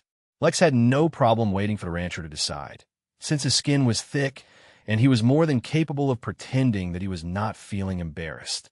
Like that, the two had an embarrassment standoff, unaware that of the events their confrontation was setting off. Yelled the director as his eyes turned into literal stars. "This is going to be the best season of Lovers Island yet." "Excellent. Then activate the formation and let's get the show on the road." In his excitement, the director had the formation activated before all the normal formalities were complete, teleporting all the contestants away. Just as he got up, ready to follow all the contestants, a much larger formation that covered Dunya was activated, blocking anyone else from coming or going. "What?" The director yelled at his assistants, fearing the worst. Every minute they wasted, they were losing money. As if to answer him, a loud broadcast was announced across the planet. "Dear residents, a powerful and notorious criminal has been detected on the planet, and martial law has been declared. Everyone return to your homes immediately." While the director started to have a mental breakdown, since the broadcasting for Lovers Island would begin regardless of whether he was there to direct or not, he was unaware that in the corner of the studio a truck had appeared, its headlights slowly dimming, pointing towards the formation that had teleported the contestants away. Chapter 1140 Notoriously Handsome. Chapter 1140 Notoriously Handsome Moon woke up feeling surprisingly fresh and with much more energy than she was used to. For a moment, the lack of severe weakness surprised her, but then she remembered everything that had happened and smiled. Right? Lex had found her, and what followed was an adventure out of storybook. "Good morning," a soft, feminine voice greeted her, taking her by surprise. She looked around and found that at a short distance, a beautiful lady was sitting at a table drinking tea, accompanied by a young man. She did not recognize either of them. "My name is Jubilation, though my friends call me Juby. I'm a nurse. This is Harry. He's a sorcerer." "Oh, thank you for your care," Moon said softly, and with a subtle hint of formality. In front of Lex, she returned to her childish self, but with him gone, she once again began to step back into her role as Saintess. If it weren't for the fact that these two were acquaintances of her brother, and that she could sense the purity of their souls, she would have been a lot more guarded and formal. "Are you hungry?" Lex left behind some ingredients and invited a private chef as well to help prepare your meals. "I suppose I can have something light," she said, recalling the great flavor of the food Lex had given her. She slowly lifted herself from her hammock and stepped down. Nurse Jubilation was about to elaborate on how they planned on treating her when a notification sound went off her watch. She looked down and suddenly felt excited. "Harry, the show's about to start. Velma's been raving about this for a long time." She tapped on her wristwatch, and a screen appeared in the air beside them. "Miss Moon, are you interested in such shows?" "I've never had the time to watch them, but I have heard about them." Moon joined the two at the table where they sat and looked towards the screen, which was playing an introduction of the show, showing scenes from past seasons. Images of shirtless men fighting off monsters to protect admiring ladies, and couples bonding together as they overcame adversity, kept flashing on the screen. The production quality was not bad, but Moon did not feel too intrigued. Her life had been so stressful that she could never find the appeal in watching others endure such needless drama. But her expression froze when the introduction ended, and the first thing that popped up on screen was an image of a person she knew all too well. Lex stood at the mouth of a steaming volcano, his sharp jaw and intense eyes drawing in everyone who looked at him. More importantly, a hint of the domination that he was still displaying was being transmitted through the projection. After all, the production quality did not just refer to the cinematic and audio of a show, but how well they were able to replicate the actual auras and conditions in which the show was taking place. Lex was radiating a charm he had never displayed anymore, and everyone who saw him became fixated. Moon asked. No one responded. Just then, the narrator started to speak and began introducing Lex. "Ladies and gentlemen, monsters and beasts, deities and devils, welcome back to Lover's Island, the show where romance knows no bounds and love knows no limits, even as contestants struggle to survive the lethal trials of the island. Tonight, we have an unprecedented surprise for you. Brace yourselves for the arrival of a contestant like no other. He's a legend, a mystery, and quite possibly the universe's most notoriously handsome outlaw to grace your eyes. For years, the galaxies have been buzzing with tales of his audacious escapades. He's kidnapped a living dragon for no reason other than he could, and snatched an entire planet from its star system to get a date with its Saintess. An audio track of audience members going "oh" and "ah" played in the background. Lex, unaware of what was happening, turned to look down in the bubbling volcano. Amidst a lake of boiling lava was a cage on a floating piece of rock, and within it an unconscious lady. The narrator continued, with a bounty on his head worth dozens of planets. He's the man everyone's been searching for, but no one could ever find. Dragons have searched the boundless stars and bounty hunters across countless planets, with no news of him. Until now. Tonight, he's not just a fugitive. He's a contestant here on Lover's Island, looking for a different kind of adventure. Waves began to form in the lava, and Lex's eyes narrowed. Without hesitation, he dove into the mouth of the volcano, the unconscious lady unaware of what was happening around her. The camera zoomed on Lex's face. There was no hint of fear, no nervousness, only focus. Will this infamous renegade find love amidst the stars, or will his past catch up with him? Lex almost reached the floating island, but a massive flaming hand emerged from the flames and reached towards Lex as a molten giant began to rise out of the lava. Moon did not know when a box of popcorn appeared in his hand, nor did she remember what she wanted to talk about. All her focus was fixed on the screen as she watched her brother fight the flaming monster. Elsewhere in the Origin realm, In a broken and downtrodden temple, a weak and pale deity looked at the screen with anger bubbling in his eyes. R.A. was using special treasure to hide from the laws of the Origin Realm. But even so, it almost wished to give up surviving to instead use the rest of his power to kill this accursed Lex. But just before it did something drastic, he held himself back. In another part of the realm, a golden dragon stood over the corpse of a hated enemy. Victory did not give it any pleasure, for in front of it was a screen showing a stupid human calling himself Dragon's Bane. How dare he? Asami Jean, the elven princess, was sitting amidst her garden filled with blood roses and watched a screen with wistful eyes. She had only turned on the show on a whim. Who knew she would end up seeing the very person she had been thinking of? Somewhere else, Belle spit out a mouthful of blood as she finally reached a safe house. The war against the fiery mammoths had been going rough, and with the latest round of betrayals amongst the Empire, the war efforts had suffered even more.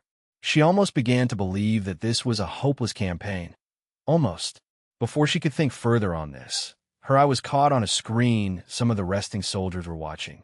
The person on the screen looked awfully familiar, but it was too young to be her brother. It couldn't be him. She continued watching anyway. Alexander Morrison was getting ready to enter the Champions Tourney. What would come next would be the most difficult trial of his life. He needed to be in his peak state. "Hey, brat, don't you know that kid?" yelled his grandfather as he pointed towards the screen. Alexander tried to ignore his grandfather, who was hiding out with him since his grandmother became pregnant. Once he had looked up to his powerful and wise grandfather, it was only now that he began to realize how much of a menace he really was. "Hey, that's my student," said Marlowe, who was also crashing with Alexander. As it turned out, his wife was also pregnant. The two apex warriors of Earth were hiding from their wives, and so Alexander had no respect left for them. He closed his eyes and tried to focus. He needed to be in his best state. In another part of the Origin Realm, Larry was busy absorbing the metal in another spaceship when his girlfriend suddenly came up to him. "Hey, look who I found." She showed him a screen with Lex fighting a monster. In the background, he could see the words Lover's Island written in pink. Chapter 1141 Do It for the Views. Chapter 1141 Do It for the Views. When Lex felt the teleportation formation activate, he was not too concerned. Once he got what he wanted, he'd asked the host of the convention to send him back since he was no longer interested. He was prepared to continue confronting Sim until he yielded, but when he reappeared, he found himself alone on an entirely different planet. From the air, the spirit energy, the gravity, and countless other minor details, he could feel that he was somewhere else. More importantly, he could also feel countless formations observing him at every moment through various ways. The convention was a strange one. Lex was not sure how they went about getting the participants to become familiar with one another if they were all so far apart. He spread out his spirit sense in search of anyone else and immediately found someone. They were down in the volcano behind him. Furthermore, they were unconscious and even locked in a cage. The situation was far from normal. But if there was one thing Lex was intimately familiar with, it was volcanoes. In fact, on the chance that he did not decide his tenet to be of becoming the best, he had considered having them be something related to volcanoes. They were just too closely linked. When Lex sensed that the lava was becoming turbulent, he dove in without hesitation to save the person in the cage. Maybe they would be able to tell him what was going on. Come to think about it, he never asked anyone how the convention was to take place. Maybe dating in the cultivation world had some odd ceremonies or traditions he was not familiar with. When a flaming hand rose out of the lava and grabbed Lex, he was not surprised. Of course, he knew that a molten giant was inside the lava. Why else would the lava suddenly become turbulent? The giant rose out of the lava, its heat and power bearing down on Lex. Not that Lex himself was bothered.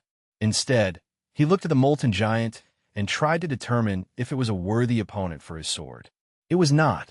Lex extended his domination, freezing the giant as it stood, before breaking free of its grip. Lex looked down at himself and found that not even his clothes were singed, though considering even his casual clothes were made from the Midnight Tailor. it was no surprise. He flew down to the woman in the cage and discovered that it was an angel. Her white feathers were tucked neatly behind her back, covered by her blonde hair, but some of it was still visible. A glance and a scan were enough for Lex to learn that she was being kept unconscious through abnormal means. He ripped the cage apart with his hands. The resistance it offered not even worth his attention, lifted her up in his hands, and began to fly back out of the volcano.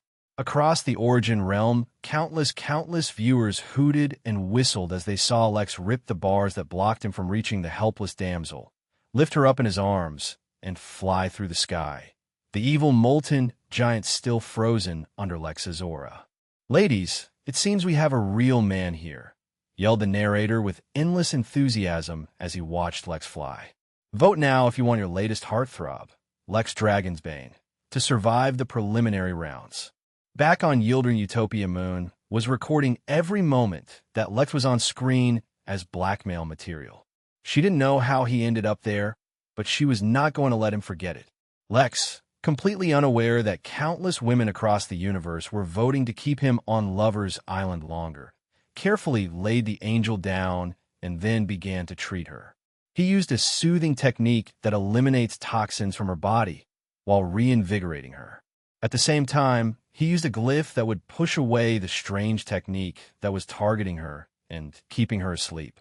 Lex was just being helpful and acting in the most efficient way to heal her, completely unaware that his casual display of glyphs enraged dragons everywhere. The angel groaned and slowly began to move as she recovered, pressing her forehead, trying to abate her headache. "Take it. Slow.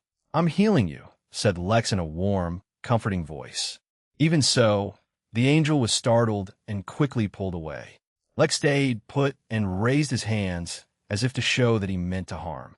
The angel, with her radiant, golden eyes, scrutinized Lex as if to determine who he was and what he was doing and who he was.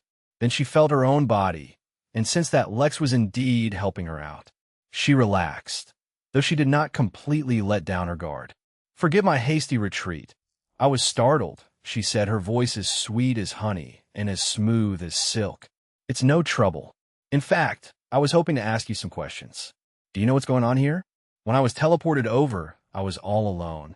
Upon hearing the question, the angel grimaced. "What's going on? How can you not know if you are here? We are in the heart of the territory of devils, in their most accursed domain of twisted desire and showmanship." Lex waited for her to explain more, but she looked back at him as if that alone should explain everything. "It seems like there is some communication gap. I am aware that there is some kind of dating convention called Lover's Island. I'm not sure what you mean by land of twisted desire and such, but I just need to find someone." The angel turned her head and looked at him as if he were stupid. She asked, a hint of disbelief in her voice. "The way you are asking makes me think I might not." The angel kept looking at him for a bit, opened her mouth to answer, but then closed it. She opened it again, and then once more closed it. Finally, the third time, she answered. "Lover's Island is a reality TV show, and, at the same time, it is an untamed 4-star planet. This planet is full of exceptional dangers, and the only way to survive is to find a partner and overcome the challenges of this world together. If the viewers think that the partnership is good, or that they have good chemistry, they can vote for the teams or contestants. The more votes you get, the safer you are. If the viewers don't like the partner you have, they can instead vote for one person instead of the dup, making it likely that one of them will die, forcing the remaining person to survive on their own until they can find another suitable partner.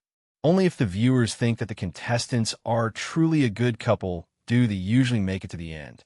Of course, sometimes viewers fall in love with some contestants and keep killing their partners because they want the contestant to remain single. But if they do that, they risk letting the contestant they love die due to facing dangers alone. In short, it's a planet where your very survival is dependent on viewers all over the realm and how good a show you put on.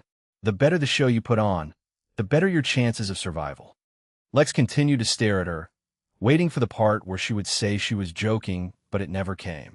He asked, remembering the massive line outside of the studio. "Of course. Nothing builds camaraderie like surviving life and death together, and that often leads to true love. For the chance at a suitable partner, you can face the dangers of the universe with people line up for miles sometimes. Before the angel could answer, Lex suddenly looked up and spotted a meteor, leaving behind a rainbow-colored trail, crashing towards them specifically. Lex was beyond the level where meteors could threaten him, but the rainbow made him feel a significant threat. He grabbed the angel's hand and suddenly teleported the two of them away. Yet the rainbow meteor turned, continuing to aim towards them. He narrowed his eyes. He didn't have time for this, so he'd better hurry up and find Sim. But first, he had to deal with this meteor. Chapter 1142, Swooning Across the Realm. Chapter 1142, Swooning Across the Realm. Lex did not even need his spirit sense. His left eye had mutated a long time ago, allowing him to peek at things related to laws, but that left his right eye as normal. Recalling how cool it felt using evisceration with his eyes, Lex underwent the journey to find cool and powerful techniques based on his eyes. He was not, in any way, inspired from any anime he had seen, as that would be unoriginal and plagiaristic, which he was not. After consulting Pell, Mary, and Dr. Best, as well as a few other knowledgeable people, as well as the many records in the Midnight Library, Lex discovered something genuinely surprising. Among the many races in the universe and many powerful abilities, one of the most powerful eye-based abilities had actually been developed by a human countless eons ago. It had a long and epic lore behind how it was created, not to mention an amazing yet tragic history of how it disappeared over countless years. The person who created it was a prime, which is also something Lex studied a bit about. But the more important matter was it gave Lex the inspiration to create his own technique, which would also have an awesome and epic lore that he would hire someone to create for him at some point eventually. He channeled his energy into his right eye, and illusory characters began to appear on his sclera around his iris, while a tiny glyph appeared within his pupil.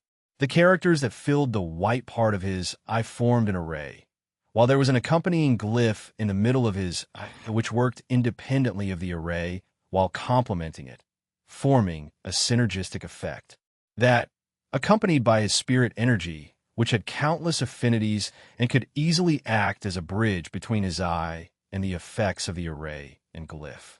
It sounded complicated, and it really was, but it resulted in a unique eye technique that was completely unique to Lex.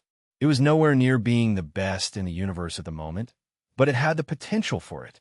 Time seemed to slow in his eyes, and his vision zoomed in on the meteor, allowing him to not only see it but analyze what was so special about it. Compared to the molten giant, the meteor was actually much more dangerous, as it carried a hint of a law Lex did not recognize, and it was clearly and directly aiming for the angel. But while it was powerful, the only thing that made it actually dangerous was that hint of laws. Considering Lex could deal with them even in his current state, it was not an issue. His eye focused on the meteor, and it seemed to dissolve in a thin air, disappearing from sight. In truth, all Lex had done was push it behind space and into the void, but without creating any spatial fluctuations. No one could tell what happened. Amazing, ladies and gentlemen, the narrator roared on everyone's screens. Just a gaze was enough to erase any threat before him. Looks like it's going to take more than a small meteor if someone wants to take the angel away from his strong, steady arms. Get voting, ladies and gents, if you want to see them end up together or be ripped apart. Lex shook his head once the meteor disappeared. Why would people volunteer to come to this death show? It made no sense to him. I have to go look for someone. If you want to leave this place, I can give you a key to the Midnight Inn. Lex held out a golden key and could not help but notice how the golden color of the angel's hair and eyes matched the key. Maybe angels suited the inn a lot more than humans. The angel, however, looked at the key and then back at Lex. Even though I was forced to come here, that does not mean I want to leave so easily. Like I said, Lover's Island is a 4-star planet that is largely uninhabited. The resources one can find here are way beyond the reach of normal people. This is an amazing opportunity. The angel tried to spread her wings, but they would not extend properly. Black lines spread across the pure white feathers, making them look diseased and weak. Lex scanned the wings and immediately realized that this was no ordinary disease. Getting rid of it would not be easy. Of course, Lex would still have to try his hand at it. He could think of a couple of things that might work. Since I was born, I have been a victim of a dreadful curse. The angel was in the middle of explaining her tragic backstory, well aware that gaining the sympathy of the countless viewers watching the show live would be the ticket to surviving. What she had not expected was for Lex to shoot her wings with a strange white light. Black, acrid smoke began to rise from the feathers, and a warm sensation began to spread through her wings which had never felt anything other than the frigid cold before. Just like I thought, it's troublesome, Lex said as he withdrew the white light. If you can't find a spring to heal yourself, you can come find me in the Midnight Inn. I can heal your wings for you, but it'll take a few days. The angel was dumbfounded. How did you do that? She exclaimed. What neither Lex nor the angel knew was that countless angels who were watching the show were even more stunned than her. They knew full well the extent and difficulty of healing congenital wing diseases. It wasn't that it was impossible, but rather that it required the effort of incredibly high-leveled angels, and that was not something all angels could afford or arrange. But if they could get their hands on Lex, better yet, if that angel could get Lex to fall in love with her and then get married, it was as if proverbial dollar signs appeared in the eyes of countless angels across the realm. I'm a doctor. Healing people is my business, Lex shamelessly boasted. The truth was, he had devised multiple techniques that used the healing factor of his blood without having to actually use his blood. Originally, he thought that this would reduce the effectiveness of his healing, but under the right conditions, it could actually be better. My name is Thaliel Silverlight, she asked, a soft blush appearing on her face. It wasn't that she was suddenly enamored by Lex, though the more she thought about how powerful he was, and his good looks, and his medicinal prowess, and his calm attitude. No, she was blushing because she was looking forward to having her wings healed. That was it. She was not in denial at all. My name is Lex. I'm going to go search for my target now.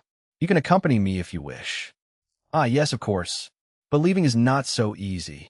We need to complete objectives to be able to move on. Each territory has its own objective. I suppose rescuing me might have. Don't worry about it, Lex said as he placed his hand on her shoulder. With that, Lex teleported himself and Thaliel away.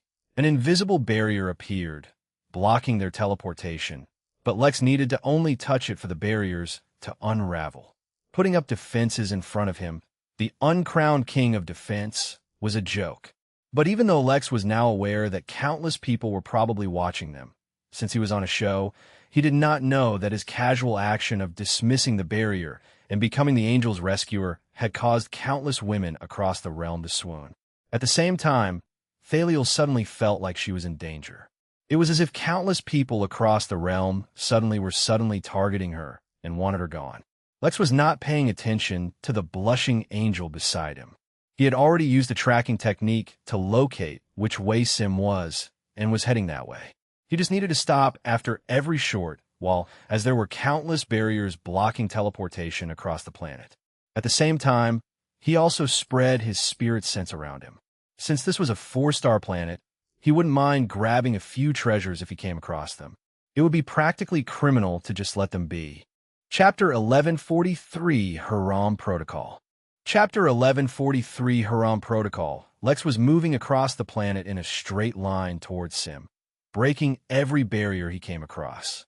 As a result, not only was he skipping the numerous trials set up across the planet, he was allowing other contestants to move forward as well. The director of Lover's Island was sitting on Dunya, ripping out his hair as he watched all the potential of the show being wasted.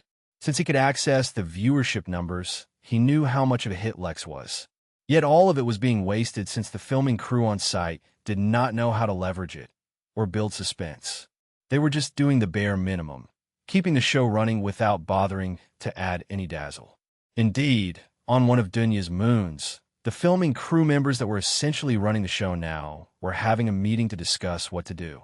For reasons they did not know, Neither the director, nor the special effects team, or even a usual team of really powerful guards had shown up. The guards served as protection for the filming crew, since Lover's Island really was not a safe place.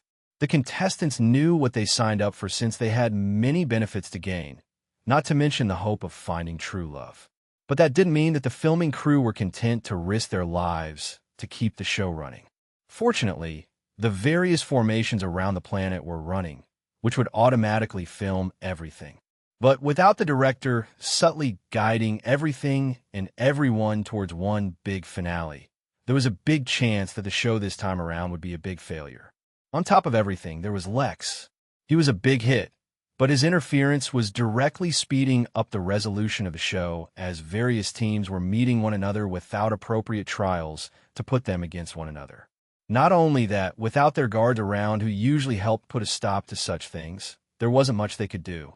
After all, most of them were in the nascent realm, with a few of them being Earth immortals. That did not give them the confidence to get close to Lover's Island. All their interference was via the many formations around this planet. I say we just let him meet the person he's looking for. That'll put an end to his interference, and we can run things normally with the rest of the contestants, said a particularly stubby druid. Don't be ridiculous. That would fix the issue, yes, but it would not be sensational, responded the self-designated assistant director and external consultant, a thin, pale devil with green burning hair. The zeal and passion in his eyes was overwhelming, causing everyone to look away. No one could maintain eye contact with him. Ask someone else. If we try to stop him ourselves, then at every step, we'll be the ones who have to fix things in case something goes wrong. You should not underestimate someone crazy enough to kidnap a dragon. That gave everyone a pause. They had actually forgotten to account for that. They were just looking at his viewership numbers and thinking about how to keep him around longer. Asked the stubby druid, a hint of fear in his voice as he asked the question. Was this devil any less crazy than the dragon kidnapper? There were rumors around that the reason his hair was green and made of fire was that he made a deal with an evil, sentient planet once. No one knew the outcome, but the devil had been changed ever since. It's simple. Same. Initiate the protocol, but make one small adjustment. Instead of a fixed reward for being admitted into his harem, give them vote protection for every minute they spend around him. Let's say, every minute equals 100,000 votes. Also, place a beacon on him so that he's easy to find. That way, the other contestants themselves will find ways to keep him around longer. Trust me, random chaos is always more fun than orchestrated chaos. Not to mention, controversy is great for views. The crew members looked at one another, unsure about this idea. But since none of them had a better idea, they quickly began to implement the suggested changes. After all, they didn't have time to spend only on Lex. There were thousands of contestants, and there were quite a few of them who could cause major problems if left unsupervised. Back on the planet, Lex had just teleported over a chain of countless small islands, ready to break the next barrier when he paused. His instincts were suddenly warning him that there was grave danger all around him, and there wasn't anything he could do to avoid it. But if that were it, Lex would not have paused. Danger was not something he was unfamiliar with, and he was more than confident in his ability to handle things. The issue was, this was a kind of danger he had never sensed before. Lex spread out his spirit sense and looked around himself, trying to identify where the danger was coming from, when he noticed a blue light shining around his body. The light continued to grow until it eventually became a beacon, rising high into the sky. The light was clearly visible for miles around him, and as he tried to move, it followed him around. It seemed he was being marked for breaking the rules of the convention. But instead of being worried about it, Lex looked forward to the challenge ahead. Maybe he'd finally find a worthy opponent for his sword. He sensed movement on the right, so he turned, ready to face the worst that this planet could throw at him. Instead, he saw a girl in a bright yellow bikini running towards him, and was she moving in slow motion? Chapter 1144, Lex's Island. Chapter 1144, Lex's Island. Lex looked towards Thaliel, checking to see if she could see the same thing, and based on her dumbfounded expression, it seemed like she could. On the beach on one of the islands below him, The brunette maiden was running freely, the wind in her hair, splashes of water from nearby waves falling on her bare skin, the soft, warm sand hugging her legs every step she took. The sunlight reflected on each drop of water on her skin, making her look dazzling. Her bright smile, somehow, seemed to shine even brighter than the sparkling beads of water. At least, that is how it was supposed to seem. Lex was much too strong to be influenced by low-level charm techniques that were supposed to ensnare and entice anyone looking on. But he remained still, not because of the girl in yellow, but because he spotted a volleyball flying through the air. Where there was a beach and a volleyball, there would surely be... Yup, a moment later, he spotted two teams of girls playing in the sand, who were of course also radiating charm techniques. God help me, it's a beach episode. Lex groaned as he rubbed his forehead. Asked Thaliel, confused. Lover's Island. They're clearly doing a beach episode, full of filler content and fan service. It's low-quality writing. A true author or director would never stoop so low as to rely on such tactics to attract viewership. I mean, look at that. That girl is still running in slow motion. Before Thaliel could respond, another voice spoke up. A nymph with soft green skin and dark brown hair arrived, garbed in clothes that looked like they had been made from leaves. Please excuse my interruption. I'm just such a huge fan. When I heard that you were also on Lover's Island, I dropped everything to come find you. Lex could see the sparkle in her eyes, and it was kind of creepy. Well, actually it wasn't creepy, but Lex wasn't used to having fans come up to him. Jessie clearly wasn't using any charm techniques, but from her body language alone, Lex could tell that her intentions were not so straightforward. Before Lex could respond, another voice interrupted. Biggest fan. A druid flew over, her figure tall and slender. She was actually taller than Lex by a margin, but that gave her a unique charm of its own. Lex may not have known about what the film crew had done, but he could by now surmise that something was up. He watched as the two ladies argued, and even more began to approach from a distance, ready to get in on the fight. Lex looked up at the beacon over his head and got the feeling that this would not be so easy to escape. If that was the case, there was no reason to avoid it. Rather, he could use this to his advantage. Subtly using domination around him, he began to act out on his plan. Ladies, please, we're all adults here. You all clearly want something, and so do I. Maybe we can work out a deal. The countless girls gathering around Lex dropped their pretense and gave up on their many plans. Something about his voice caused them to lower their guard and listen to him. Moreover, they were benefiting from each moment they spent around him, so there was no harm in listening to what he had to say. But what neither Lex nor the ladies knew, though all the viewers could tell, was that on the other side of the islands, a group of men were gathering. Originally, they had nothing against Lex or any other competitor. It was fair game.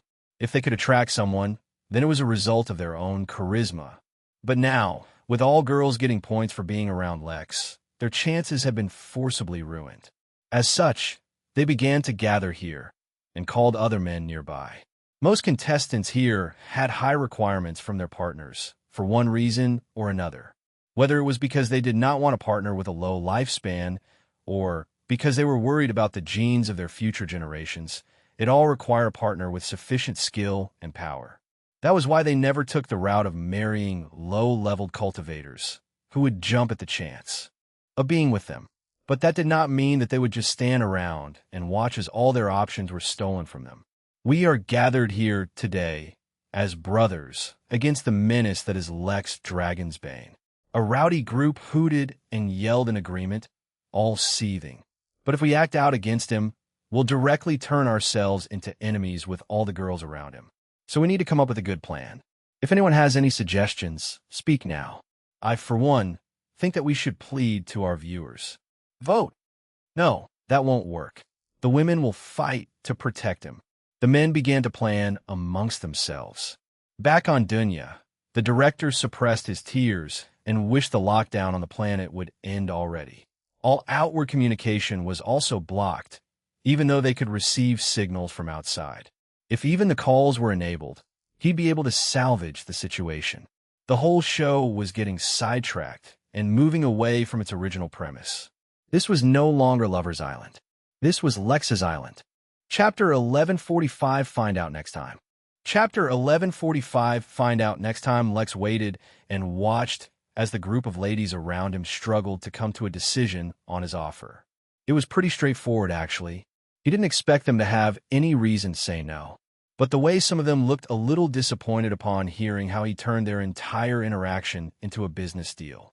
Whether they were hoping to actually get close to him or were disappointed that Lex showed no interest in them, it did not matter.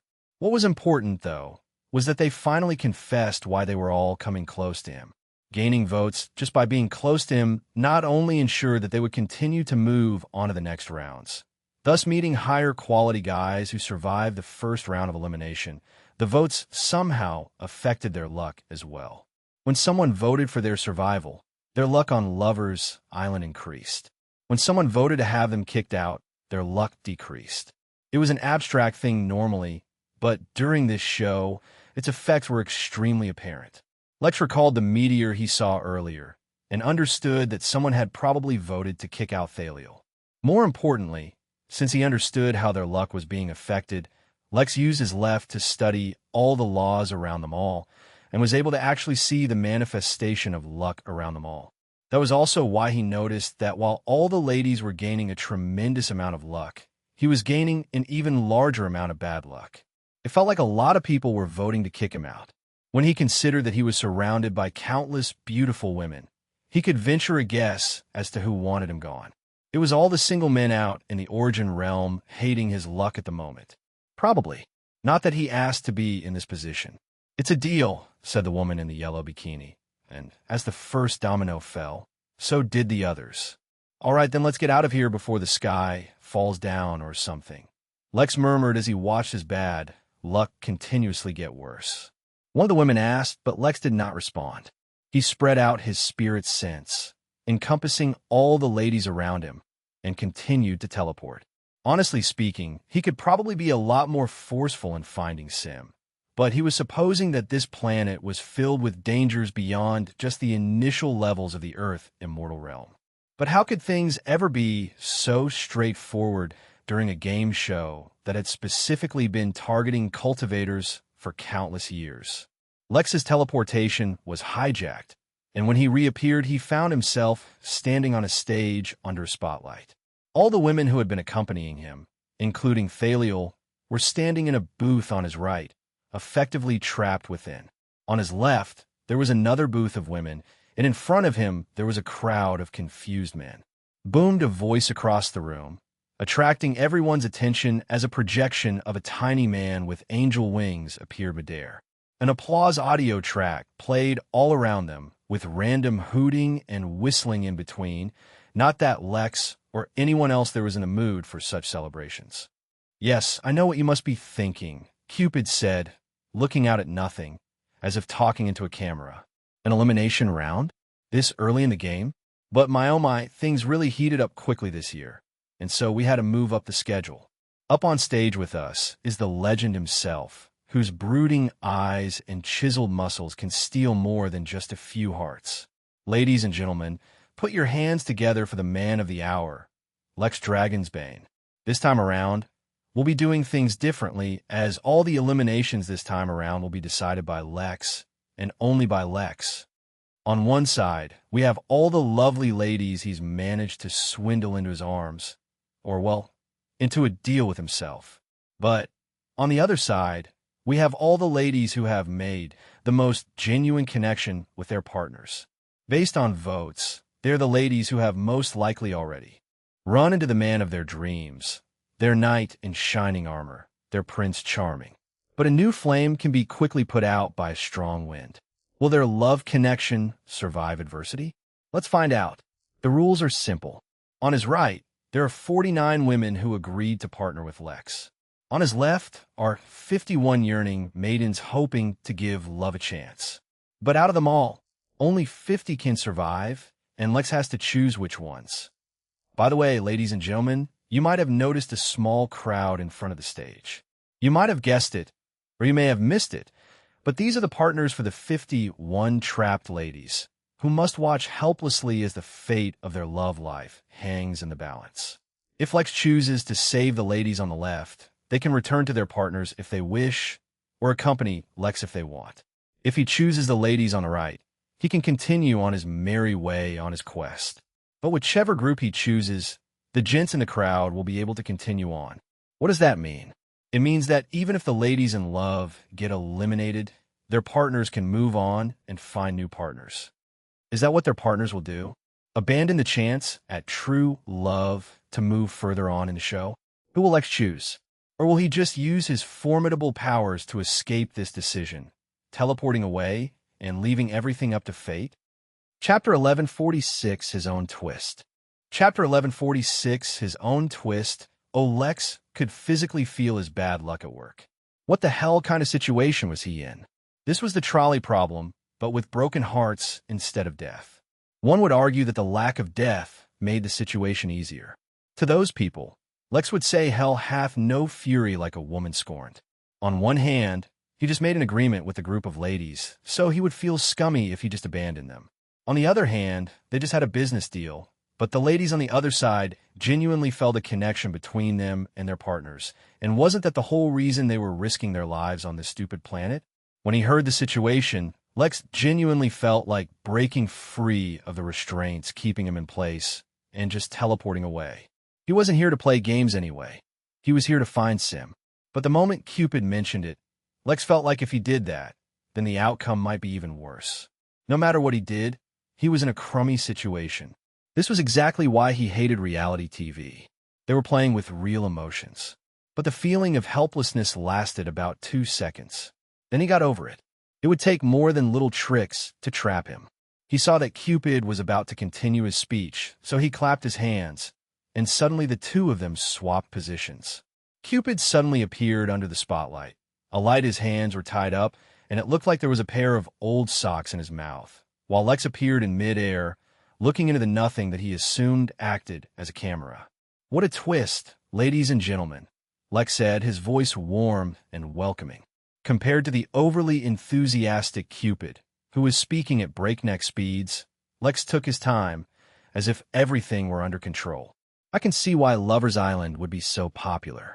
The love, the lust, the suspense, the excitement, all mixed together packed into one show filled with good-looking men and women. Actually, Lex would hate watching something like that, but that wasn't the point. If the show was going to mess with him, he was going to mess with the show. He smiled, looking right into nothing, but at that moment, his natural charm was working better than actual charm techniques. Countless women watching the show became flustered, and Moon's jaw dropped. Since when had Lex become so suave? In this chaotic world, love is such a fleeting emotion, so rare, so precious. How tragic would it be if we sold love, or even forsake it just because circumstances bind us? I'm sure you all, watching out there, can recall a time you too felt love. Maybe it was a fleeting moment, a chance exchange of glances walking down the street. Maybe it was a face you saw every day. Maybe it was the blind passion of youth, confident and yet unaware of the realities of life. Maybe the time wasn't right for your love, or maybe it just wasn't meant to be. Maybe the distance between you made it impossible, or maybe you just wanted different things. Whatever it is, there's just something special about that one. First love that everyone has. It's something pure, something innocent. No matter how many years go by, you always remember it, even if the memory brings with it pain. For something as wonderful and special as that, how can we let circumstances get in the way? In the spur of the moment, Lex found it difficult to quickly come up with a good name that also represented someone who fostered love. His first thought was to use the name Love Song. It went well with his first name, but sounded too cliché. So he instead opted for Amora, which was love in Spanish, because that was not cliché at all. Clearly, one of the things he forgot to train during the last 15 years was his naming sense. Lex spun his hand, and a bunch of golden keys appeared within them. I know some of you have come to this place in search of treasure, while some of you have come in search of love. But I say, why do you need to choose? With these keys, I grant you access to the Midnight Inn, a place you can reach from anywhere in the universe. The keys flew out of his hand and into the hands of all the women, as well as the men standing in the crowd. Now, even if you get separated, you can meet once more in the sanctuary of the inn. With one smooth move, he had reduced the mental burden off himself of depriving the ladies on one side of true love, if that is what they were truly after. It still wasn't ideal, since he would effectively be eliminating them, but Lex was allowed to be a little selfish. After all, he still needed a lot of women on his side if he was going to pressure. He meant persuades him to give him the feathers. Lex selected the women who had a deal with him and pulled them out of their restrictions and teleported away. This show was too insidious. He didn't want to give them a chance to respond. There was one girl left unselected, and so he just picked at random. As he teleported away, he did not notice the odd sense of recognition in the eyes of the girl he picked. Chapter 1147, Losing Patience. Chapter 1147, Losing Patience. Lex's journey was not smooth. Between meteors, tsunamis, spirit storms, and being struck by random flashes of lightning, he faced many obstacles, but other than slightly getting on his nerves, they had no effect. Fortunately, though the planet was massive, Sim was not actually too far away. After teleporting through a few more regions, he appeared over what looked like an ancient, abandoned city, though now it was being occupied by contestants. When Lex appeared in the sky, he saw the contestants running around the city, as if navigating some maze, in a rush to accomplish something. He wasn't sure what was going on, but that was not his concern. He immediately spotted Sim, the lumbering druid running after a large Red Bull. Compared to the other contestants he had seen so far, who were all either good-looking or had some charm, Sim seemed to have rather simple taste. While the others paid great attention to their appearance, Sim looked like he had been out working in the fields. His hair was going wild, practically appearing like a crow's nest, and the wolf pelt robes he wore made him appear like he was from an ancient, barbaric tribe. He looked at all the girls surrounding him, some human, some druid, and some nymph or other races, and felt like they might not exactly find someone like him appealing. But then again, he shouldn't be one to judge. Who knew? Maybe this was just druid tradition or culture. Without wasting any more time, Lex teleported right in front of Sim, the nearly 50 girls around him filling up the street he was in, directly blocking Sim, who had been chasing a bull. The sight was quite eye-catching, and not just because Lex still had a blue beacon above his head. "Rancher Sim, we meet again," he said, wearing a faint smile. But Sim did not smile. He grimaced and suddenly wanted to lash out at Lex. Compared to Lex, he was stronger. After all, he was an Earth immortal. But for some reason, he didn't feel stronger. Nor did it seem like Lex was bothered by the difference in cultivation. "Can you please just leave me alone? I'm sorry. It's not my fault you refused to sell the feathers through the Emporium. Trust me, I am being very civil by asking you to sell them to me politely. As soon as we get this over with, we can both go back to doing our respective things and not bother each other. So what do you say? How can we just get it over with? I don't have the feathers on me. They're back at my ranch. We're on Lover's Island. You just need to agree. I can take care of the rest myself. Look, to extend a helping hand, I've even brought along a large group of ladies with me. They've all agreed to give you a chance to see if you guys can build a connection. Of course, nothing is forced." Although Lex claimed he was helping, his actions somewhat embarrassed Sim even more because it was like blatantly admitting that he couldn't get a partner on his own. Sim's prideful nature was causing his anger to bubble. Not only had he been embarrassed in front of a large group of ladies, but also in front of everyone watching this show across the Origin realm. He was on the verge of exploding and disregarding his instinct to avoid clashing with Lex. But Lex acted first. Not only could he easily read Sim's emotions, he could also sense that the bad luck accumulating around him was increasing exponentially. He was losing his patience. Lex let his domination flood out, this time not as something that attracted potential mates, but with the full-fledged might of his presence, completely unfiltered. After years of training atop Pelvalen, absorbing his might while strengthening himself as well, his domination had undergone a massive change. In fact, it could already rival, if not surpass, the dragon's might of a newborn dragon. As soon as Lex entered the immortal realm, it would become even stronger, surpassing the dragon's might of the average dragon within the same realm as him. This was the result of Lex's increased strength, the addition of the resin in his body, his cultivation technique, and a number of other factors that all strengthened him tremendously. Considering that newborn dragons were in the Earth immortal realm, his domination was already an effective deterrent against immortals. If he could add a hint of laws to this domination, it would go from deterrent to direct suppression. As such, when Lex unleashed his aura, it was not just Sim who was affected. All the various ladies who stood behind him were gripped by fear. They saw only his back, but it seemed to become larger than the sky. It dominated their minds, freezing them where they stood. It also affected everyone across the realm who were watching. Even though the aura transmitted through the recording formations around Lover's Island was extremely diluted and could not harm anyone in any way, it stirred the hearts of many as they realized that Dragon's Bane was no joke. Lex was challenging them where they were strongest, and it seemed like he was winning. Lex's bounty rose, countless fell in love with him, and even more began to hate him out of jealousy. None of that mattered to Lex. His eyes were locked onto Sim.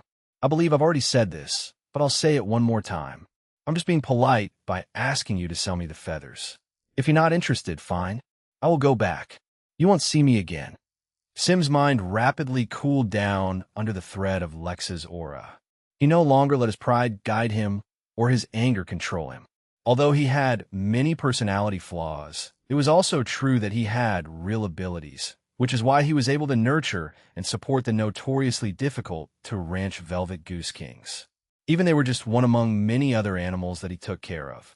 Finding, raising, and then protecting such rare animals required him to have very real strength. But right now, it was because he was genuinely strong that he knew that going up against Lex was not a good choice.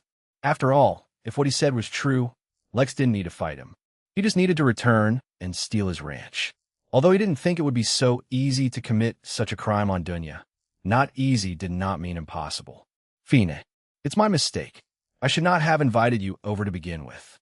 Lex's aura suddenly vanished, as if it had never been there, and a pleasant smile returned to his face. See? Wasn't that easy? Let's go. But first, he turned around and looked at the group of girls behind him. Many of them looked at him with fear, though there were a few strange gazes mixed in between. Lex was not ignorant, so he knew what those fiery gazes meant, but he wasn't the least bit interested. Ladies, it seems like I didn't need your help to persuade Sim anyway. But if you're ever interested, Rancher Sim is a very talented rancher. You can find him up on Dunya if you're ever visiting. Originally, Lex had planned on relying on blackmailing Sim, telling him that if he didn't agree, he would continue to deprive him of opportunities. But as he saw his bad luck increasing so quickly, he knew he needed to get off this planet. He was strong, but he knew just how powerful bad luck could be. He suddenly asked. He would need their help if he wanted to go back. They're up on the moon, answered Thaliel. Thanks. Oh, and remember, if you can't heal your wings here, you can find me in the Midnight Inn. Well, you can find me there eventually. Without extending the farewell too long, Lex placed his hand on Sim and teleported them into the sky. Of course, there was a barrier preventing them from leaving the planet. But since when had that been an issue for Lex? After dispelling it, Lex directly teleported over to one of the moons around Lover's Island. But that particular moon was uninhabited, so he had to teleport to another before he eventually found the filming crew, who were in the middle of a meeting. Hey, excuse me. Don't mean to interrupt, said Lex, as he interrupted them. Can anyone point me in the direction of the formation going back to Dunya? Chapter 1148 a favor. Chapter 1148, A Favor the film crew, was already lamenting how things were falling apart. It was not just Lex who was causing problems, though he was at the forefront of that list, doing whatever he pleased without any regard for the mental health of the film crew. There were dozens of immensely powerful contestants who were creating problems, and without the security team to keep everything in check, they were struggling to keep the show running. Then Lex appeared right in the middle of their meeting and nearly gave some of them a heart attack. Of course some, such as the green-headed devil and an intern who had been staring at Lex's performance with dreamy eyes, were rather happy with his sudden appearance. That did not change the fact that when Lex asked to be pointed in the direction of the formation going home, none of them answered. Even the devil didn't want to be the one to give Lex the bad news. After a few moments of silence, Lex coughed, as if clearing his throat, and spoke again. "Hi. I realize that this is an unannounced visit, and that it might not be exactly how you typically run your show." The film crew exchanged looks, debating with their eyes over who would be the one to tell Lex.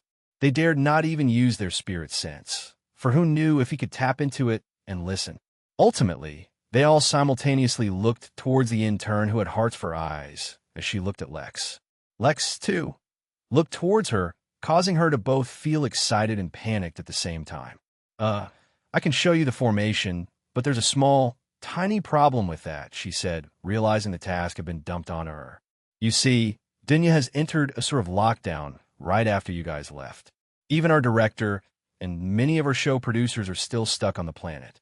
Lex frowned, while Sim saw a faint glimmer of hope. He didn't want to leave the show prematurely. Unfortunately, it wasn't meant to be. "I think I can find a solution to that," said Lex after a few seconds. "Can you still film me from here? Or do I need to return to Lover's Island if I want to appear on the show again? I want to send a small message to someone through the show." The film crew once again exchanged looks, unable to come to a decision. Lex honestly preferred if they shot from here. He had noticed that his accumulating bad luck was linked to the planet, so once he left it, his bad luck disappeared. Technically, it probably wasn't real bad luck, since Lex could not observe his actual luck. But technicality or not, he wanted to avoid it. "We can film from here," the intern eventually responded. "Arlight, excellent. When can you start?" "Just give me a moment," she said, as she pulled out a small device and began fidgeting with it until eventually Lex felt something observing him again. "You're going to be live in 3, 2. The countless people across the realm who were disappointed at Lex's departure were suddenly surprised to see that he had returned to the show, though his surroundings looked odd. "Hello, everyone," Lex said, waving at what he assumed was the camera. "There is a small situation. I need to return to Dunya, but due to various reasons I cannot. If someone on that planet can reach out to Fahad or Noor and request a one-way open channel for me to just get back onto that planet, I'd really appreciate it. I'm sure whatever reason you closed the planet for is very important, but if you could help me out, I'd treat it as a personal favor. If not, then I guess I understand." If they did not open up Dunya, then he would have to go the long way around of once again sending the tavern there, or trying to connect it to the inn. Both would take too much time, which is why he hoped to avoid it. Lex signaled the intern to stop filming, and though she complied, she felt the whole thing was quite underwhelming. Was that it? She expected a lot more threatening and coercing. After all, with such an intimidating name such as, before she could complete the thought, one of the crew members jumped in the air in shock.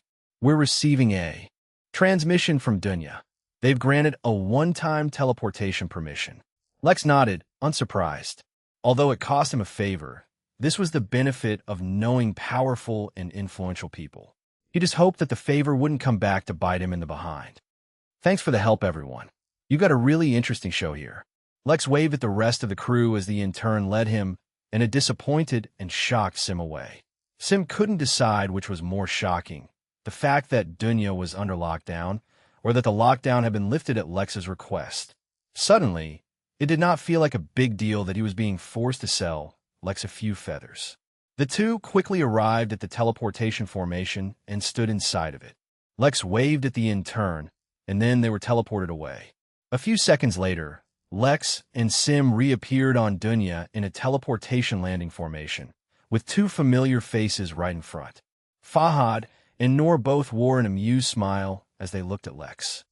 "Next time, I'll contact you via carrier pigeon." Fahad snorted, though he could not hide the amusement at the idea. Did an ordinary pigeon dare fly towards him?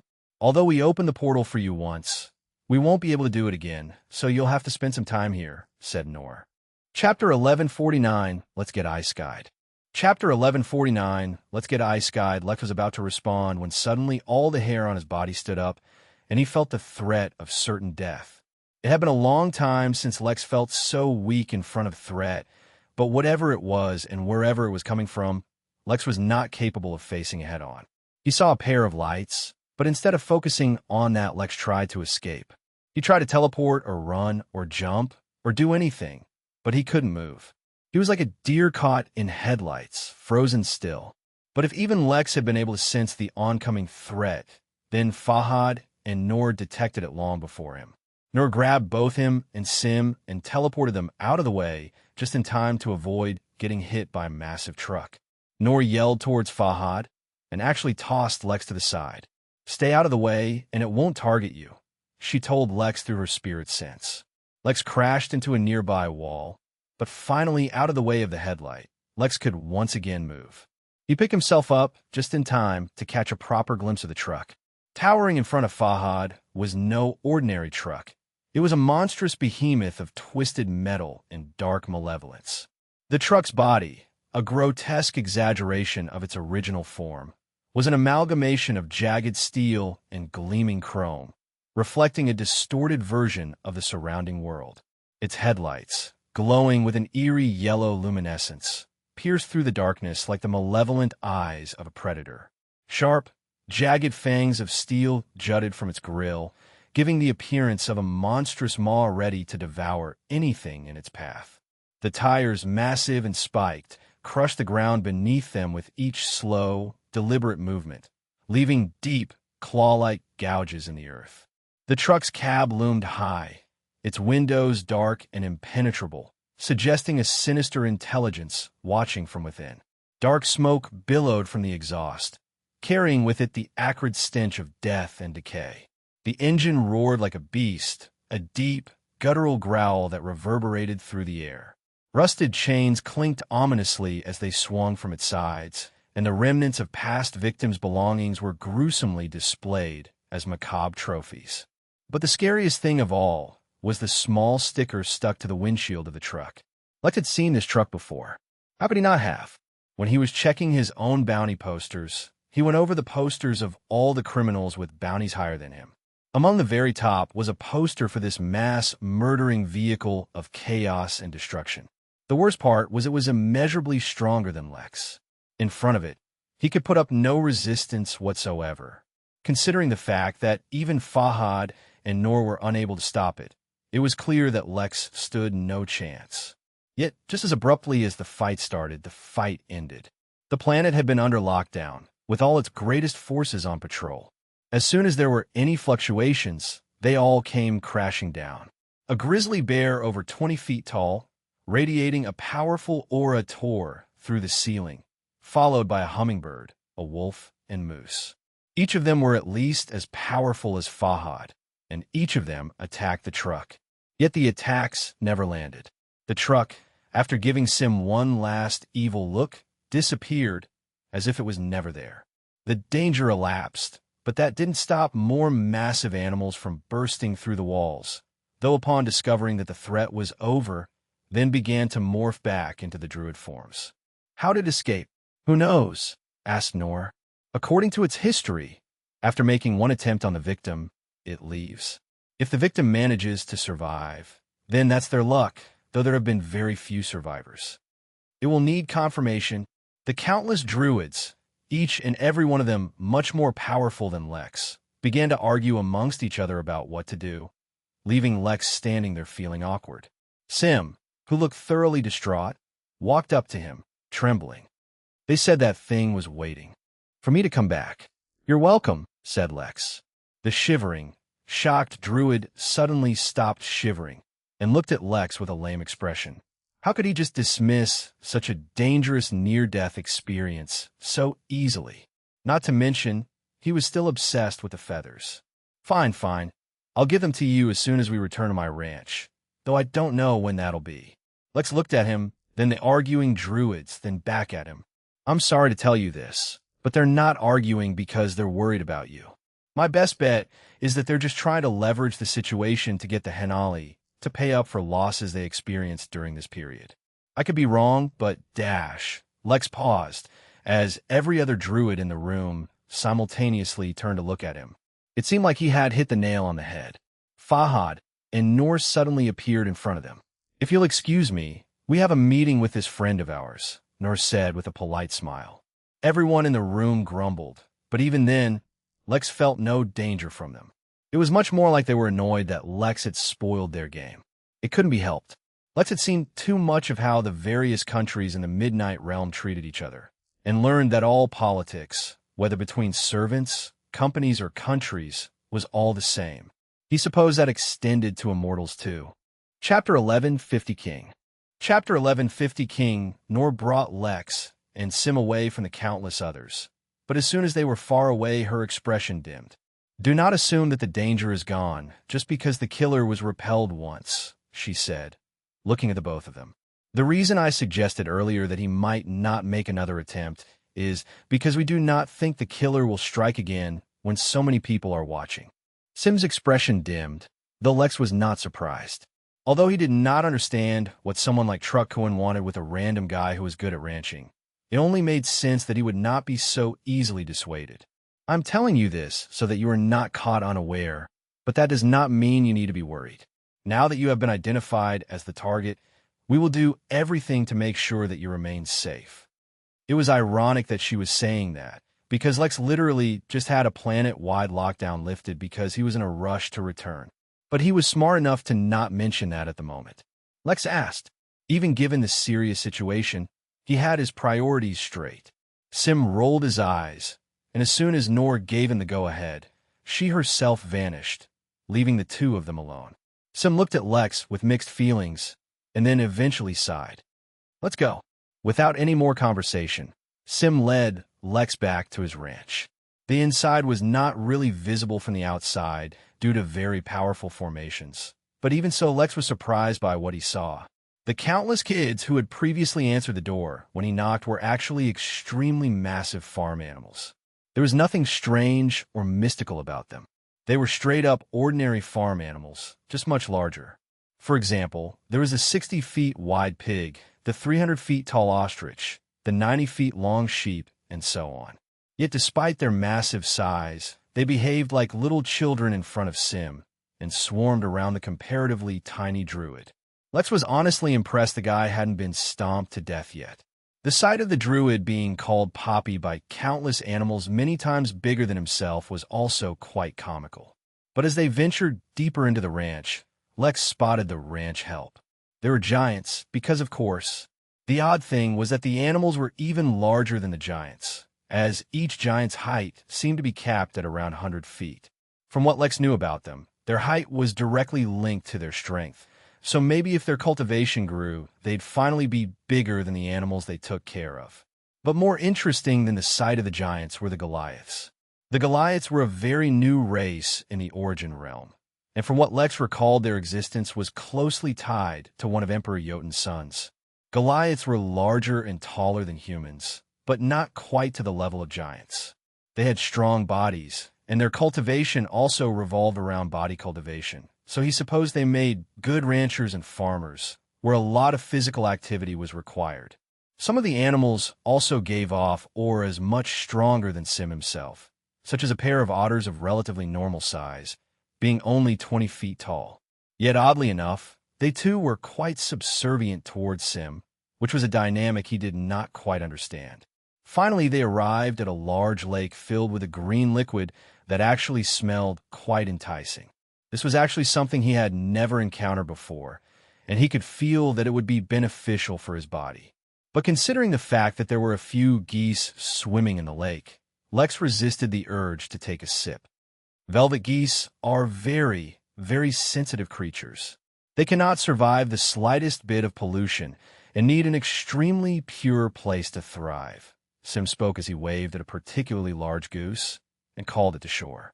They're also quite weak themselves, while every single piece of their body is extremely nourishing for anyone who consumes it. Basically, this is a species that seems like it is designed to not survive at all.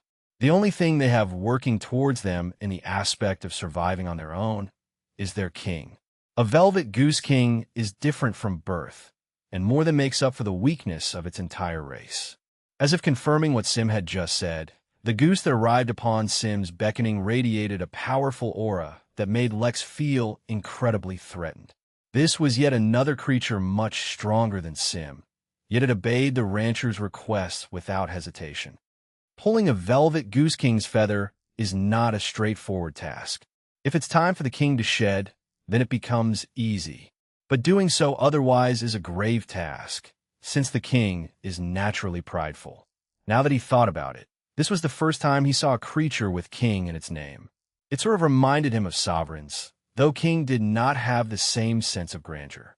Perhaps they were a weaker, more common version of sovereigns. Normally, I ask for quite a heavy price for each of these feathers, but since you've saved my life, albeit indirectly, I won't ask you for a price. Lex shook his head. Price is not an issue, but I need more feathers. See if the king likes this. Lex held out a ceramic bottle, blocked off with a cork. Unsure of what made Lex feel so confident, he reached for the bottle. And that's where we'll leave this part.